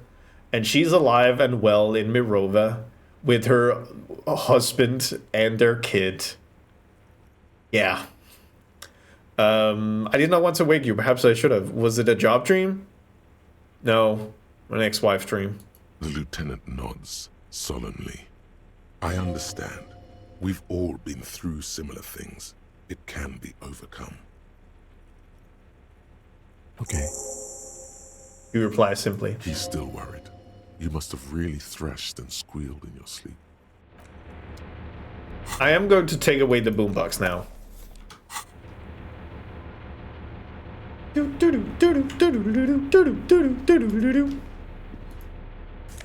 Ooh, magnesium. Ooh, more magnesium. This great blast door must weigh over 10 tons. Rust peels off it. You see a small metal door nested inside a larger one. A heavy steel blast door. There is a conventional keyhole above the handle. It's very small. What's on the other side? Another part of the island, probably. The lock looks like it could still be usable. How do we open this? Maybe this is one of the doors we don't open? Oh, come on! I find us not opening it highly unlikely. Alright, I retract my statement. It was naive. Let's look around and get it open. Damn straight. Do do do do do do do do do do do do do do do do do do do. Green paint flicks off the monoblock aluminium cabinet. There are rows of switches on the front panel, a frequency band, and even a keyboard. The keys rattle like teeth. This keyboard hasn't been functional in decades. What is this then? The console of an anti-computation device. The generator upstairs, with wires coming out. They terminate here. Could this open the blast door? I think, yes. Let's see. That one. The emergency open. Boop. The blast door opens with a series of clicks. A shaft of light appears, then widens as the light shines in. Damn straight, brother.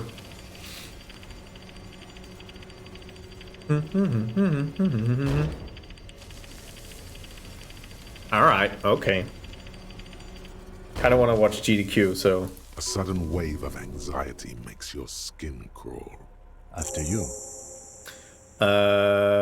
What's there? I don't know. A thin wisp of smoke rises from a charred black fire pit. The wind picks up, then dies down again. I'm scared. Don't be. I have a gun. I also have a gun. I know. It was not easy to acquire. What? This hatch is jammed shut. Neat. I'll finale it. Oh, wait. A firing slit. You can see inside. Good for me. It must have been direct hit to take such a huge chunk. Distant sounds of cargo ship signal horns echo on the water. Firing slit is what I call my penis.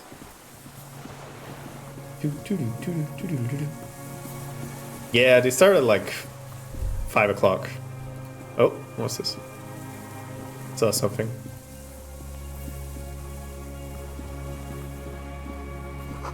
Winch is broken, rust have eaten what remains of the chain. Oh, there you are. A strange feeling looking at the water. Maybe you should just wander off into the sea. Leave it all and walk in. Why? Perhaps there's someone there, under the water, where it has always been, smelling of tutti frutti and betrayal. Maybe you know it's going to hurt. But it's cold. Yes, cold and still. But love is warm, like the inside of her mouth. No. Yes. No. You shut the fuck up now. No. We're not starting with that. Not now. Not this time. This thought is over. Alright. In the still mirror of the bay, you see Martinez, reflected. Tall edifices of ruins reach into the water, like shimmering towers. And the shacks too. Pine trees and motor lorries, upside down. Islets and posts, like stepping stones, lead into the water in front of you. Go. Step in. It's been too long. Nope. Nice try, brain. I'm not gonna do that, though.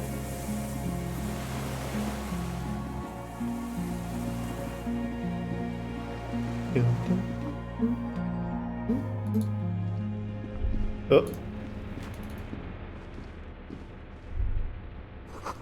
Water rushes below, far down below.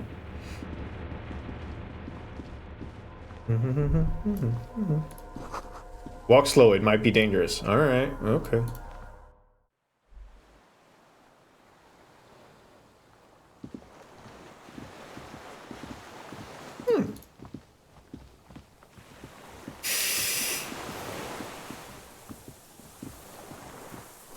A rubber dinghy. It's deflated, broken.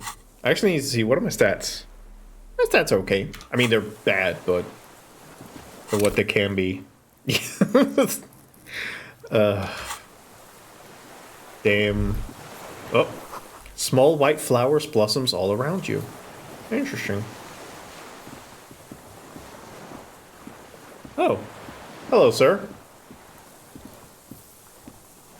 An old man wearing tracksuit trousers leans on the frame stock of his rifle. He gathers a big ball of spit in his mouth. I'm back. What did I miss? We had a dream about the X something, and it was very, very bad.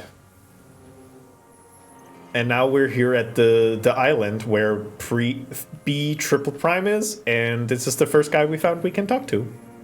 Then spits it out into the extinguished fire before him. He raises his black eyes, hooded by creased eyelids, to meet yours, unclouded by cataracts. His eyesight is sharp. He's practically tearing up from spite.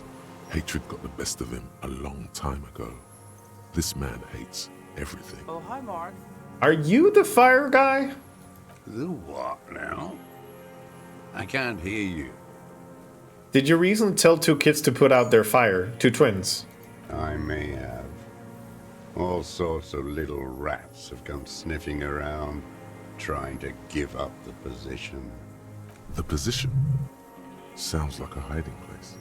Fire guy. Regressive bourgeoisie henchman.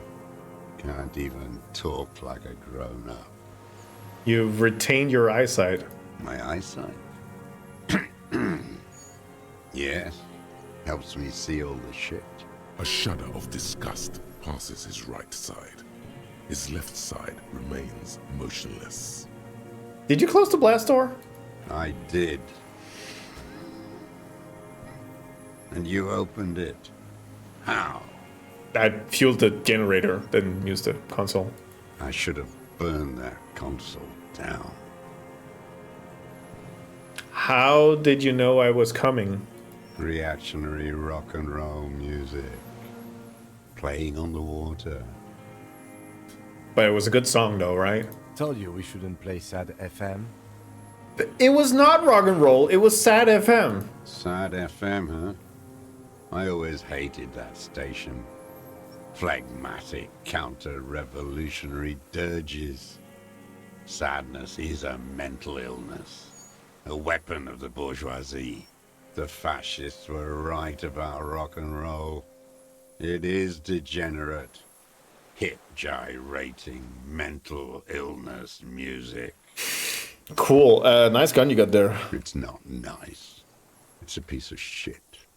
But it gets the job done. Is that a Belmar grave? It's a 3-Angong 446. A Samurai rifle. How did you get hold of one? It was sent to us by our brothers in the Xinyao commune. Military aid. The Xinyao commune? You heard me. It's good now. Like chalk, wiped from the board. His gaze turned inward. Sir, I need you to put down that gun so we can talk further. We're with the police. Or I'm with the police. You can keep the gun, but keep it down. No one move. Not one move. We're with the police. The lieutenant pulls his pistol from the holster. I had to go make a coffee after that dream sequence. Good! You are a glorified night watchman. This is a service rifle. I can only lay it down before an enemy commander of corresponding rank. Hey, how do we feel about boosting my psyche and maybe just kneecapping my physique? How does that sound? Does that sound good? I would love to. It's extremely heavy. Yeah, and I went the worst possible way. Yeah, so if I could get some psyche and lose some physique, that would be wonderful. I want to pull rank of this motherfucker. Oh, it's because it's cold. Why is it cold? Why? Okay. The words, "I am an enemy commander," sound cold as iron from your lungs. The old man still hugs his gun. And what rank would that be? Lieutenant W. Frieder. A big wheel of the 4th Regiment of the Pederast Army. To hell with it. It's a walking stick anyway. It's out of bullets. The old man says lays the rifle down carelessly, then stares at it just lying there. Like an amputated limb in the sand. He stares on, his wrinkled mouth moving without a sound. A strange sadness, like a song. What did you say? The future teaches you to be alone. The present. The present? The present to be afraid, cold. The old man pulls back the hood of his plastic cape and looks up into the sky. It's blue-gray, the same color as the sea. Those words, the future teaches you. Let me just grab that gun real quick. His gaze follows your motions. The rifle feels surprisingly light in your hand. Frame stocked and patched in places with tape and wire. Inspect closer. The rifle's in a shabby state, like a crutch that's seen too much travel. Hieroglyphs are embossed into the forearm, made of walnut. On the butt, you see Vespertine writing, burnt into the wood. Triangong, 4.46mm, made in Xinyao. It's as he said, it's a Triangong made in Xinsao. No one said it has to be a Belmagrave. We were just guessing. From ballistics, it could easily have been a Triangong, too. It doesn't matter if it was made in Shanti Shanti. All it has to do is use jacketed ammunition. And it does. This uses jacketed ammo, 446. The right type and the right calibre. He's liking this. Stow the gun. The old man keeps following your motion with his gaze. His right arm twitches suddenly. This looked very much like the murder weapon. It could be used against him to get a confession in time. Those words, the future teaches you. Real music. Real Brilliant Kult. That's La Revacholière, not your rock and roll misanthropy. Chanson de soldat of the black and whites. You need to address that remark. I'm not a misanthrope. I'm a half-dead police officer who's just doing his job. The job of a shitlicker. What is a La Revacholière? It is the anthem of the world revolution. One of 3. In Grad, they sang Brave Children, favorites of history. And in Xinyao, it was some Samaran shit, I guess. How does it go, the song? How did it go? He looks at his gun in your hand and shakes his head slowly. Something about shooting rabbits. I don't know. I can't remember. It doesn't matter. It's gone now. Huh. Who are you? My name is Josef Lilianovich Dross. Political Commissar of the 114th Anti-Aircraft Division of the 4th Army of the Commune of Revachol. I am a deserter, a partisan, and a prisoner of war. This is my termless surrender. His eyes turns to the reeds again, dead and dull. The Commune of Revachol? Do you mean the ELYSIUM? Your holdover from the... From the Insulindian Citizens Militia, the army of the revolution. I was recruited in Jamrock in 07, trained in the École de Contrôle Orient, and consigned to emergency defense duties in 08. I left my unit on the eve of the landing. When I returned here on May 14th, the Commune had fallen. Still armed and ideologically trained, I wrote a criticism of myself and resumed partisan duties. How long have you been on this island? 43 years. Shit. No. I've been on other islands too. I was in Resurrection until they turned it into a spa in 18. Then I was on E48, a nameless sound, until the sea washed over it. Then I came back here. That was 22 years ago. Again, you've been hiding here for 43 years. 43 years and 10 months. That's the length of my entire life. It's too long. It's not how a human being should live. But I couldn't just forget what I saw. He just couldn't. You couldn't give up. He nods. But he can now. What have you been doing during all this time? Hiding, fishing, waiting. He looks across the river.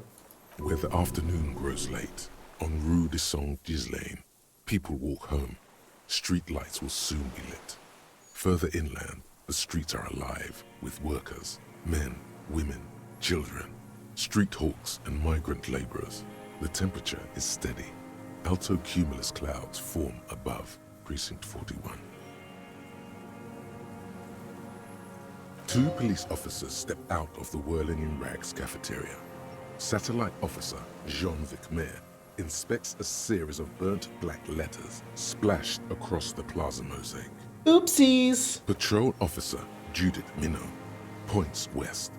The fishing village. She glances at her watch. We meet in 15 minutes. It's a 10-minute walk. The officers go, leaving behind the writing, still smoldering. One day, it says, I will return to your side. Always waiting. The old man turns his eyes from the shore and back to you. For her to return. Her who? Girl child revolution. Girl child revolution? Always. She better come. I too have given my life to Masovian socioeconomics. A waste. Ah, fuck. The material base for an uprising has eroded. The working class has betrayed mankind and themselves. The historic opportunity for a revolution has passed. It will not come back anymore, however hard I try, whatever I do. You said you deserted your unit. I was just 16 years old, 15 when I volunteered. I had a lapse of faith. And of courage, too. Lapse of faith? You could say I misunderstood the historic role of the proletariat and thought Masovian socioeconomics were fallible. For a second, I doubted the irreducible laws of historic materialism. Okay. A second is all it took. For what? For reaction to take hold. What's reaction? Petty bourgeois terror. It's in all men. It wasn't reaction, you were just afraid. It's the same thing. You haven't seen it. Not really. Not naked. It's impossible not to be afraid. And this was when? The lieutenant instinctively looks at his notebook, but it doesn't tuck it out. May the 13th, 08. 44 years ago. The horizon was black with coalition airships.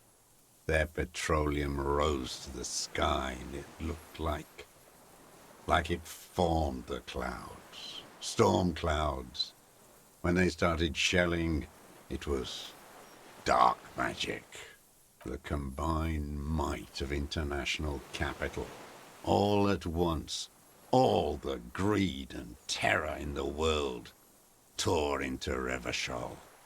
It lifted streets from the ground and turned houses into ghosts. We were in the flak tower, huddled on the floor. The artillery was 80 kilometers away in Ozon, but I knew the commune would fall. We would all be turned into ash. So I said I was going to the map room. He looks east. A terrible shame still within him. The lobes of his ears are red with it. The shame and smallness of what he became. He didn't go to the map room. No. I climbed the chain link across the water and hid inland, in the bunkers there, like the weakest of the weak. A mouse, frightened of the ordnance all night, and the sound of the rotors in the morning, whirring. He looks at the sky. Airships. I climbed out into hell. The landing was complete. The chain was submerged. I had to swim back. The fortress was half submerged too, shattered. They'd all drowned in the lower levels or got torn to shreds above. The anti-aircraft gun had malfunctioned. So had I. I left them without ideological direction. It was real. I'd seen it. I'd seen it in reality. The mask of humanity fall from capital. It has to take it off to kill everyone, everything you love. All the hope and tenderness in the world. It has to take it off just for 1 second to do the deed. And then you see it, as it strangles and beats your friends to death. The sweetest, most courageous people in the world. You see the fear and power in its eyes. Then you know that the bourgeois are not human. I had to fight it. I had to never stop. Honestly, this part of the game is also always where I'm like, okay, it's just an old man rambling, so please entertain yourself and listen to his wonderful voice. What is this place, this island? It's not an island, Dwat. It's a defensive fortification of the commune of Revachol. And I am its last surviving defender. I will let you know when you need to pay attention. What was it used for? The congenitally deformed King Philip II built it to restrict access to the Bay of Revachol. We captured it in '02, retrofitted the fort with an AA gun to defend against an airborne landing. Against the whole world. You mean the landing, the retaking of Revachol? Coalition military called it Operation Deathblow. I later found out on the radio they called it. I know, Dizzy. I'm reading. I also agree. Honey Pup was a decent game. Honey Pup 2, not so much. The one in between that's like a clicker game where you have them as streamer girls, that one was nice too. I like that one. Coalition military Deathblow. Deathblow. You're one of them. Tell me, who speaks like that? We had 50 million people on Caillou alone.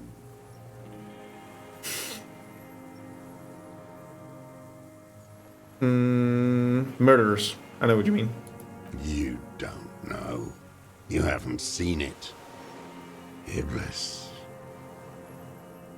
Can I admit something that I suspect makes me weird? Is it that you've never played it and you have no interest in it? That's not weird. Iblis? The black-eyed angel. How have you survived all this time? How does anyone survive? I steal. Oh. Supplies, vegetables. I collect rainwater. It's the life of a dog, not a human being. He coughs one more, then puts his hands on his belly. How is your health, Mr. Dross? I've been throwing up blood since winter. Red, like beetroot. Been passing it in stool, too. The RCM can provide medical services. You need to be looked over. I need to die. You don't have medical facilities. You have guns. That's all they give you. Toy guns. This is a serious situation. You need to be looked over and we can do it. There's nothing to look over. The triage is in, and it's black. Administer morphine. Moribund. How have you coped mentally? I haven't. I have holes in my brain. Years missing. Others filled with pain only. A decade of... His eyes roll into his skull and back. I don't even know what. Inferno? I also have holes in my brain. No wonder. Oh. All your minds are rotting from the radio waves. I watched the traitors of this city turn the lights back on. More and more each year. Ruins glittering in the dark, like a fucking merry-go-round. It's disgusting. He looks down at his shoes, his face parched from the sun and the wind. There's a wince of pain in there somewhere. Are they not heartbroken? How could they have moved on? Have you considered yourself all these years?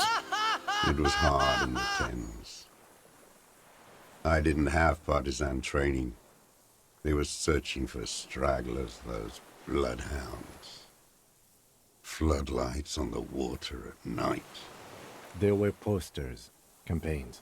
We communards still hoped, and they needed to snuff that hope out. The East capitulated. Martinez and Cold City were turned to dust. But Jamrock, Forburg, even Coron, and Boogie Street, of course. Those fucking kips had Marsov coursing through their veins. And others too. Some cordons of Revachol was still fighting. There were cells. I tried to contact them. Soon they all went silent. The frequency's dead.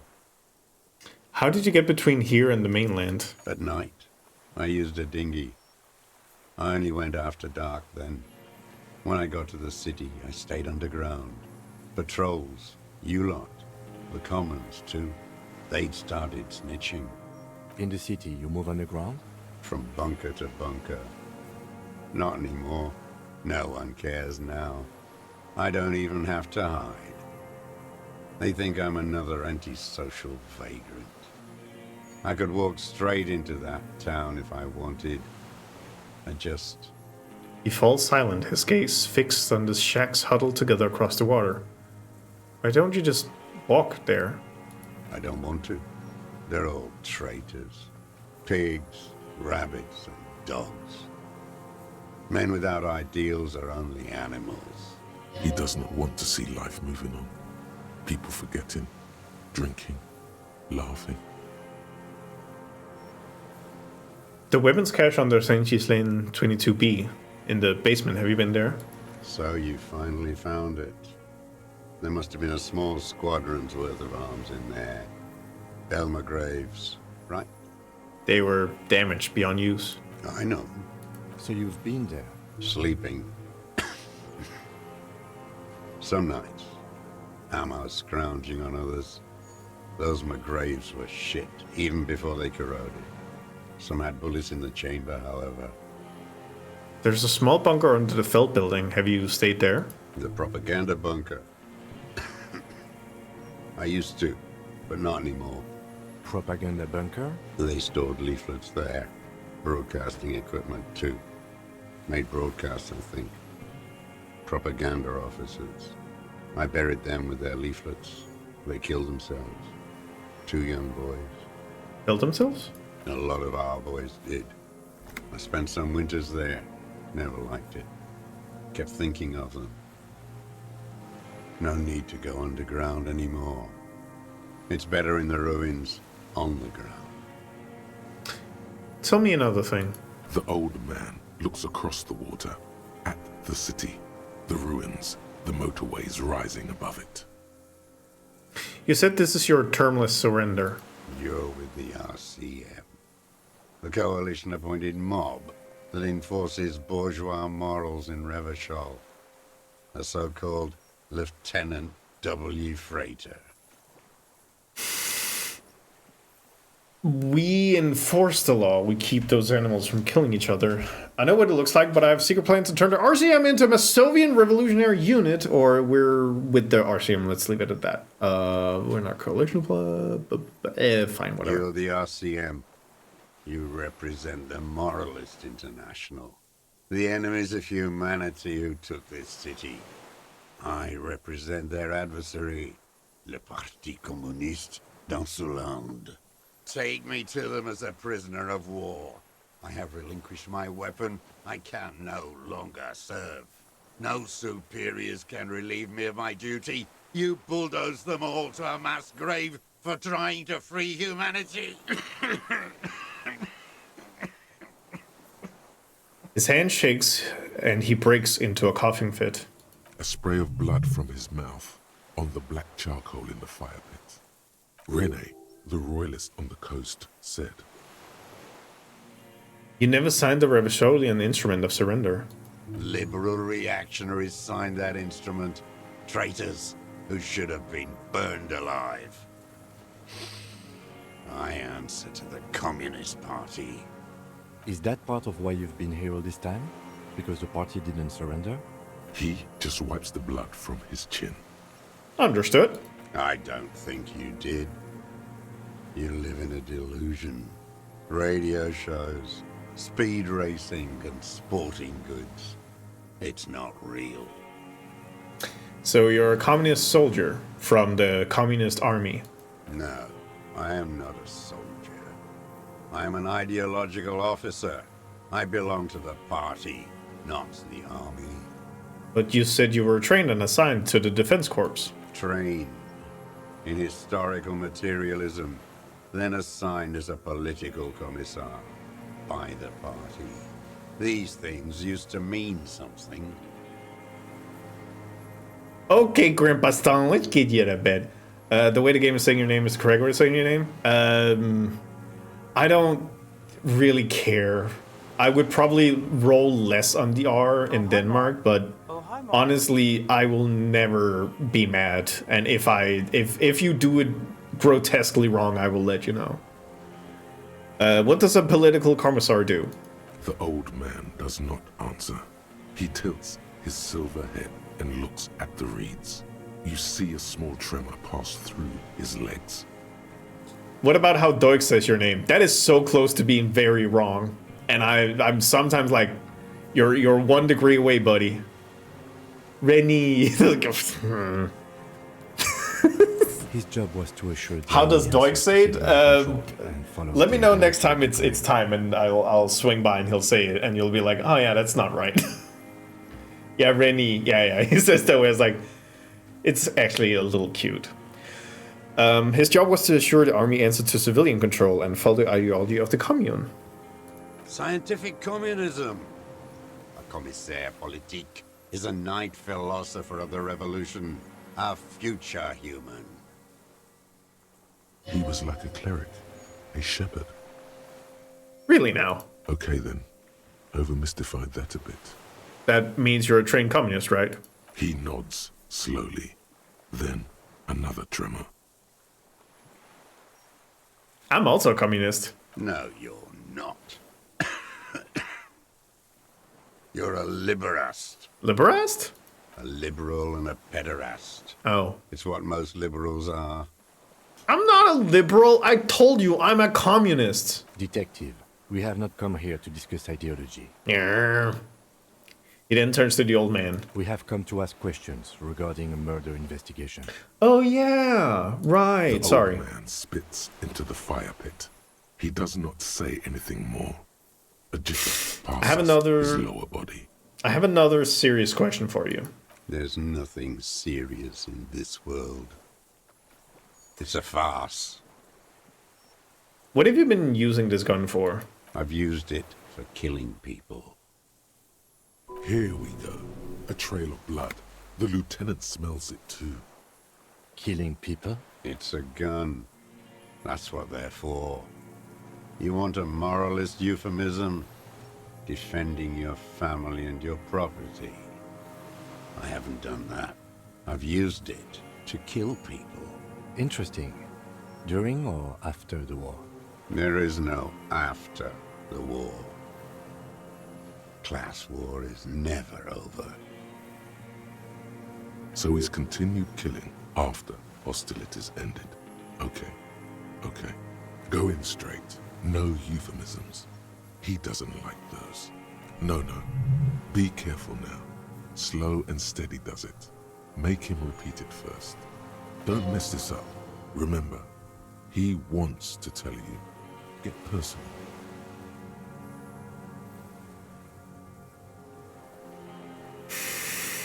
Wait, so which one do I say then? Nothing comes to you. Silence. His Chill. black eyes look at you. And in them, a chill like electricity running up your spine, crawling into your skull. What? All is not as it seems. Thank you, Shivers. Detective. The lieutenant turns to you with well-disguised impatience. Oh, hi, Mark. God damn it, they're all easy successes. So you're saying you killed people after active fighting stopped. Did you use that gun to shoot and kill a colonel of the security contract colonel? He doesn't know what that means. I know you want to tell me. Have you killed anyone with that gun in the last week or two? I don't want to tell you anything, you grotesque murderer. Unless? And why did you think that was a good idea? Don't listen to me. I'm wrong all the time. Oh, god damn it, suggestion. Did you use that gun to shoot and kill a colonel of the security contract colonel? Okay, so you're saying you killed people after active fighting stopped. What did I just say? He keeps shaking his head, erratically sudden. He brushes something out of his eye. What did I just tell you? Don't drop the ball now. Oh my god, rhetoric, please. The who now? He leans in and cups his ear. He heard you. He just wants to hear you say it again. This is dramatic flair on his part. Right choice. We're in. Do it, sire. The corpse in ceramic armor, hanging behind the whirling racks. Did you shoot him? The fascist death squad who took a bullet in the mouth on the night of March 4th? A beautiful strong man sent here by our private military company colonel. His name is Elias Cordner. He was part of a security detail in Hermione's. I think 2. The fascist death squad. Say 4. What? He was sent in to protect fair, just beautiful corporate interest in an ugly labor dispute. He was murdered. Are you being clever? What is this socially abhorrent joke? Watch your mouth, Mr. Dross. The lieutenant squeezes the handle of his pistol. Okay, I'm in the paramilitary death squad. Oh, yes. That one. Ugly piece of work, that boy. Did you kill him? The lieutenant takes a sudden step towards him. I am a son of a welder and an officer of the commune of Revachol. I do not collaborate with murderers and pederasts of the liberal regime. God damn it. A drop of blood in the saliva. Exhaust him with proof. Pile it all on him. Get a confession. The scent of blood in the air. But what else? There was something you can't remember. I don't need your cooperation, I got this. Okay, well, you don't have to laugh at me. Not a lot of guns around that use military-grade ammunition, are there? It's a real gun. Not like your little musketeer pistols. I've seen you prance around with those. Jumping hoops for the liberals. You look like imbeciles. Why don't you ask them to give you real weapons, eh? Going against automatic rifles with a flame bomb. Of course you got all those boys killed. Okay, but if I'd hit with the flame bomb, it would have been really fucking cool. Damn, he saw you. He's watched it happen. Which means he can see the whirling racks from here. So he saw you. Okay. So what? Don't let it divert you. Stop changing the subject. We have the murder weapon. You know what? You're right. I'm convinced this made the shot. Should we call it? The lieutenant looks at the weapon demonstratively. Dramatically asks, You think we have the murder weapon? 4.46 jacketed ammunition, modified for range. We have it. This is it. I'm calling it. We have the murder weapon. Good. Yes. This feels good, doesn't it? Yes. Saying things up like this. When you have the murder weapon, you have the killer. Murder. The old man does not say more. He just glances into the reeds and then twitches once more. Like a marionette on some invisible string. What am I forgetting? Wait, here it comes. The goddamn Maybells. The dried Maybells on Clausia's roof. My head hurts now. Who cares? There were Maybells in the grass when you got here. And on Clausia's balcony. Is this a coincidence? Wait, don't forget the footprints. The diagonal prints in the dust in the secret space behind Clausia's bedroom. Now they're gonna come up. Of course! Thank you, Hey, ow. Yes, ouch. So good, it hurts. Those were not modern prints. Nothing else comes up. You see the lieutenant watch you. Try to stimulate thought processes by hitting yourself. I'm sorry, this didn't do anything. Usually hurting yourself does. No, it doesn't. Officer, a word? He just has to talk to you on the side.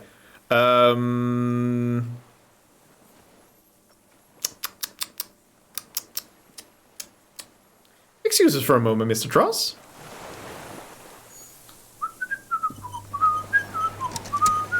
I think we may have this. Mm-hmm. Do you think he did it? From nothing to this in a day. This is good, Lieutenant Gefreiter. We just need a confession first, and then maybe a solid motive later. I know. I'm not doing anything right now. I just thought the prints were rubies. Nope. They did not match her boot prints. It did not. We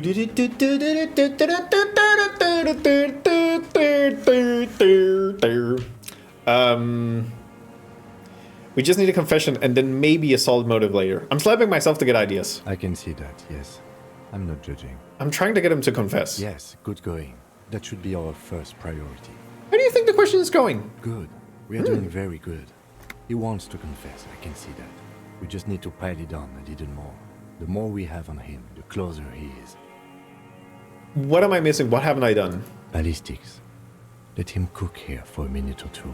We can have another look around the island for a sniper's nest. I think we should check out the post.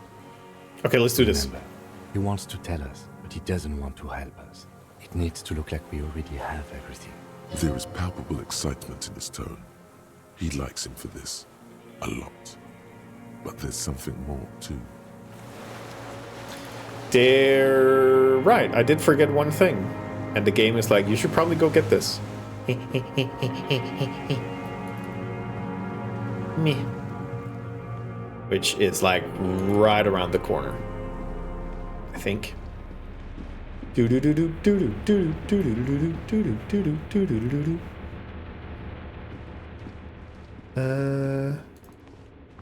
I go out that way?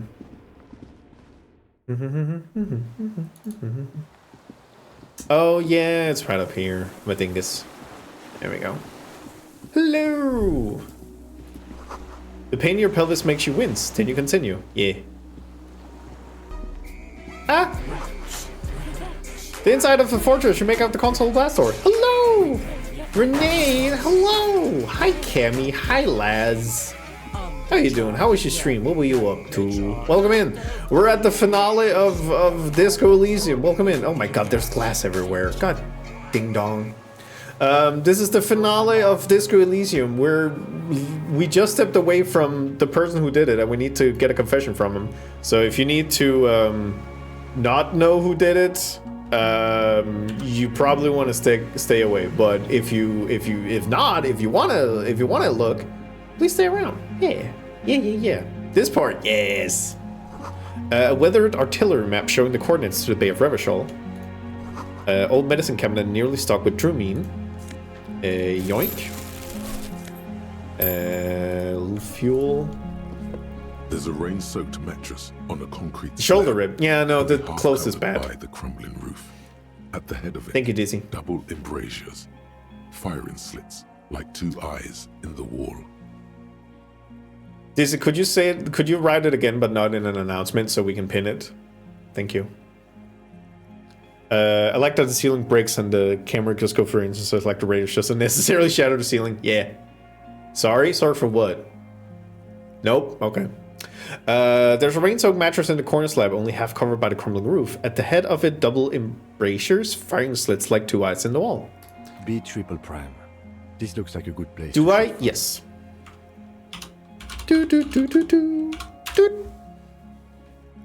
is. B triple prime. The lieutenant lowers his voice, stepping closer with his hand on the gun. This looks like a good place to shoot from. Inspect the mattress. A single-person mattress. Modern. Civilian use. Brand name. Marjorie. There's a fuel stain on the cover, along with cigarette burns. And an empty can of beans on the ground next to it, filled to the brim with cigarette butts. Pick one out of the can. The silhouette of a tobacco picker adorns the paper filter. The brand, Tio Moteri. Timorite, like the ones we found at Land's End, remember? Yes, this guy gets around. Inspect the wall. There's a firing slit in the wall in front of you, like a little window. Touch the concrete. Quite old and grimy, from years without cleaning by anything other than the rain. Look through the hole in the concrete. The springs screech as you lean on the mattress and crane your neck to look out. Trepidation. A tingling feeling in your stomach. A small piece of Martinez coastline opens up in the square in front of you, like a tiny landscape painting. 1 kilometer across the water. The ruins look familiar. On the left. A towering skyscraper. Its top floors shaved off by artillery fire. Capeside apartments. Rue de Saint-Ghislain, 33A and 33B. On the right. The red chimney and collapsed back of the 4-story tenement in front of the Whirling in Rags, Rue de Saint-Ghislain, 10. The doomed commercial area. And between the two. The box-shaped silhouette of the Whirling in Rags. Its sloped roof, a tiny fleck of light catches your eye on the rooftop. Sunlight reflecting off the upstairs window of Clausia's room. Motherfucker! What does that mean? Do you have line of sight to the window? More than that. Kim, with a pair of binoculars, I could be able to see inside the room. A pair of binoculars? Or a scope of a rifle? You'd be prone, lying on a mattress, barrel resting on the embrasure. I think we have it. The origin of the shot. This is the sniper's nest. Booyah, master cub work! Why not? We have the weapon and ballistics.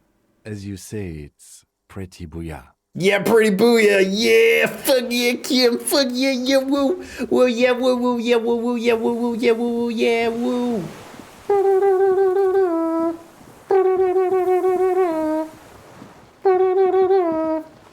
Booyah. Hey, old fucking Grandpa Stalin, get over here. I'm gonna make you squirm. I'm gonna make you squeal. I'm gonna make you say all the things you won't tell me. And bonjour. Minions of capital. What do you want? One more time, Mr. Dross, the Colonel. We need to talk about you killing him. Petty bourgeois law. This is all you care about, right? The only thing in the world for you types. A drop of blood in the saliva. Tear into him again. Pile it on him. I wonder what brand of boots you're wearing. Everything is brands with you individualists. Who cares what brand my shoes are? Sansa? Some shit. Show me the soles, please, Mr. Dross. Fucking imbecile. The old man stretches out his leg. A black and white spiral pattern covers the sole of the worn-out old running shoes on his feet. The maker is called Sansarique, and the size is 42 to 44. These are not the unusual horizontal patterned soles you saw in the dust on the floor of the hidden room. They do, however, seem to be about the same size. The size fits, but not the sole.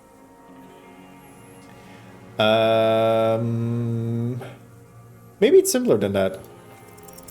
Sire, he doesn't have to be wearing them right now. He will change shoes. It doesn't mean you weren't there near the room the victim died in, sneaking around. Racking those brains, are you? Desperate to report something back to your masters? They must have really loved that dead fuck. The lieutenant gives you a quick sideways glance and nods to acknowledge. The prints were his. You can see it in those eyes. He can't keep them from flickering, looking for something. The old man stares at his own prints in the ash around the fire. Silent suddenly, some strange process within him. A gush of wind.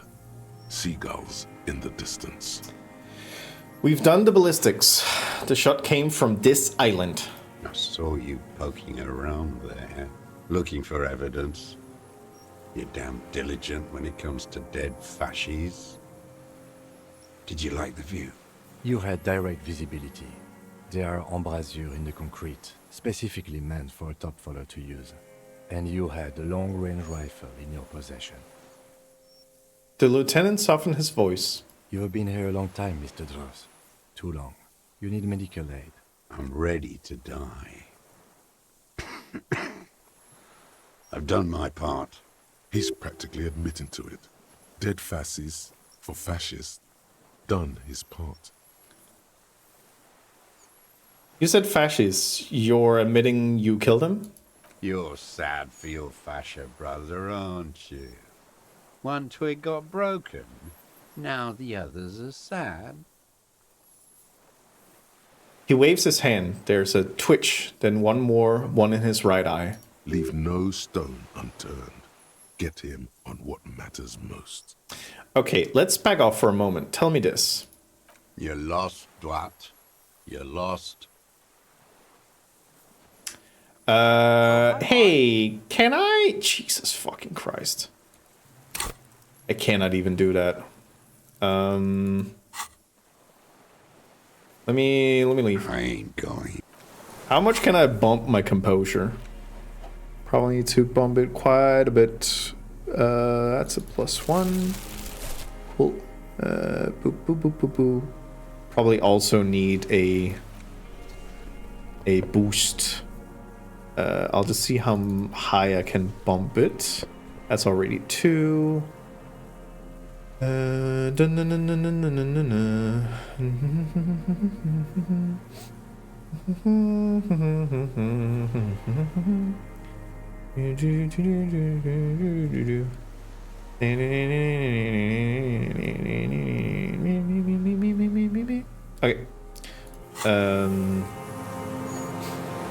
Minions of capital. He may not say it, but he is judging you for changing in front of him. Well, he can half mine arts. Chat, can you help me? I need more motor skills and, I don't know, less intellect. I feel like it's nice to be stupid. Boop. For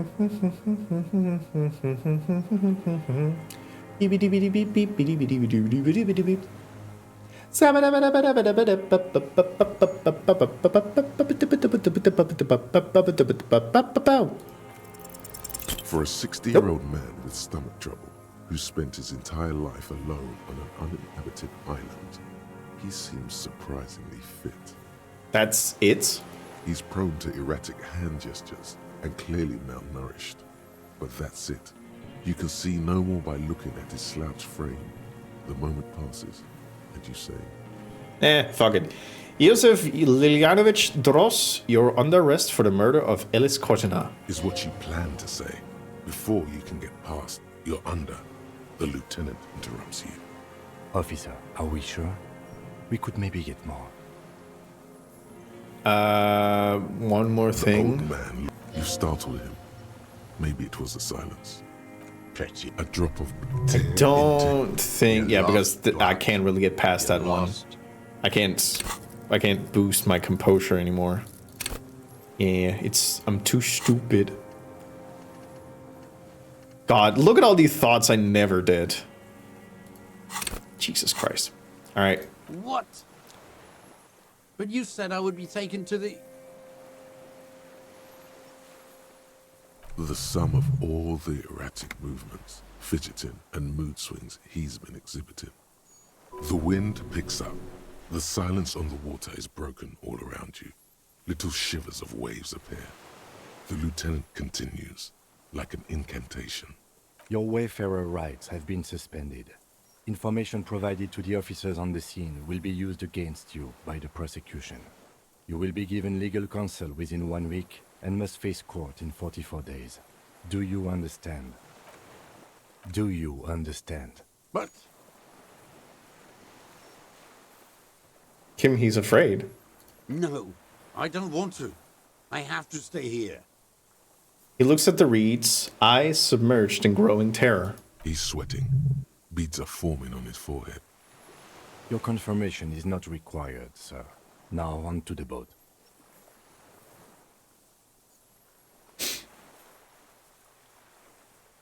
God, I really want this one to work. There it is again. Yes. To your north, as it has been since you came to the coast. The reeds whisper, stalks rubbing against each other. But then, in the middle of it... Okay, chat, now is the time to pay attention. What? Something completely different. It sounds like a bow, very slowly being drawn against the strings of a violin. A very small violin, made of reeds and rushes. Maybe there is room for 3 on the boat. Shh. Kim, do you hear that? What? What are you talking about? Is this really us? Your skin crawls.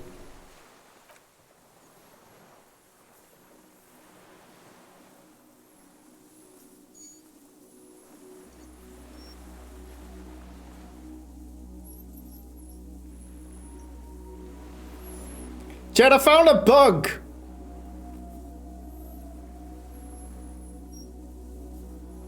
Found a big bug.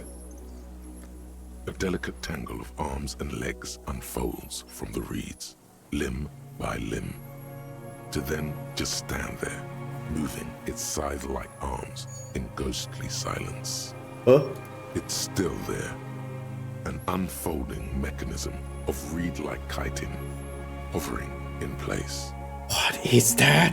What are you talking about?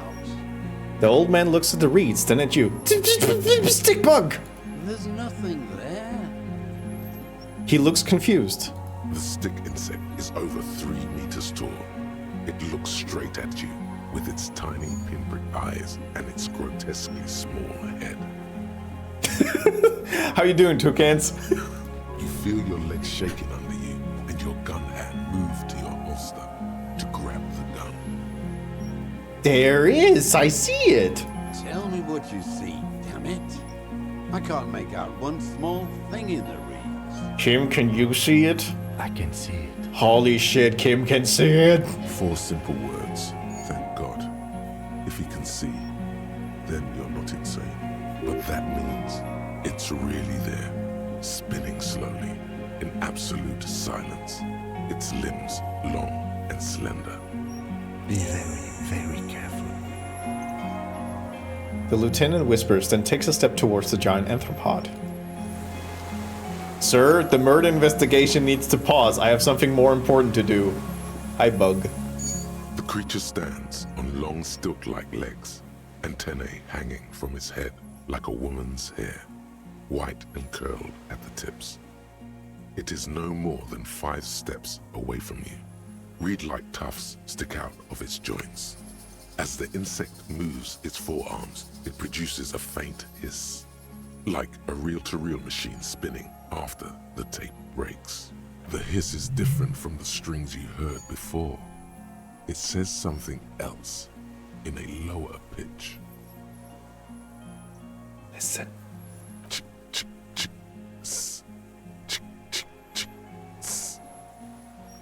This is the Insulindian Phasmid.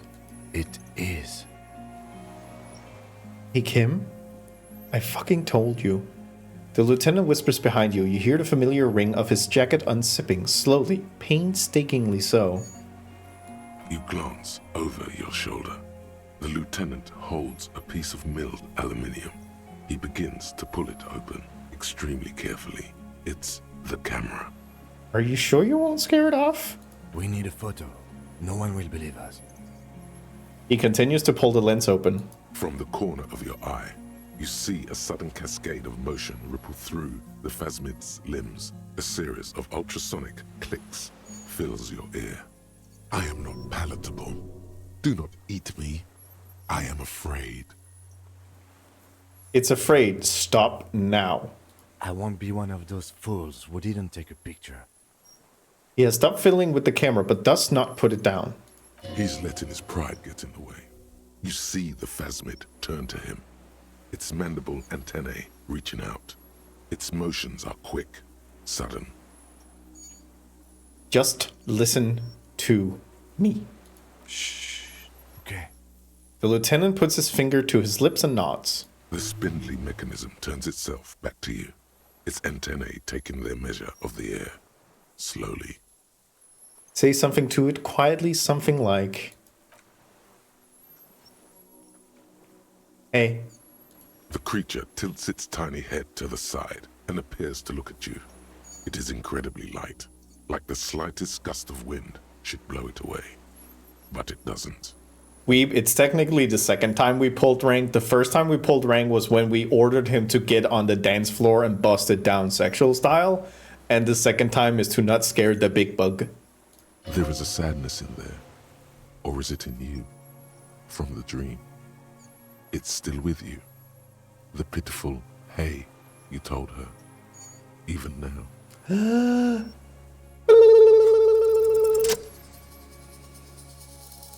Slowly, with your breath held, you take 2 small steps toward the phasmid. The creature lets out a series of ultrasonic clicks that swarm around your head like swallows. Like laughter, a sort of happiness.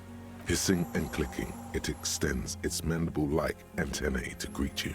You're right below it now, looking up at the colossal chitin of its white limbs. The head of the creature is crowned by reeds, and its eyes are like small droplets of water.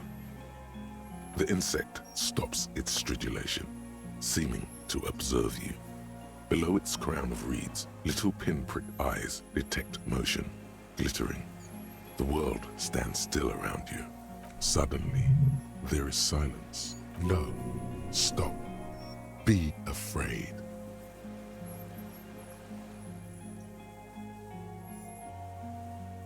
As you do, the invertebrate comes to life, its limbs moving independent of each other, as if each has a mind of its own. They are white, like stalks of porcelain, knitting above you, praying to you. That's right, bitch. Pray. Unwittingly, the insect continues its stridulations. As it moves, tuft-like structures still pretending to be plants rustle along on its joints. Perhaps it is preparing to eat its god. Hello, I'm Harry. I don't really know who I am. No reply. A total ancient silence comes from its mouth, along with what appears to be some kind of foam. The stridulations of its limbs continue all around you. You were right. Little bubbles form on the mouth parts of the creature, on its segmented lower lip. It looks to be foaming, slowly. The foam is white, then yellowish. The faintest smell, like you've never felt before, like burnt roses. Kim, it's foaming! Careful, it may be poisonous. The foam slowly turns a darker shade, like burnt caramel, as the insect moves its mouth parts, masticating. The little bubbles begin to burst, one by one, letting out that same smell, like summer burning. Apricot blossoms, white blossoms erupting, a sensation like cold hands on your face.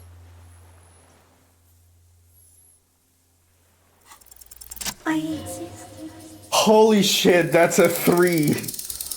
Oh, that was... God, that was close. Sup, Bug? I'm a detective. I exist too. Tell me what it's like for you. Fire. I'm ill. What is your illness? For me, it's sadness. Input after input. For me, it is not like that. I have states, not the emotions. For example, I experience excitement and unexpected sugar rewards. But that is not important. Now I will tell you how it is for me. For me, it is a series of half-lit images, a kind of darkness, being intruded upon, transient, dim, moist. Intruded upon by what? Shapes of plants and animals, and internal sensations. A swarm of sounds, tiny vibrations on the inside of my forearms. All speak of complexities totally beyond my understanding. I am at the end of a narrow funnel, weightless, so light, it only feels like something to be me. In truth, perhaps I'm nothing. I certainly do not have a soul, and if I did, it would never ache.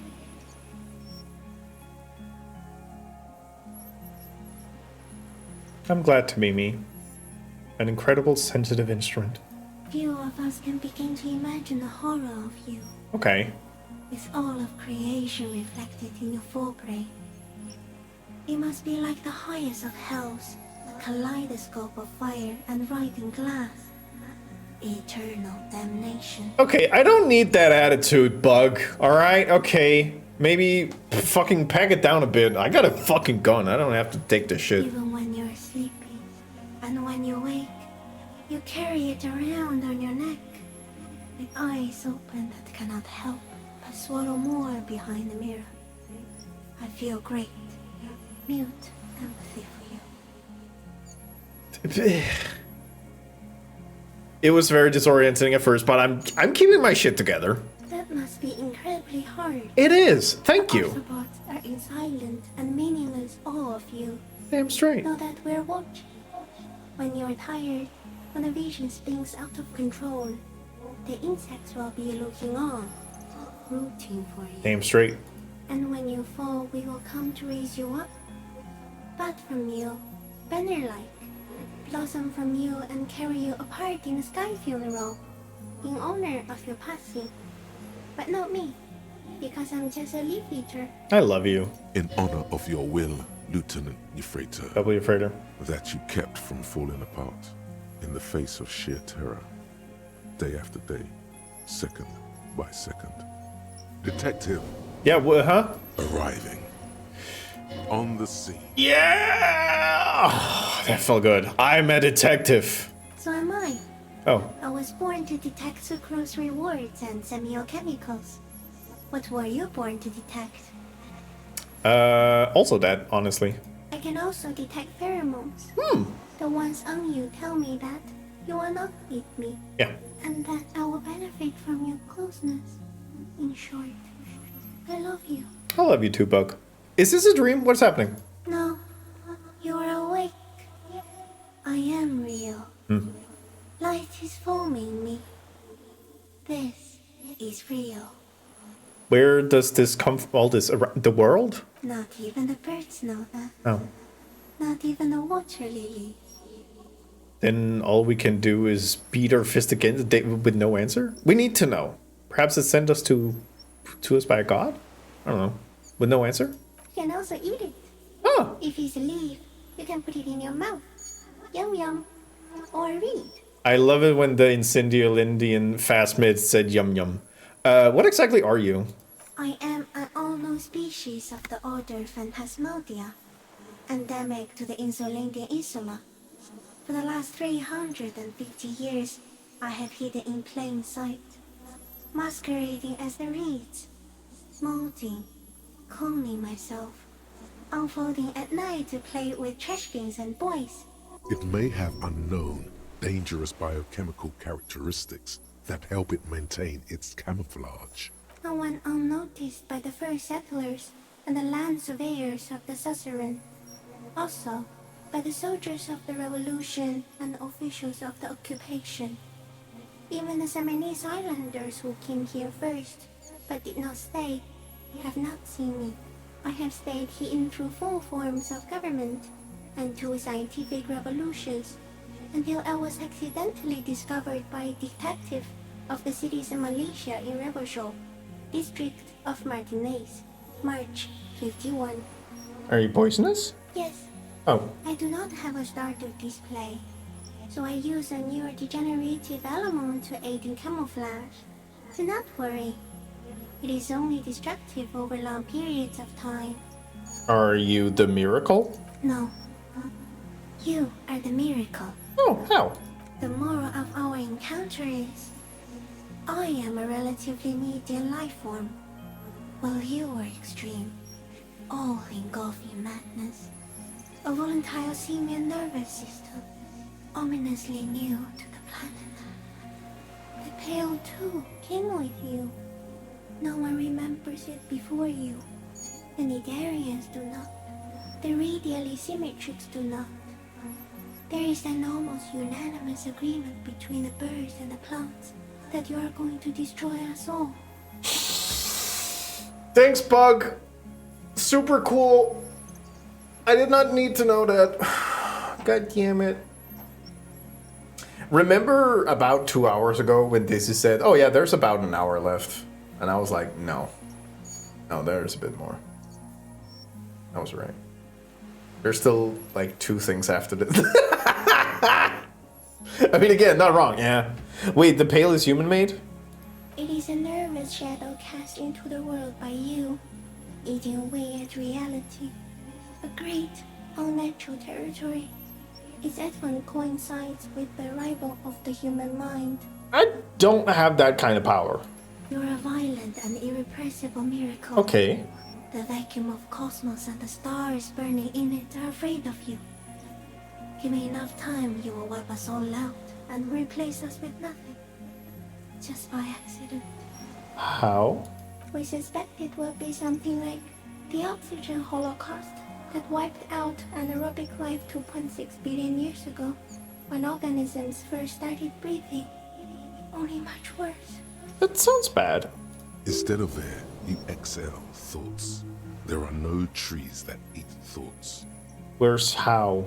Everything your eyes touch goes back there, behind the nose mirror. What if you blink? Are we still here? Please don't blink. What if you misplace us all one day, or just forget? Have I always thought this way? No. Oh. You're only thinking it now. This is a revelation. This is the gloaming I've been waiting for ever since I woke up the hotel room. I've already forgotten the whole world once when I drank too much. I will be extra careful not to blink, stick insect. Don't worry. Please be. Hmm. Or one day, one of you will close your eyes and sigh, and open them to see that none of this ever existed.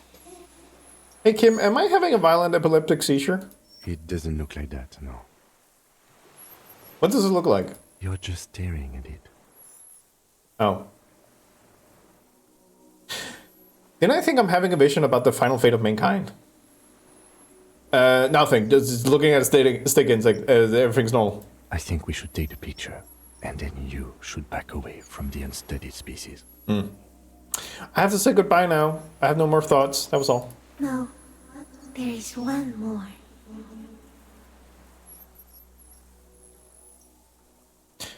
Of all the creatures I've met, you are the most beautiful. Thank you. I also have one more thing to say to you. That woman, turn from the ruin. Turn and go forward. Do it for the working class. The working class? What woman? You cannot lie to me. Damn it. Behind you, it smells of fires. So awfully far you were prepared to go in her presence. And it. I will. She was middle class. It doesn't take a 3-meter stick insect to tell you that. Wow! The bitch was mid. You're getting your whole life fucked over by a mid bitch. How does that feel? Okay, Kim, take the picture. Okay. With a slow ring of metal, the lieutenant slides the lens open and raises it to eye level. There is no change in the insect's motion while it's being aimed by the camera. It remains fixated on you. In 3. If it moves, you jump back. I'll shoot. Here we go. 3, 2, 1. The shrill flash of the camera cuts the air like the blade of a sword. The phasmid freezes in its bright light.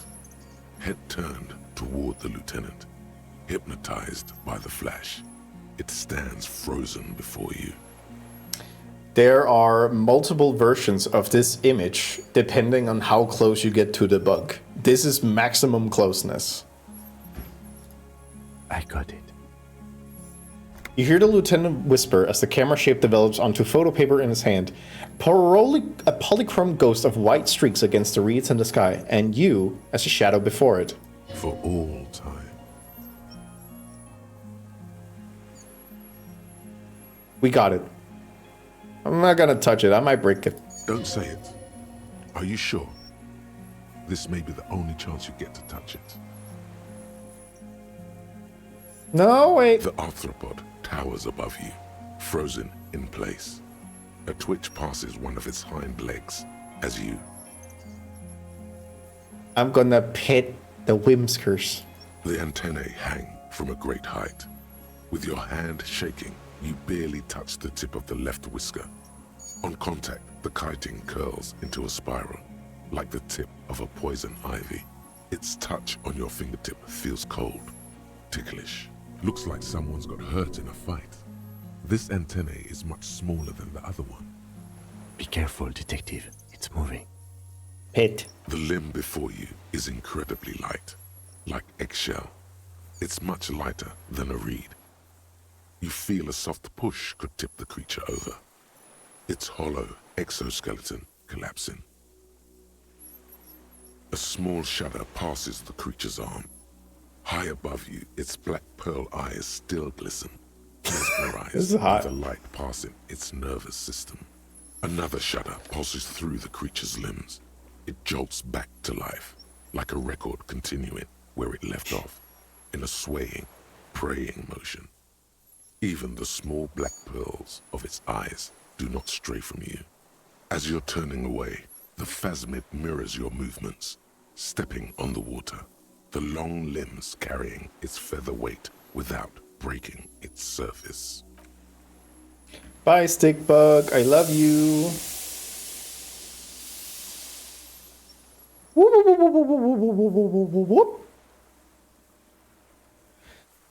Cool. That was a good game. And just like that, it's gone, skating away across the sea's calm mirror like a skipping stone, leaving nothing but circles on the water. And something under it, in the place it stood, bobbing there, among the reeds, a collection of items. It's gone. The lieutenant looks north with his hand raised to his brow.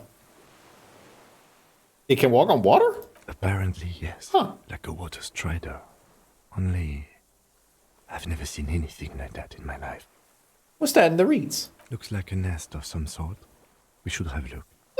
What now? Oh, shut up! The old man behind you repeats suddenly. He puts his hand into the ash. It's sturdy and black. In some kind of strange, semi-catatonic state. Our suspect is not looking so good. We need to check on him. And... oh, look! It's the last part of the ceramic helmet thing that Kuno kicked into the water. Yoink. Rifle scope. Clash passports. Ooh. Yoinky spoinky. This passport, issued by the Sovereign Republic of Oranje, is issued to a black-haired woman called Katarzyna Alazie. Classius hidden documents. From the MT boy. Look at the photo. It's Klasia, with short black hair and glasses. She looks boyish, younger somehow. An old photo, before life came and did what it does. What was this doing in the Phasmid's nest? Maybe our man, Mr. Dross, took it from Classius, or whatever her name was. Hiding place, or... I think the Phasmid took it. Like a magpie? Yeah. What a coincidence. Then it would also have collected the other objects, which would be highly unusual. I can see how the helmet could wash up on the island. And the scope. Maybe Mr. Dross lost it. But to seek this out would be very unusual behavior for an arthropod. Would it? Maybe it was simply curious.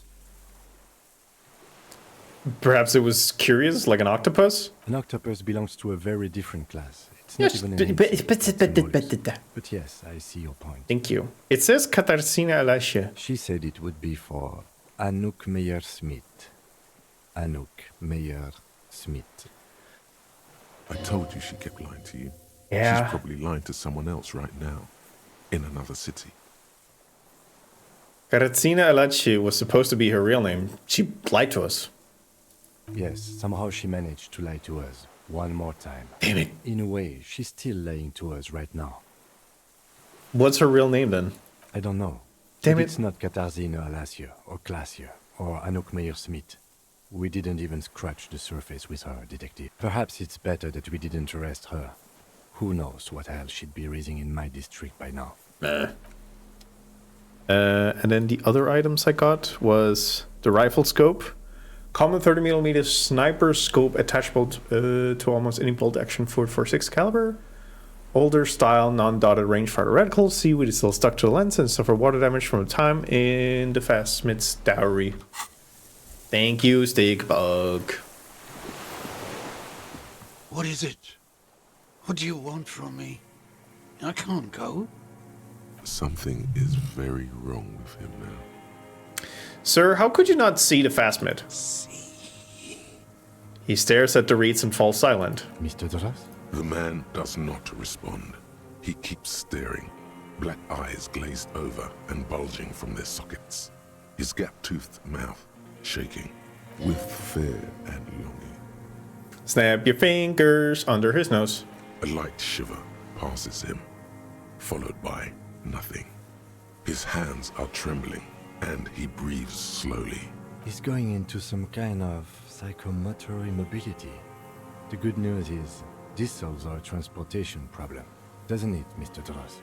The trembling mouth appears to sigh. Between this and the broken tire he's used for a boat, I think it's safe to leave him here, while we go and get help. It will need to be medical first, I'm afraid. What happened to his man? Old age and shock. I think it's the Phasmid. Yes, the arrest and the appearance of the Phasmid, the combined stress. But you think it's something more than that, don't you? Yeah. There's much more. Remember what it said when it spoke. He couldn't see it, Kim. It's just the reeds for him. That could be part of the shock. But you're right, something is off here. Mr. Dross. He touches the man's shoulder. No response. Maybe this is how the Phasmid has stayed hidden all these years. Then how did we see it? Oh, you mean, whatever does this, does it over time? Teenagers, kids, drunks, sightings are brief, and hence not credible. But anyone who spends a long time with it... Yeah, you forget it's there. Mr. Dross, have you ever seen a stick insect pretending to be the reeds? The old man stutters. The doctors will have to look at this. I hope your station has better medical personnel than 57. This is a little advanced for a nurse. He's been here for a long time. Who knows how much of it in his company? He did seem distressed when it finally came to arresting him. Like he didn't want to leave this place. And the insect, maybe. I have absolutely forgotten to take notes. I hope I remember all of this. This will be one hell of a report. Thank God we have the photo. No one would believe you without it. We found some things in the Phasmid's nest, Mr. Dross. He stares into the reeds. Your words don't stir anything in him. Perhaps you should. I'm gonna let you rest now, Mr. Dross. The plastic cape flaps around his face in a gust of wind. His back is slouched and his mouth open. The blacks of his eyes are receding. His pupils are returning to normal. Hang tight. We should think about getting back to the mainland. To get help. He'll be safe here. If we don't take too long. Oakley dokley.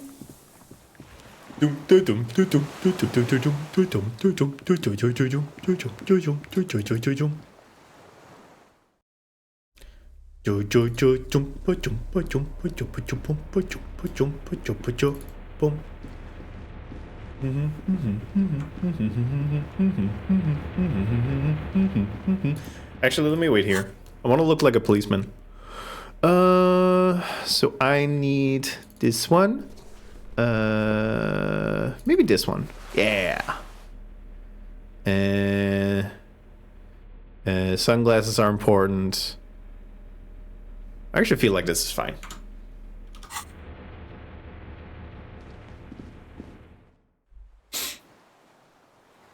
Actually, it was fun when we raided into Blanc a little while ago. Actually, after the after party stream, he had blocked the term "sorry" because he doesn't feel like it's an appropriate word to use. So instead of "sorry, I'm blathering," he would have preferred "thank you for letting me talk" or whatever. Just cutting that word out, which is interesting. The skiff is swaying on the waves by the dock. Dude, let's return to the mainland. Let's. We are done here. The skiff rocks gently under your weight as you get in. The ride back is uneventful and quiet. Thank you for... Dizzy, you can say things like, thank you for providing a space where I can be a degenerate. And I really appreciate it. But for the sound of conversation on the water, there is someone inland waiting for you. Two men and a woman stand on the concrete square of a nameless village, looking at a small yeah! As it draws closer. The sea is calm. This is rad as shit. Yeah. Yeah. Yeah. Fuck yeah. That's good. Yes. Investigators arriving at the scene. This is a good doodle. Thank you. The disco. Yeah. You reach the jetty and climb out of the skiff. All right. Chat, are you ready for the final interaction? They jam.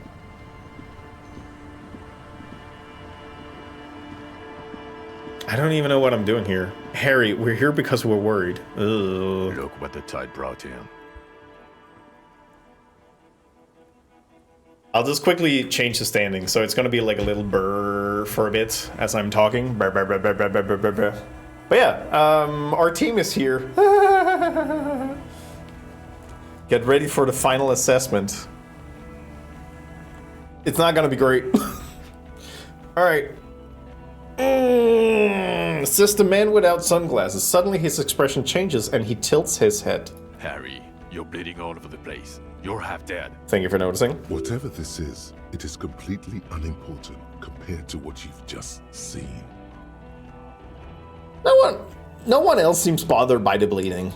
Bothered by it?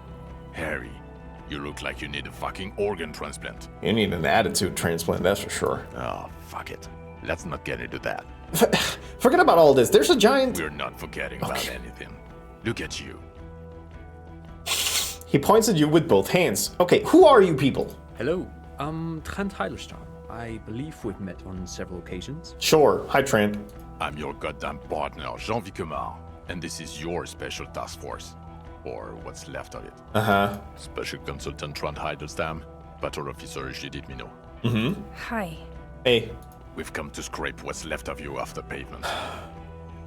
Okay, fuck you. Lieutenant Kim Kisuragi, Prison 57.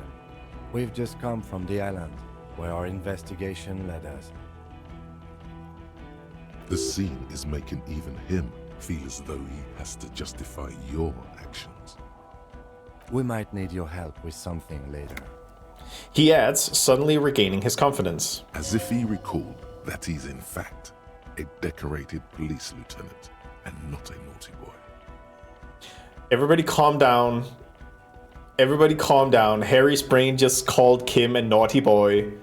It said not a naughty boy, but we can take that out of context. But this is clearly a departmental matter. So I'm going to leave you to discuss it among yourselves. Thank you, Lieutenant. It's good to meet you, Lieutenant Kitsuhagi. She says warmly, flashing the lieutenant the tiniest of smiles. Letting the lieutenant know he shouldn't feel embarrassed over the shitstorm that's about to befall him. Alright, what is this about? Ari, we want to help you. Trant, I believe this is where you come in? I don't quite know what I'm doing here. I was asked to participate as an expert. I think I need to manage your expectations a little. I'm at best an enthusiast in cognitive science. My background is in something else entirely. I engage in neurology on a merely theoretical level. In fact, I should probably get going. Trant, shit or get off the pot. No, Trant, it's too late. You're part of this shit now. What have you got to say for yourself, shit kid? What does he have to say for himself? He left you to catch the bullets. Shit kid. What an interesting moniker. You aren't the man with sunglasses at all. You're not even blonde. Guilty as charged. I heard you'd lost your mind and your memory. I wanted to see if it was true, and it was. Good work, Harry. You're insane now. There's one less person for me and everyone else to rely on. He was too sarcastic for you to realize who he was. Actually, I suspected something was off. Did you? Mm-hmm. Or did you literally not recognize my face? We've been partners for how long, Harry? Don't answer that. You don't remember.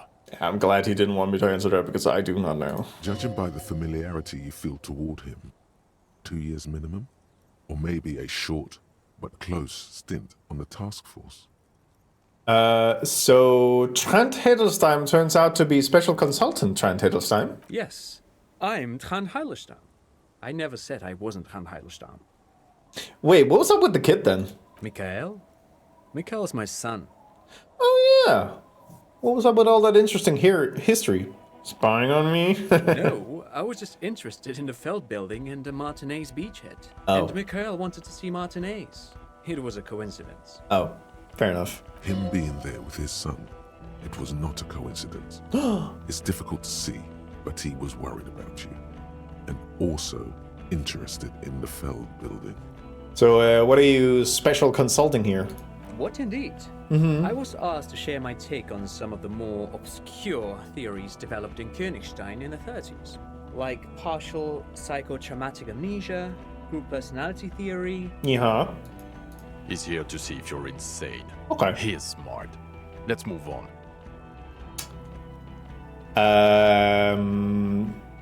So what's a shit kid? You. Shit kid, that's you. I feel like my rank is higher than yours. Maybe so you've deserved it. How did you know I was here? The cafeteria manager you fucked over told us where you went. I saved his establishment and still he betrays me? Turn your face to the general direction of the whirling and yell, "Damn you, cafeteria manager! You betrayed me for the last time!" Or, I understand. Okay, Gert told you.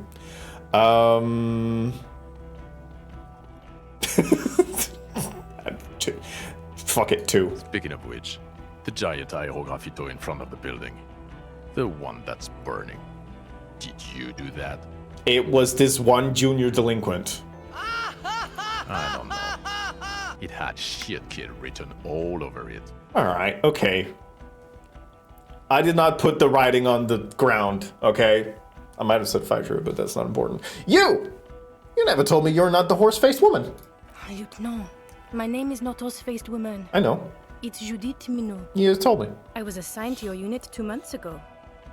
I thought we were friends. I feel like it's fair to say... Patrol Officer Minot, glad to make your acquaintance. Let's put the past behind us. Right, sir. Her tone is suddenly very cold. Alright, duped again. No one's who they say they are. Duped? Hey, here's a brilliant idea. Don't be a morbid drunk and you won't be duped so easily. Okay, that does have something to do with it, yes. No.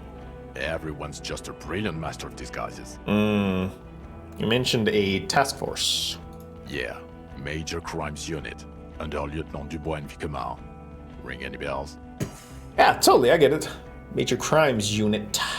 He doesn't Alright, remember. okay, don't call me a clown. Doesn't remember. See?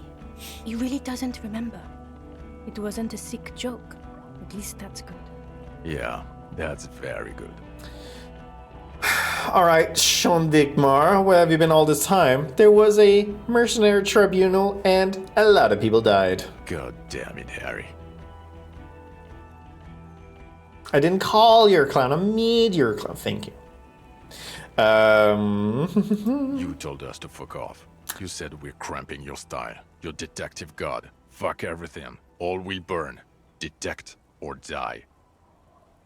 Wait, so you let me face a squad of trained killers alone just to teach me a lesson? It wasn't like that. Fuck you, Harry. We didn't know there was gonna be a tribunal, did we? Why?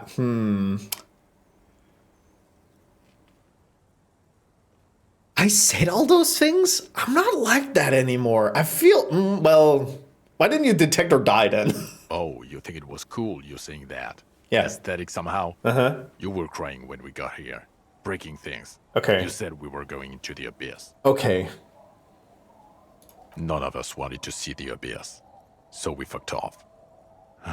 Like you told us to. Alright, none of this is ringing any bells. The bells aren't ringing because you have brain damage. Trant, this is where you come in. How bad is it? Well, he doesn't have visible tremors. He talks without slurring. Mhm. He can drive a boat. Damn He's straight. Standing. Yep. Reasoning. All good signs, but complete retrograde amnesia. Episodic and semantic. A lot of big words. Sure. Meaning, you forgot both who you are and the definitions of money, Isola, pound, and so on.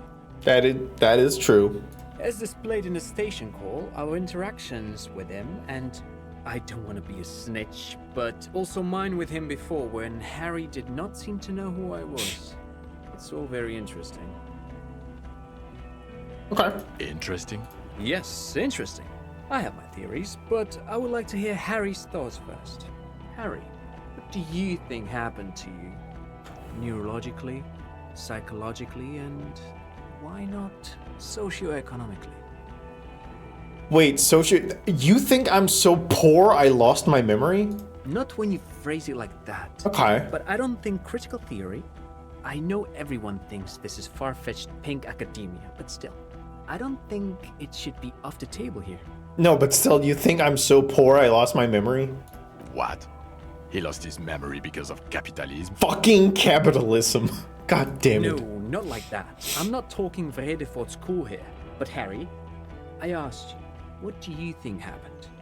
I drank so much I lost my memory and I'm now slowly recovering it. I made it all up. It was a fantasy, a stupid joke. I know what I am. No. It might have something to do with an anomaly in the church, a 2mm hole in the world. I'm a highly experimental detective. This was a method I used to solve the case. Something so sad happened to me that I couldn't be me anymore. It was a defense mechanism. Or capitalism. Capitalism fucked me beyond all recognition. Trent is right.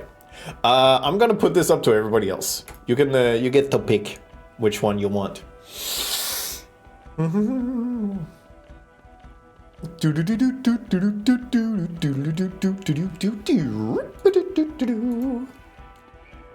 It's always goddamn capitalism. I drank so much I lost my memory. He is. He's getting better. Mm-hmm. And I can confirm that he drank a lot of alcohol prior to it happening. I could have been drinking more. I believe he drank. People do that, especially this one. What they don't do is forget their whole life because of drinking. Sounds like you have been drinking enough. But Detective Vigmer, he has blanked out before. Wait, what? I have? Yes, a couple of times. After some of the more serious benders. One was after the two drunks case, the other when we looked into that mural. The two cases in your ledger, the unsolvable case and the Next World mural, those were recent. Huh.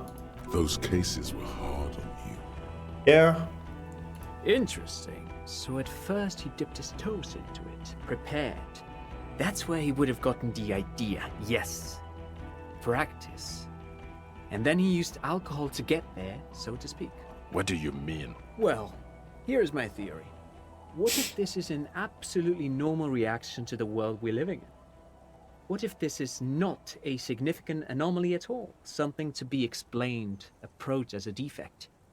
Look at the sensory input here. He gestures towards the scenery, also adds. I like that Trent is about to say like, no, hear me out. What if we should all get so fucking drunk that we all forget what's happening here? I'm gonna side with Trent just because it makes me look better. No ads, it's fine. I'm just sitting here. It's no worries. Buh.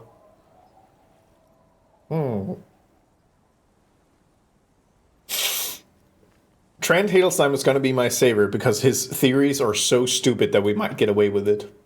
Teehee.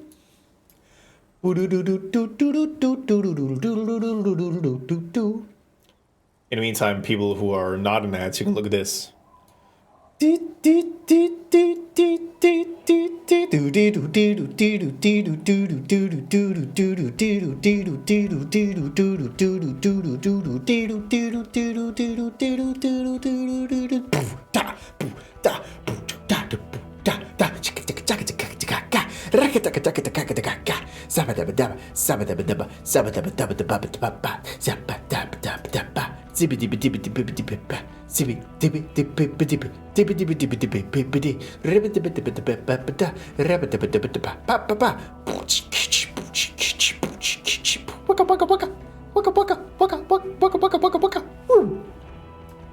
Thank you, Meister. Look at the ruins, the neon.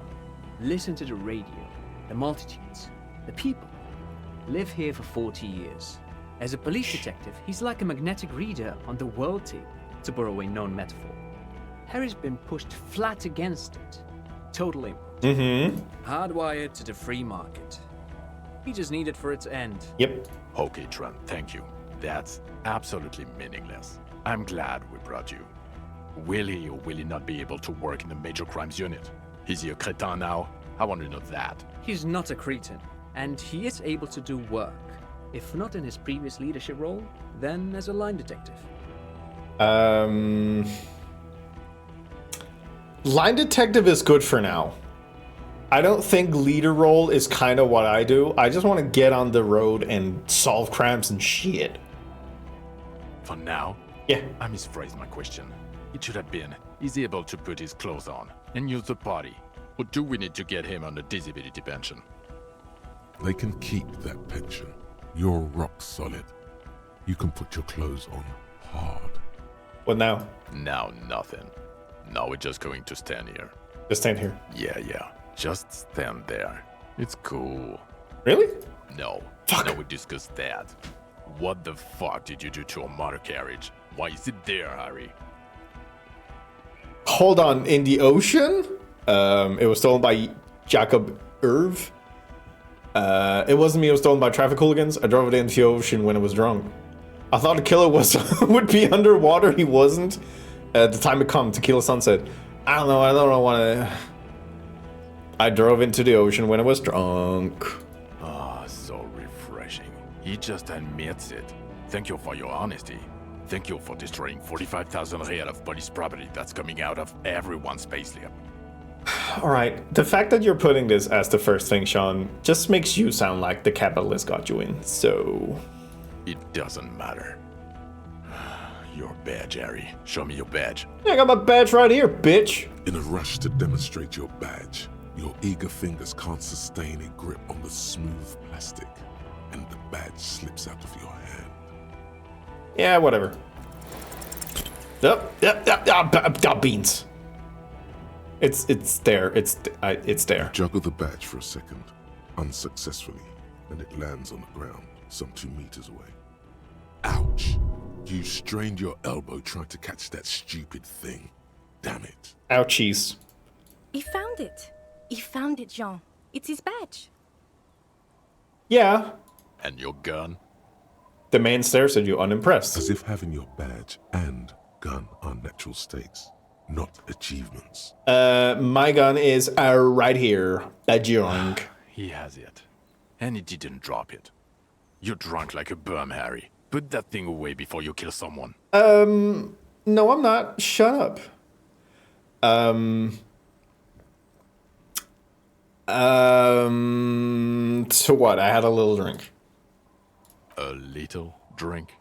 You smell like a corpse. I'm downwind and I had like one sip like 2 shit. days ago. I did take speed yesterday. You let a suspect escape, Harry. Glacier something. Because you were too drunk to assess a flight risk. No, that was Chat's fault. I wanted to put her in, but everybody was like, no, I'm compromised. Yeah. We've read the reports. Lieutenant Kitsuragis. We know.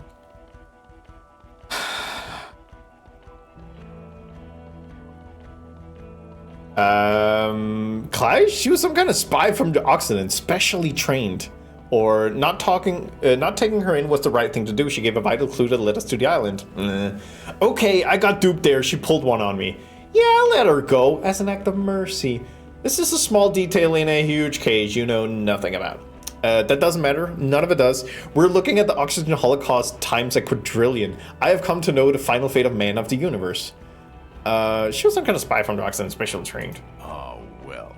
If she was specially trained, I'm not even gonna get into the other suspect who also escaped. Yeah, Ruby's something. Okay, she had a death rate. That's not fair. Or the fact that you're Everclear's little peony now, doing I don't know what for him. That's small-time stuff. That's nothing. That's a humorous anecdote. No, the fun thing about Everett is that I faked those signings, and he's my bitch. Compared to the 8 people who were gunned down, the streets are literally red with blood, Harry. It was fucking mass murder. That one was bad. I'm not gonna fight that one. He did everything he could. Damn straight. We did everything we could. The Damn company straight. hired unvetted mercenaries. Lieutenant Dubois got between them and the locals. Fuck yeah, Kim. Here comes the cavalry. Yeah! Fucking get him, Kim! Get him! Fuck him in the ass! He did so at considerable risk to his own life. Yeah! He was shot and Fuck survived only Woo. because of his armor. Yeah! We stopped an execution, not a negotiation. The loss of life was minimal compared to what it could have been. Yeah, what he said. Thank you for the input, Lieutenant Kitsuragi. I didn't mean to suggest you didn't handle the situation. Bitch. He brushes a stray strand of hair out of his eye and coughs. He thinks of apologizing, but decides against it. You've spent the week with him on this case. What is your take? Kim, don't fuck me in this one. The case? Oh, hey Kim. Hey Kim, I need you to be real cool right now. On Lieutenant Yofreter Dubois. W. Frieder, but keep going. Well, the drinking, the lost gun, also losing his badge, that's all true. And he's been drinking on the job. Once, and... The man sighs deeply. Then there's the self-flagellation issue. He likes to apologize, profusely, making it sound like he's guilty of at least first-degree murder. It's not a good communication strategy for an officer. It's... I did do bad things. Please don't... Hey Kim. Hey Kim, don't start talking about the communism. It's worrying, especially considering his political views. Detective Dubois is, as you may know, a Mazovian socio-economist. He wants to liquidate the ruling class, which, again, for a police officer, is a little odd. Okay, but... You know... You should yell something. That's not a good idea. I'm a policeman of the state to... That's not a good idea. Rhetoric, you're compromised. Yes, let's let the big boys talk. Fuck yeah. Other still, he is also a full-blown fascist. Okay. An ultra-nationalist. Whoa, no, I'm a feminist. And a little racist. How he reconciles these 2 points of view? But he is vocal about both.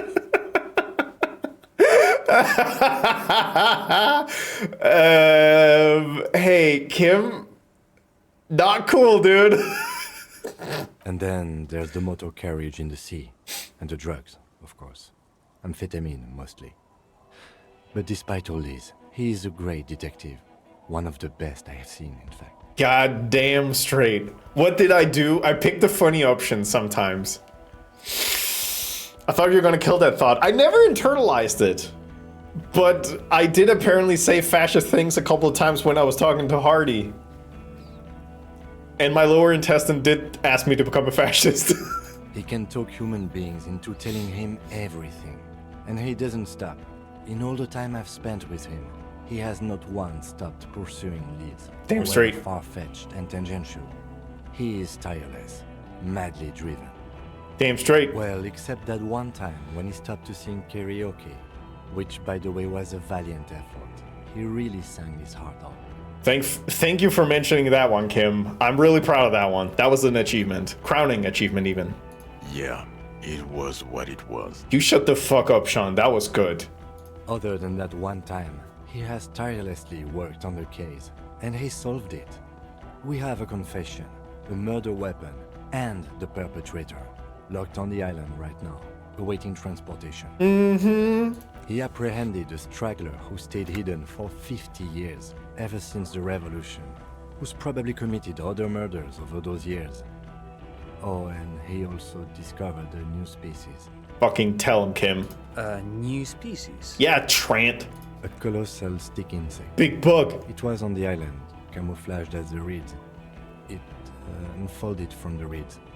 I think we may be dealing with the Insulindian phasmid. And you fucking know it. He takes out the photo of the phasmid and shows it to the officers across the yard. The wind blows, flapping the glossy rectangle in his hand. Investigators arrived at the scene. You hear gasps beneath the howling of the wind. Yeah. As you can see, it's about 3 meters tall. In fact, we think it may be the largest land invertebrate ever discovered. Hosanna, boom shakalaka motherfucker, or so as you can see, I'm a pretty okay detective and an absolutely giant communist, or say nothing. Boom shakalaka motherfucker. Fucking hell is that? Is this somehow connected to the case? Kinda. The killer did not seem to be aware of the phasmid's presence, exhibiting a strange, atypical dementia. He fell into a stupor after its appearance. Boom. He became near catatonic. Boom, boom, boom. Or, yeah, the phasmid may have contributed to his mental state in some way over the years. It's probably not connected per se, but the perpetrator knows of his existence. Boom, boom, boom. Yes, but also...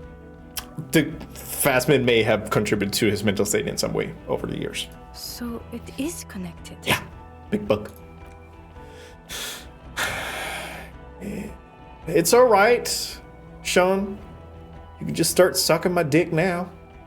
I must say, this is absolutely extraordinary. It's... I don't even have words for it.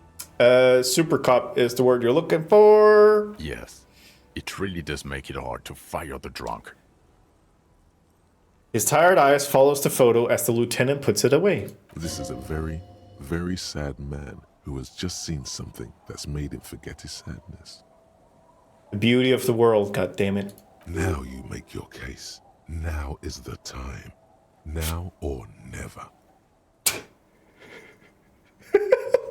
I love that the first one is like, I also started a nightclub in the church. Also, the phasmid was female. The reeds are its nest. And the killer, Lilianovic Toros, we have strong motive for him. Please say 7. So what do you say? Want to take this hot shit? No, Dizzy, we're gonna end on this one. We're gonna end on this one. Because I think that like kind of wraps it up. So I'm gonna say, I also started a nightclub in the church. What was that? It sounded like you set up a nightclub in the church. Yeah, I reinvigorated the local nightlife. 4 kids were living in a tent on the ice. Yep. They were going to drown when it melted. Yep. It's not optimal, but the building was abandoned. Yep. So he put them in there. It's okay. Yep. It's not that okay. Get off this subject now. Also, the phasmid was female. The reeds are its nest. Female? What makes you think so? You had to see it. It had the subdued colors of a female. And the nesting behavior too, I think. Just nesting. Incredible. Were there eggs in the nest? Not as far as I could see. There were other things there, though. It had gathered items in its nest: a helmet, a scope, and a passport. I think it reproduces by parthenogenesis.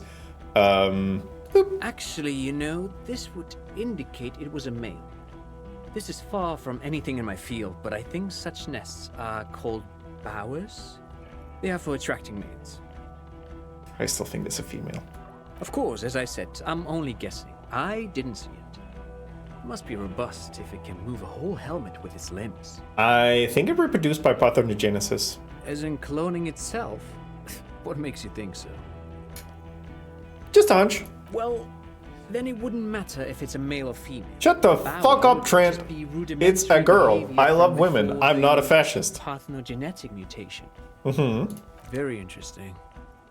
Such organisms are extremely vulnerable to disease. A single strain of bacteria could wipe out the whole species. We're probably looking at conservation efforts here. I think it emits a chemical that makes it look even more like reeds. Yeah. That would be a pheromone. A pheromone that's seemingly beneficial to the host. It usually stimulates the affected nervous system. Not a human's, of course, but perhaps a predator's? I eat bugs. Nothing is off the table. But I want to stress this. The find does not have to be connected to the case. The case is 100% prosecutable, without any chiromones. Of course, Lieutenant. Of course. We should treat the case and the phasmid as completely separate from each other. People are not going to...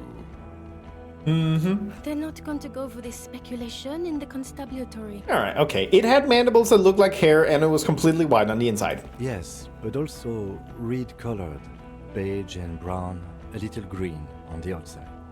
After unfolding from a single stalk, it still retained parts that looked like reed tufts on its limbs. Incredible. The PR value of this is exceptional. Carp discovers new species. Maybe even discovers the Insulindian phasmid. No, that's too much. Trent, what is your deal? This would really help with some of the problems we've been having. That we don't find enough bugs? Absolutely, this is great.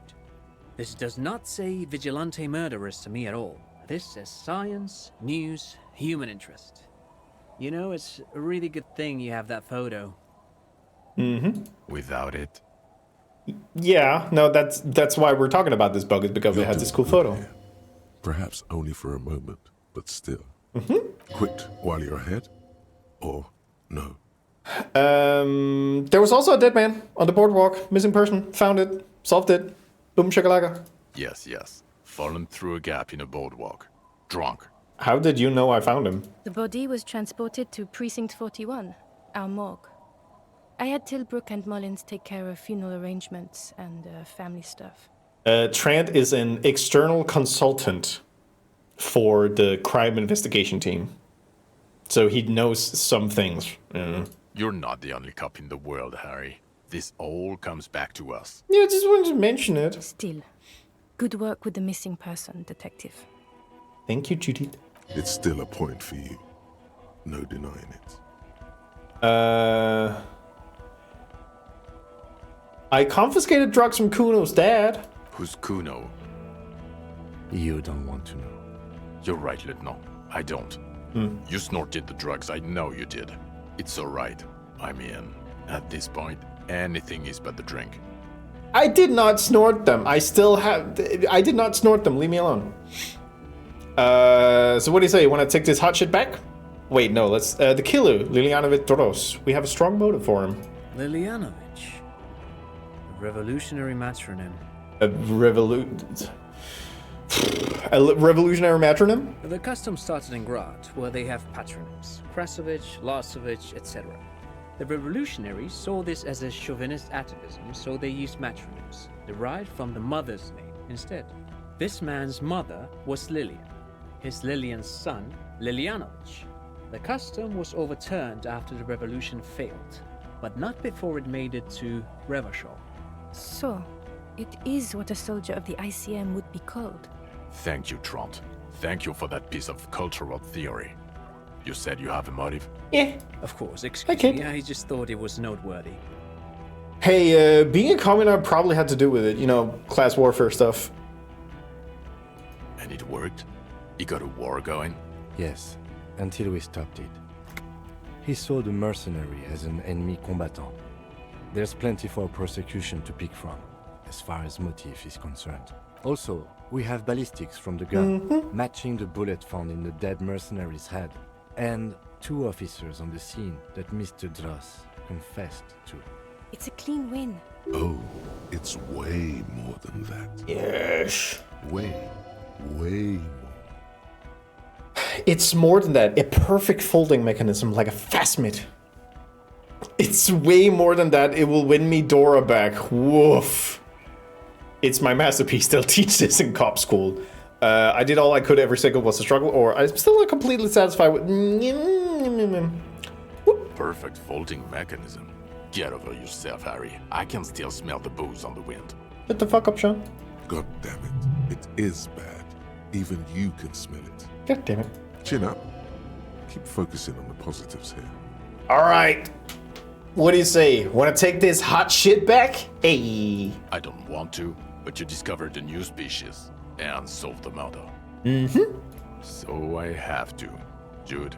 Honestly, anything that ends this trial is okay with me. A quick nod. But he's been drinking, she thinks. This is exactly how he gets out of this every time. It's bad for him, but... Agreed. The public relations potential of this is too valuable to let go. Okay. We have vehicles in the square, and the perpetrator needs to be taken into custody. Let's go.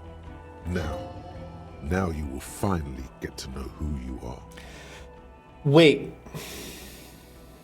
I have a few questions before we go about who I am. The man looks westward, impatiently, jingling his car keys in his pocket. Who am I? Who are you? You're a gym teacher, Harry. What? Well, obviously you're not a gym teacher anymore, but... But before? Before you were a cop, you were a gym teacher in Coron. It's getting really cold outside. Should we maybe... That does explain a lot, huh? Harry, it explains everything. The running around, the jumping, the bicep girth, your inexplicable facial hair. The collection of found sportswear I've masked? Your moves on the church floor, which honestly was just jump aerobics. Your use of the word graffito. Also, this guy. Just everything about this guy. When was this? Was I a gym teacher? In your 20s or late 20s. You've really let yourself go since then. Alright, okay. You said in Coron, was I a gym teacher there? Yes, you taught gym in Coron. I believe that's the term. Taught gym at a high school. You were a high school gym teacher. Huh. The smell of sweat and glue. The worn floorboards. High school. Harry, your goings-on with Kuno, Andre, Acel, the whole thing on the ice. That's why you are so juvie. His smirk suggests barely contained laughter. Why did I join the RCM then? The regular. You found some chick. She inspired you to fight the big fight. Be more than you are. All that. Huh. You, every morning, walking from Voyager Road to teach gym. She, leaving for the academy with her spring coat on. The air filled with the smell of smoke and raspberries, and incredible hope. An ocean full of hope. Okay, I see now. I knew it. I knew no normal human being can run like that. He's an honest-to-God gym teacher. Get ready for the most brutal analysis of my whole shit. Hey, Sean Wigmer, why am I like this? It's not a mystery. Some chick fucked you over. Also, you were drunk. You really went with it too. Really maximized the damage. Was her name Dora? Yeah. Dora England, I think. Not Dora Dubois. Wait, so we weren't even married? No one is married anymore. This is Revachol. When was this? God, I don't know. 6 years ago? She was way before my time. 6 years and you haven't gotten over it? What the hell is wrong with you? 6 years? Yeah. Or 7. You're not doing too good there. It's an old man thing. 2 old years equals 1 normal year. That and the Rangalon really tore you a new one. A big one. Who was she? Incredibly bangable. Are you seriously using this moment to assert male privilege? He is very passionate about it. I am a feminist! Okay, you're right. She was extremely fuckable, Harry. Gorgeous. A gorgeous bourgeois woman. Way fish. Like a Welkin, basically. When I played this the first time, having only heard of Dora from Harry's perspective, and basically he's painting her as a saint, and then hearing the outside perspective of Sean be like, yeah, you were banging a chick and you were sad about it for 6 years. I was like, oh shit. Snow Welkin, blonde Welkin, heartbreak Welkin, pain Welkin. I've only seen a picture, but it's obvious you formed a real spiritual connection with how pretty she was. One you never recuperated from. Look, the sun is about to go down. It's time to go. I think she taught in the Académie des Arts, east of the river. Way east. Hard to say which came first, the middle-class chick or the drink. Egg and the chicken kind of thing. My point is, you need to see a psychiatrist about this shit. Not a psychologist. Several degrees harder. Is there something harder than a psychiatrist? A forensic psychiatrist? Go talk to that. In other words, he's heard enough about this. Okay. Am I a dirty cop working for La Puta Madre? No. Oh. Okay then. No, because the subject seemed to think... You're too unstable to work for a mob boss. You're suicidal, Harry. No mob boss would take you. That is fair. I assure you, I wouldn't consult for a corrupt unit. Shut up, Trent. I told you it's not that bad. Okay, Precinct 41, what kind of station is it? Us? We're the bloody murder station, haven't you heard? We're the bad guys. No one likes us. No, Sean has been my partner for like 2 years. That's not true. Jamrock is too big for one precinct. You are just understaffed. And everyone respects the 41st. You have Captain Price. Thank you, Lieutenant. You're being kind. It is an understaffed station and the district is too big, which is why we need to... He tilts his head northward. Get back to it. We left Torsen and McLean to run the Sea Wing. It's not good. Did we recently shoot up a church by any chance? So he remembers that. Yes, there may have been a raid on some churches. It wasn't good press. Shooting up churches never is. I was out of town, to be clear. What happened? Why did we need to go there? Our enemies were hiding in a church, to the best of our information. That's it. I'm not talking about this anymore. Your security clearance is shit tier right now. You have to wait for it to go up. Fair enough. He means it. The RCM and its enemies will not be discussed on this coast. Your clearance will not go up while you're within earshot of the Union headquarters. Torsen and McLean? Mac the Torso Torsen and Chester McLean. They're not fit to run a wing. Believe me. Things are shaky as it is. They are damn iconic though, Torsen and McLean. An iconic duo, I take it. Yeah, not like us. Two clinically depressed old men. Where's the contrast here? We are garbage. And the Sea Wing is... God. There are 4 wings, Harry. A, B, C, and D. We're in C. It's made of losers and clock punchers. You and I reconceptualized it as a task force. It was a mistake. Conceptualization! There's also a lot of outside help involved, not only me. Other losers too. Aw, at least he knows he's a loser. And Price is? Ptolemy Price?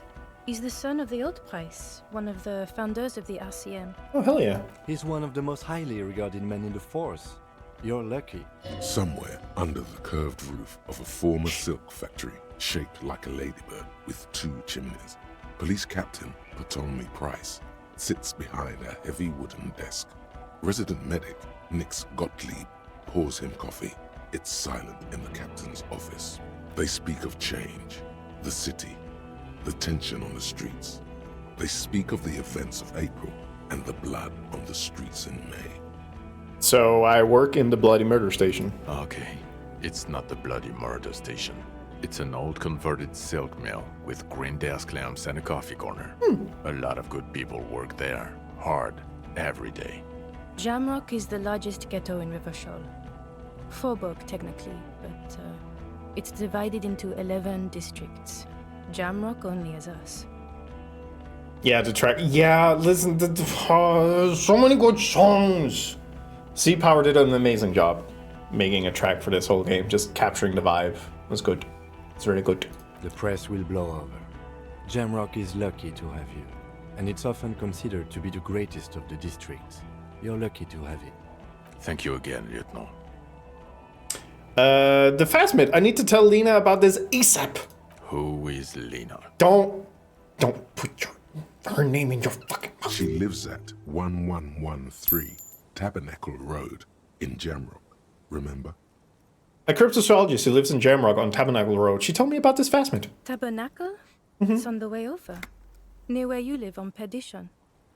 She looks at Vigmar. Fine, if we're gonna drop you off anyway. She and her husband were conducting the search for the Phasmid. It's their discovery, in part. They should know as soon as possible. Yeah. It would do you good to deliver some positive news for a change. Yay! Hey, Kim. Puts fist under head. Lieutenant Kitsuragi, what will you do now? Well, first I will go back to my station and write the most detailed report anyone has ever seen. It will have to be good to cover all these. Then I will have a serious talk with my captain. Kim, why do you need to talk to your captain? Detective, we just stopped a small-scale war. Something is happening to Rivershoal. He pulls up his collar and looks around, the cold spring light reflected in the lenses of his glasses. I don't know what yet, but it's going to be a hard spring for the RCM. We need to get ready, infiltrate, investigate. Wanna do that at Station 41? Talk to Captain Price? I'd rather not ruffle the feathers of two captains with my doom-mongering. No, I mean investigate. Come work in Precinct 41. Work with Price? I'm flattered, but I don't know if I... Would fit in. Am crazy enough. Can take the stress. He doesn't know how to finish the sentence. This truly came as a surprise to him. Not a bad one, but he's at a loss. Flattered? You're Lieutenant Kitsuragi. We would be flattered if you even considered. I would have to tie things up in GRIH first. But, I mean, whatever is coming, Jamrock will be more central to it than the harbor. The lieutenant turns very serious all of a sudden. And we also have a huge caseload, Lieutenant. Piles that we need to get back to. Mountains, even. I do like the sound of that. He returns her smile. He's really considering it. Kim acquires. Hi, Kim. Also, hi, Val. I'm ready. Good. She looks at you, then Vigmar. Fuck it, let's go. Yeah! Trump brought his motor carriage. It's a 20-minute drive to Jamrock. I don't want to ride with Trent. You do that. Under the afternoon sky, the great district hums. A chessboard of wooden houses, 80,000 living souls, and chimney stacks. Fire traps as far as the eye can see. From Main Street to Precinct 41, to Boogie Street, forking into the snow-swept horizon. You close your eyes and hear the dogs bark. A lone woman sits by a factory window, dreaming of meteorite strikes. On Rue de Saint-Jérôme, a square bullet slides into a square-shaped chamber. In Old South, a man without eyelids smiles. Spring has come. It's time. Dawson? Yes. McLean? Yes. Heidelstein? No. Thank God. Vicmere? Yes. Dubois? Of course. Really? Nick Gottlieb looks up from the list. I hear he's unstable. You say that like it's a bad thing. Captain Potomny Price gestures with a ballpoint pen. It's dim in his office, and the curtains are drawn. Harry's our man. He'll pull through. When he does, he'll side with the people. Understood. Gottlieb returns to the list. Minna, of course. Wonderful. Then can we please just go back to Jamrock now?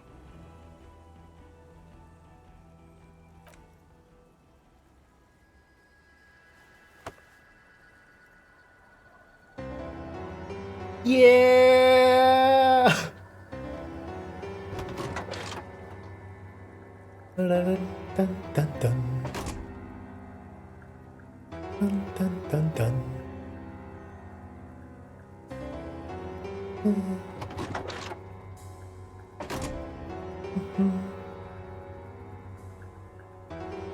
Hey, you fucking better help me. I found a big bug.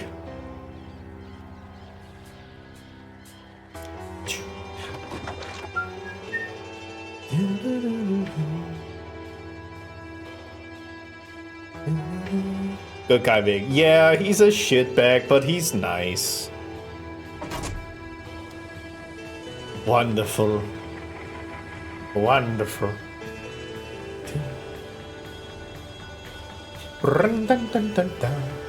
Alright. That was Disco Elysium. Thank you for joining me on this adventure. I guess if I have to. Yeah. But yeah. Thank you for joining me on this fun thing. I love this game a lot, and I'm happy that I've been able to show it to people, and that you were invested and all. It was good. I liked it. Hello, welcome. Yeah. I really encourage people to pick it up and play for themselves, just so you can see like how different the flavor of the world is, and you can also go for different endings, which are fun.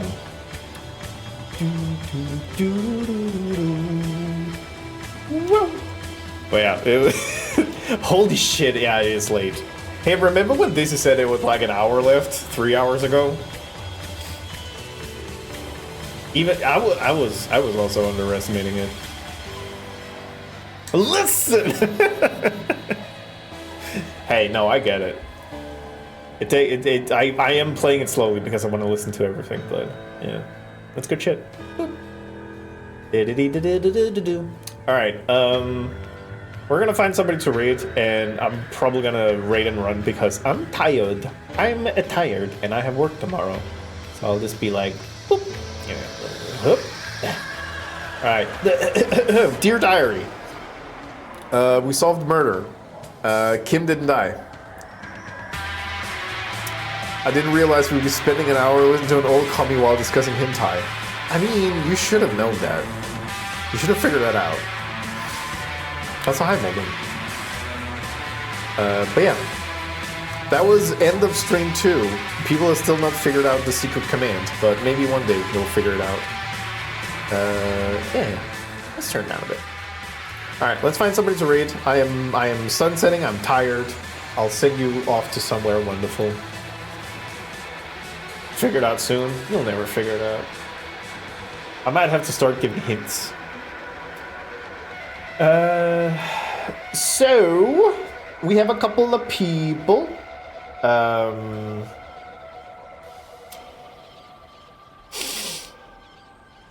What if the command is also the command none of us wants to use because it would sacrifice our hats? Oh, that would have been mean. Thank you. You're welcome. So there's a lot of people I could be raiding right now, but I think because it is the first day of AGDQ that I'm just gonna send you over to Games Done Quick. They're doing their week-long charity drive to support. I don't know what the cause is. They change it sometimes, but speedruns, they're fun. And they're currently playing Mega Man X3, it seems like. So I'm gonna send you over there. And it's probably sub only, so, you know. But yeah, thank you for joining in. Thank you for letting me show this game to you. And thank you for sticking around. Prevent Cancer Foundation. Oh my god, what a coinkadingy. Man, have a good weekend. I have about 15 minutes left of it, but thank you. Yeah, I will see you on Tuesday, where we're probably gonna start looking at bottles. and I'll keep doing stuff in the background. But yeah, thank you everybody. See you on Tuesday. Feel wonderful. I'm gonna send you off now. Okay, bye bye. Bye bye. Wow. Whoop.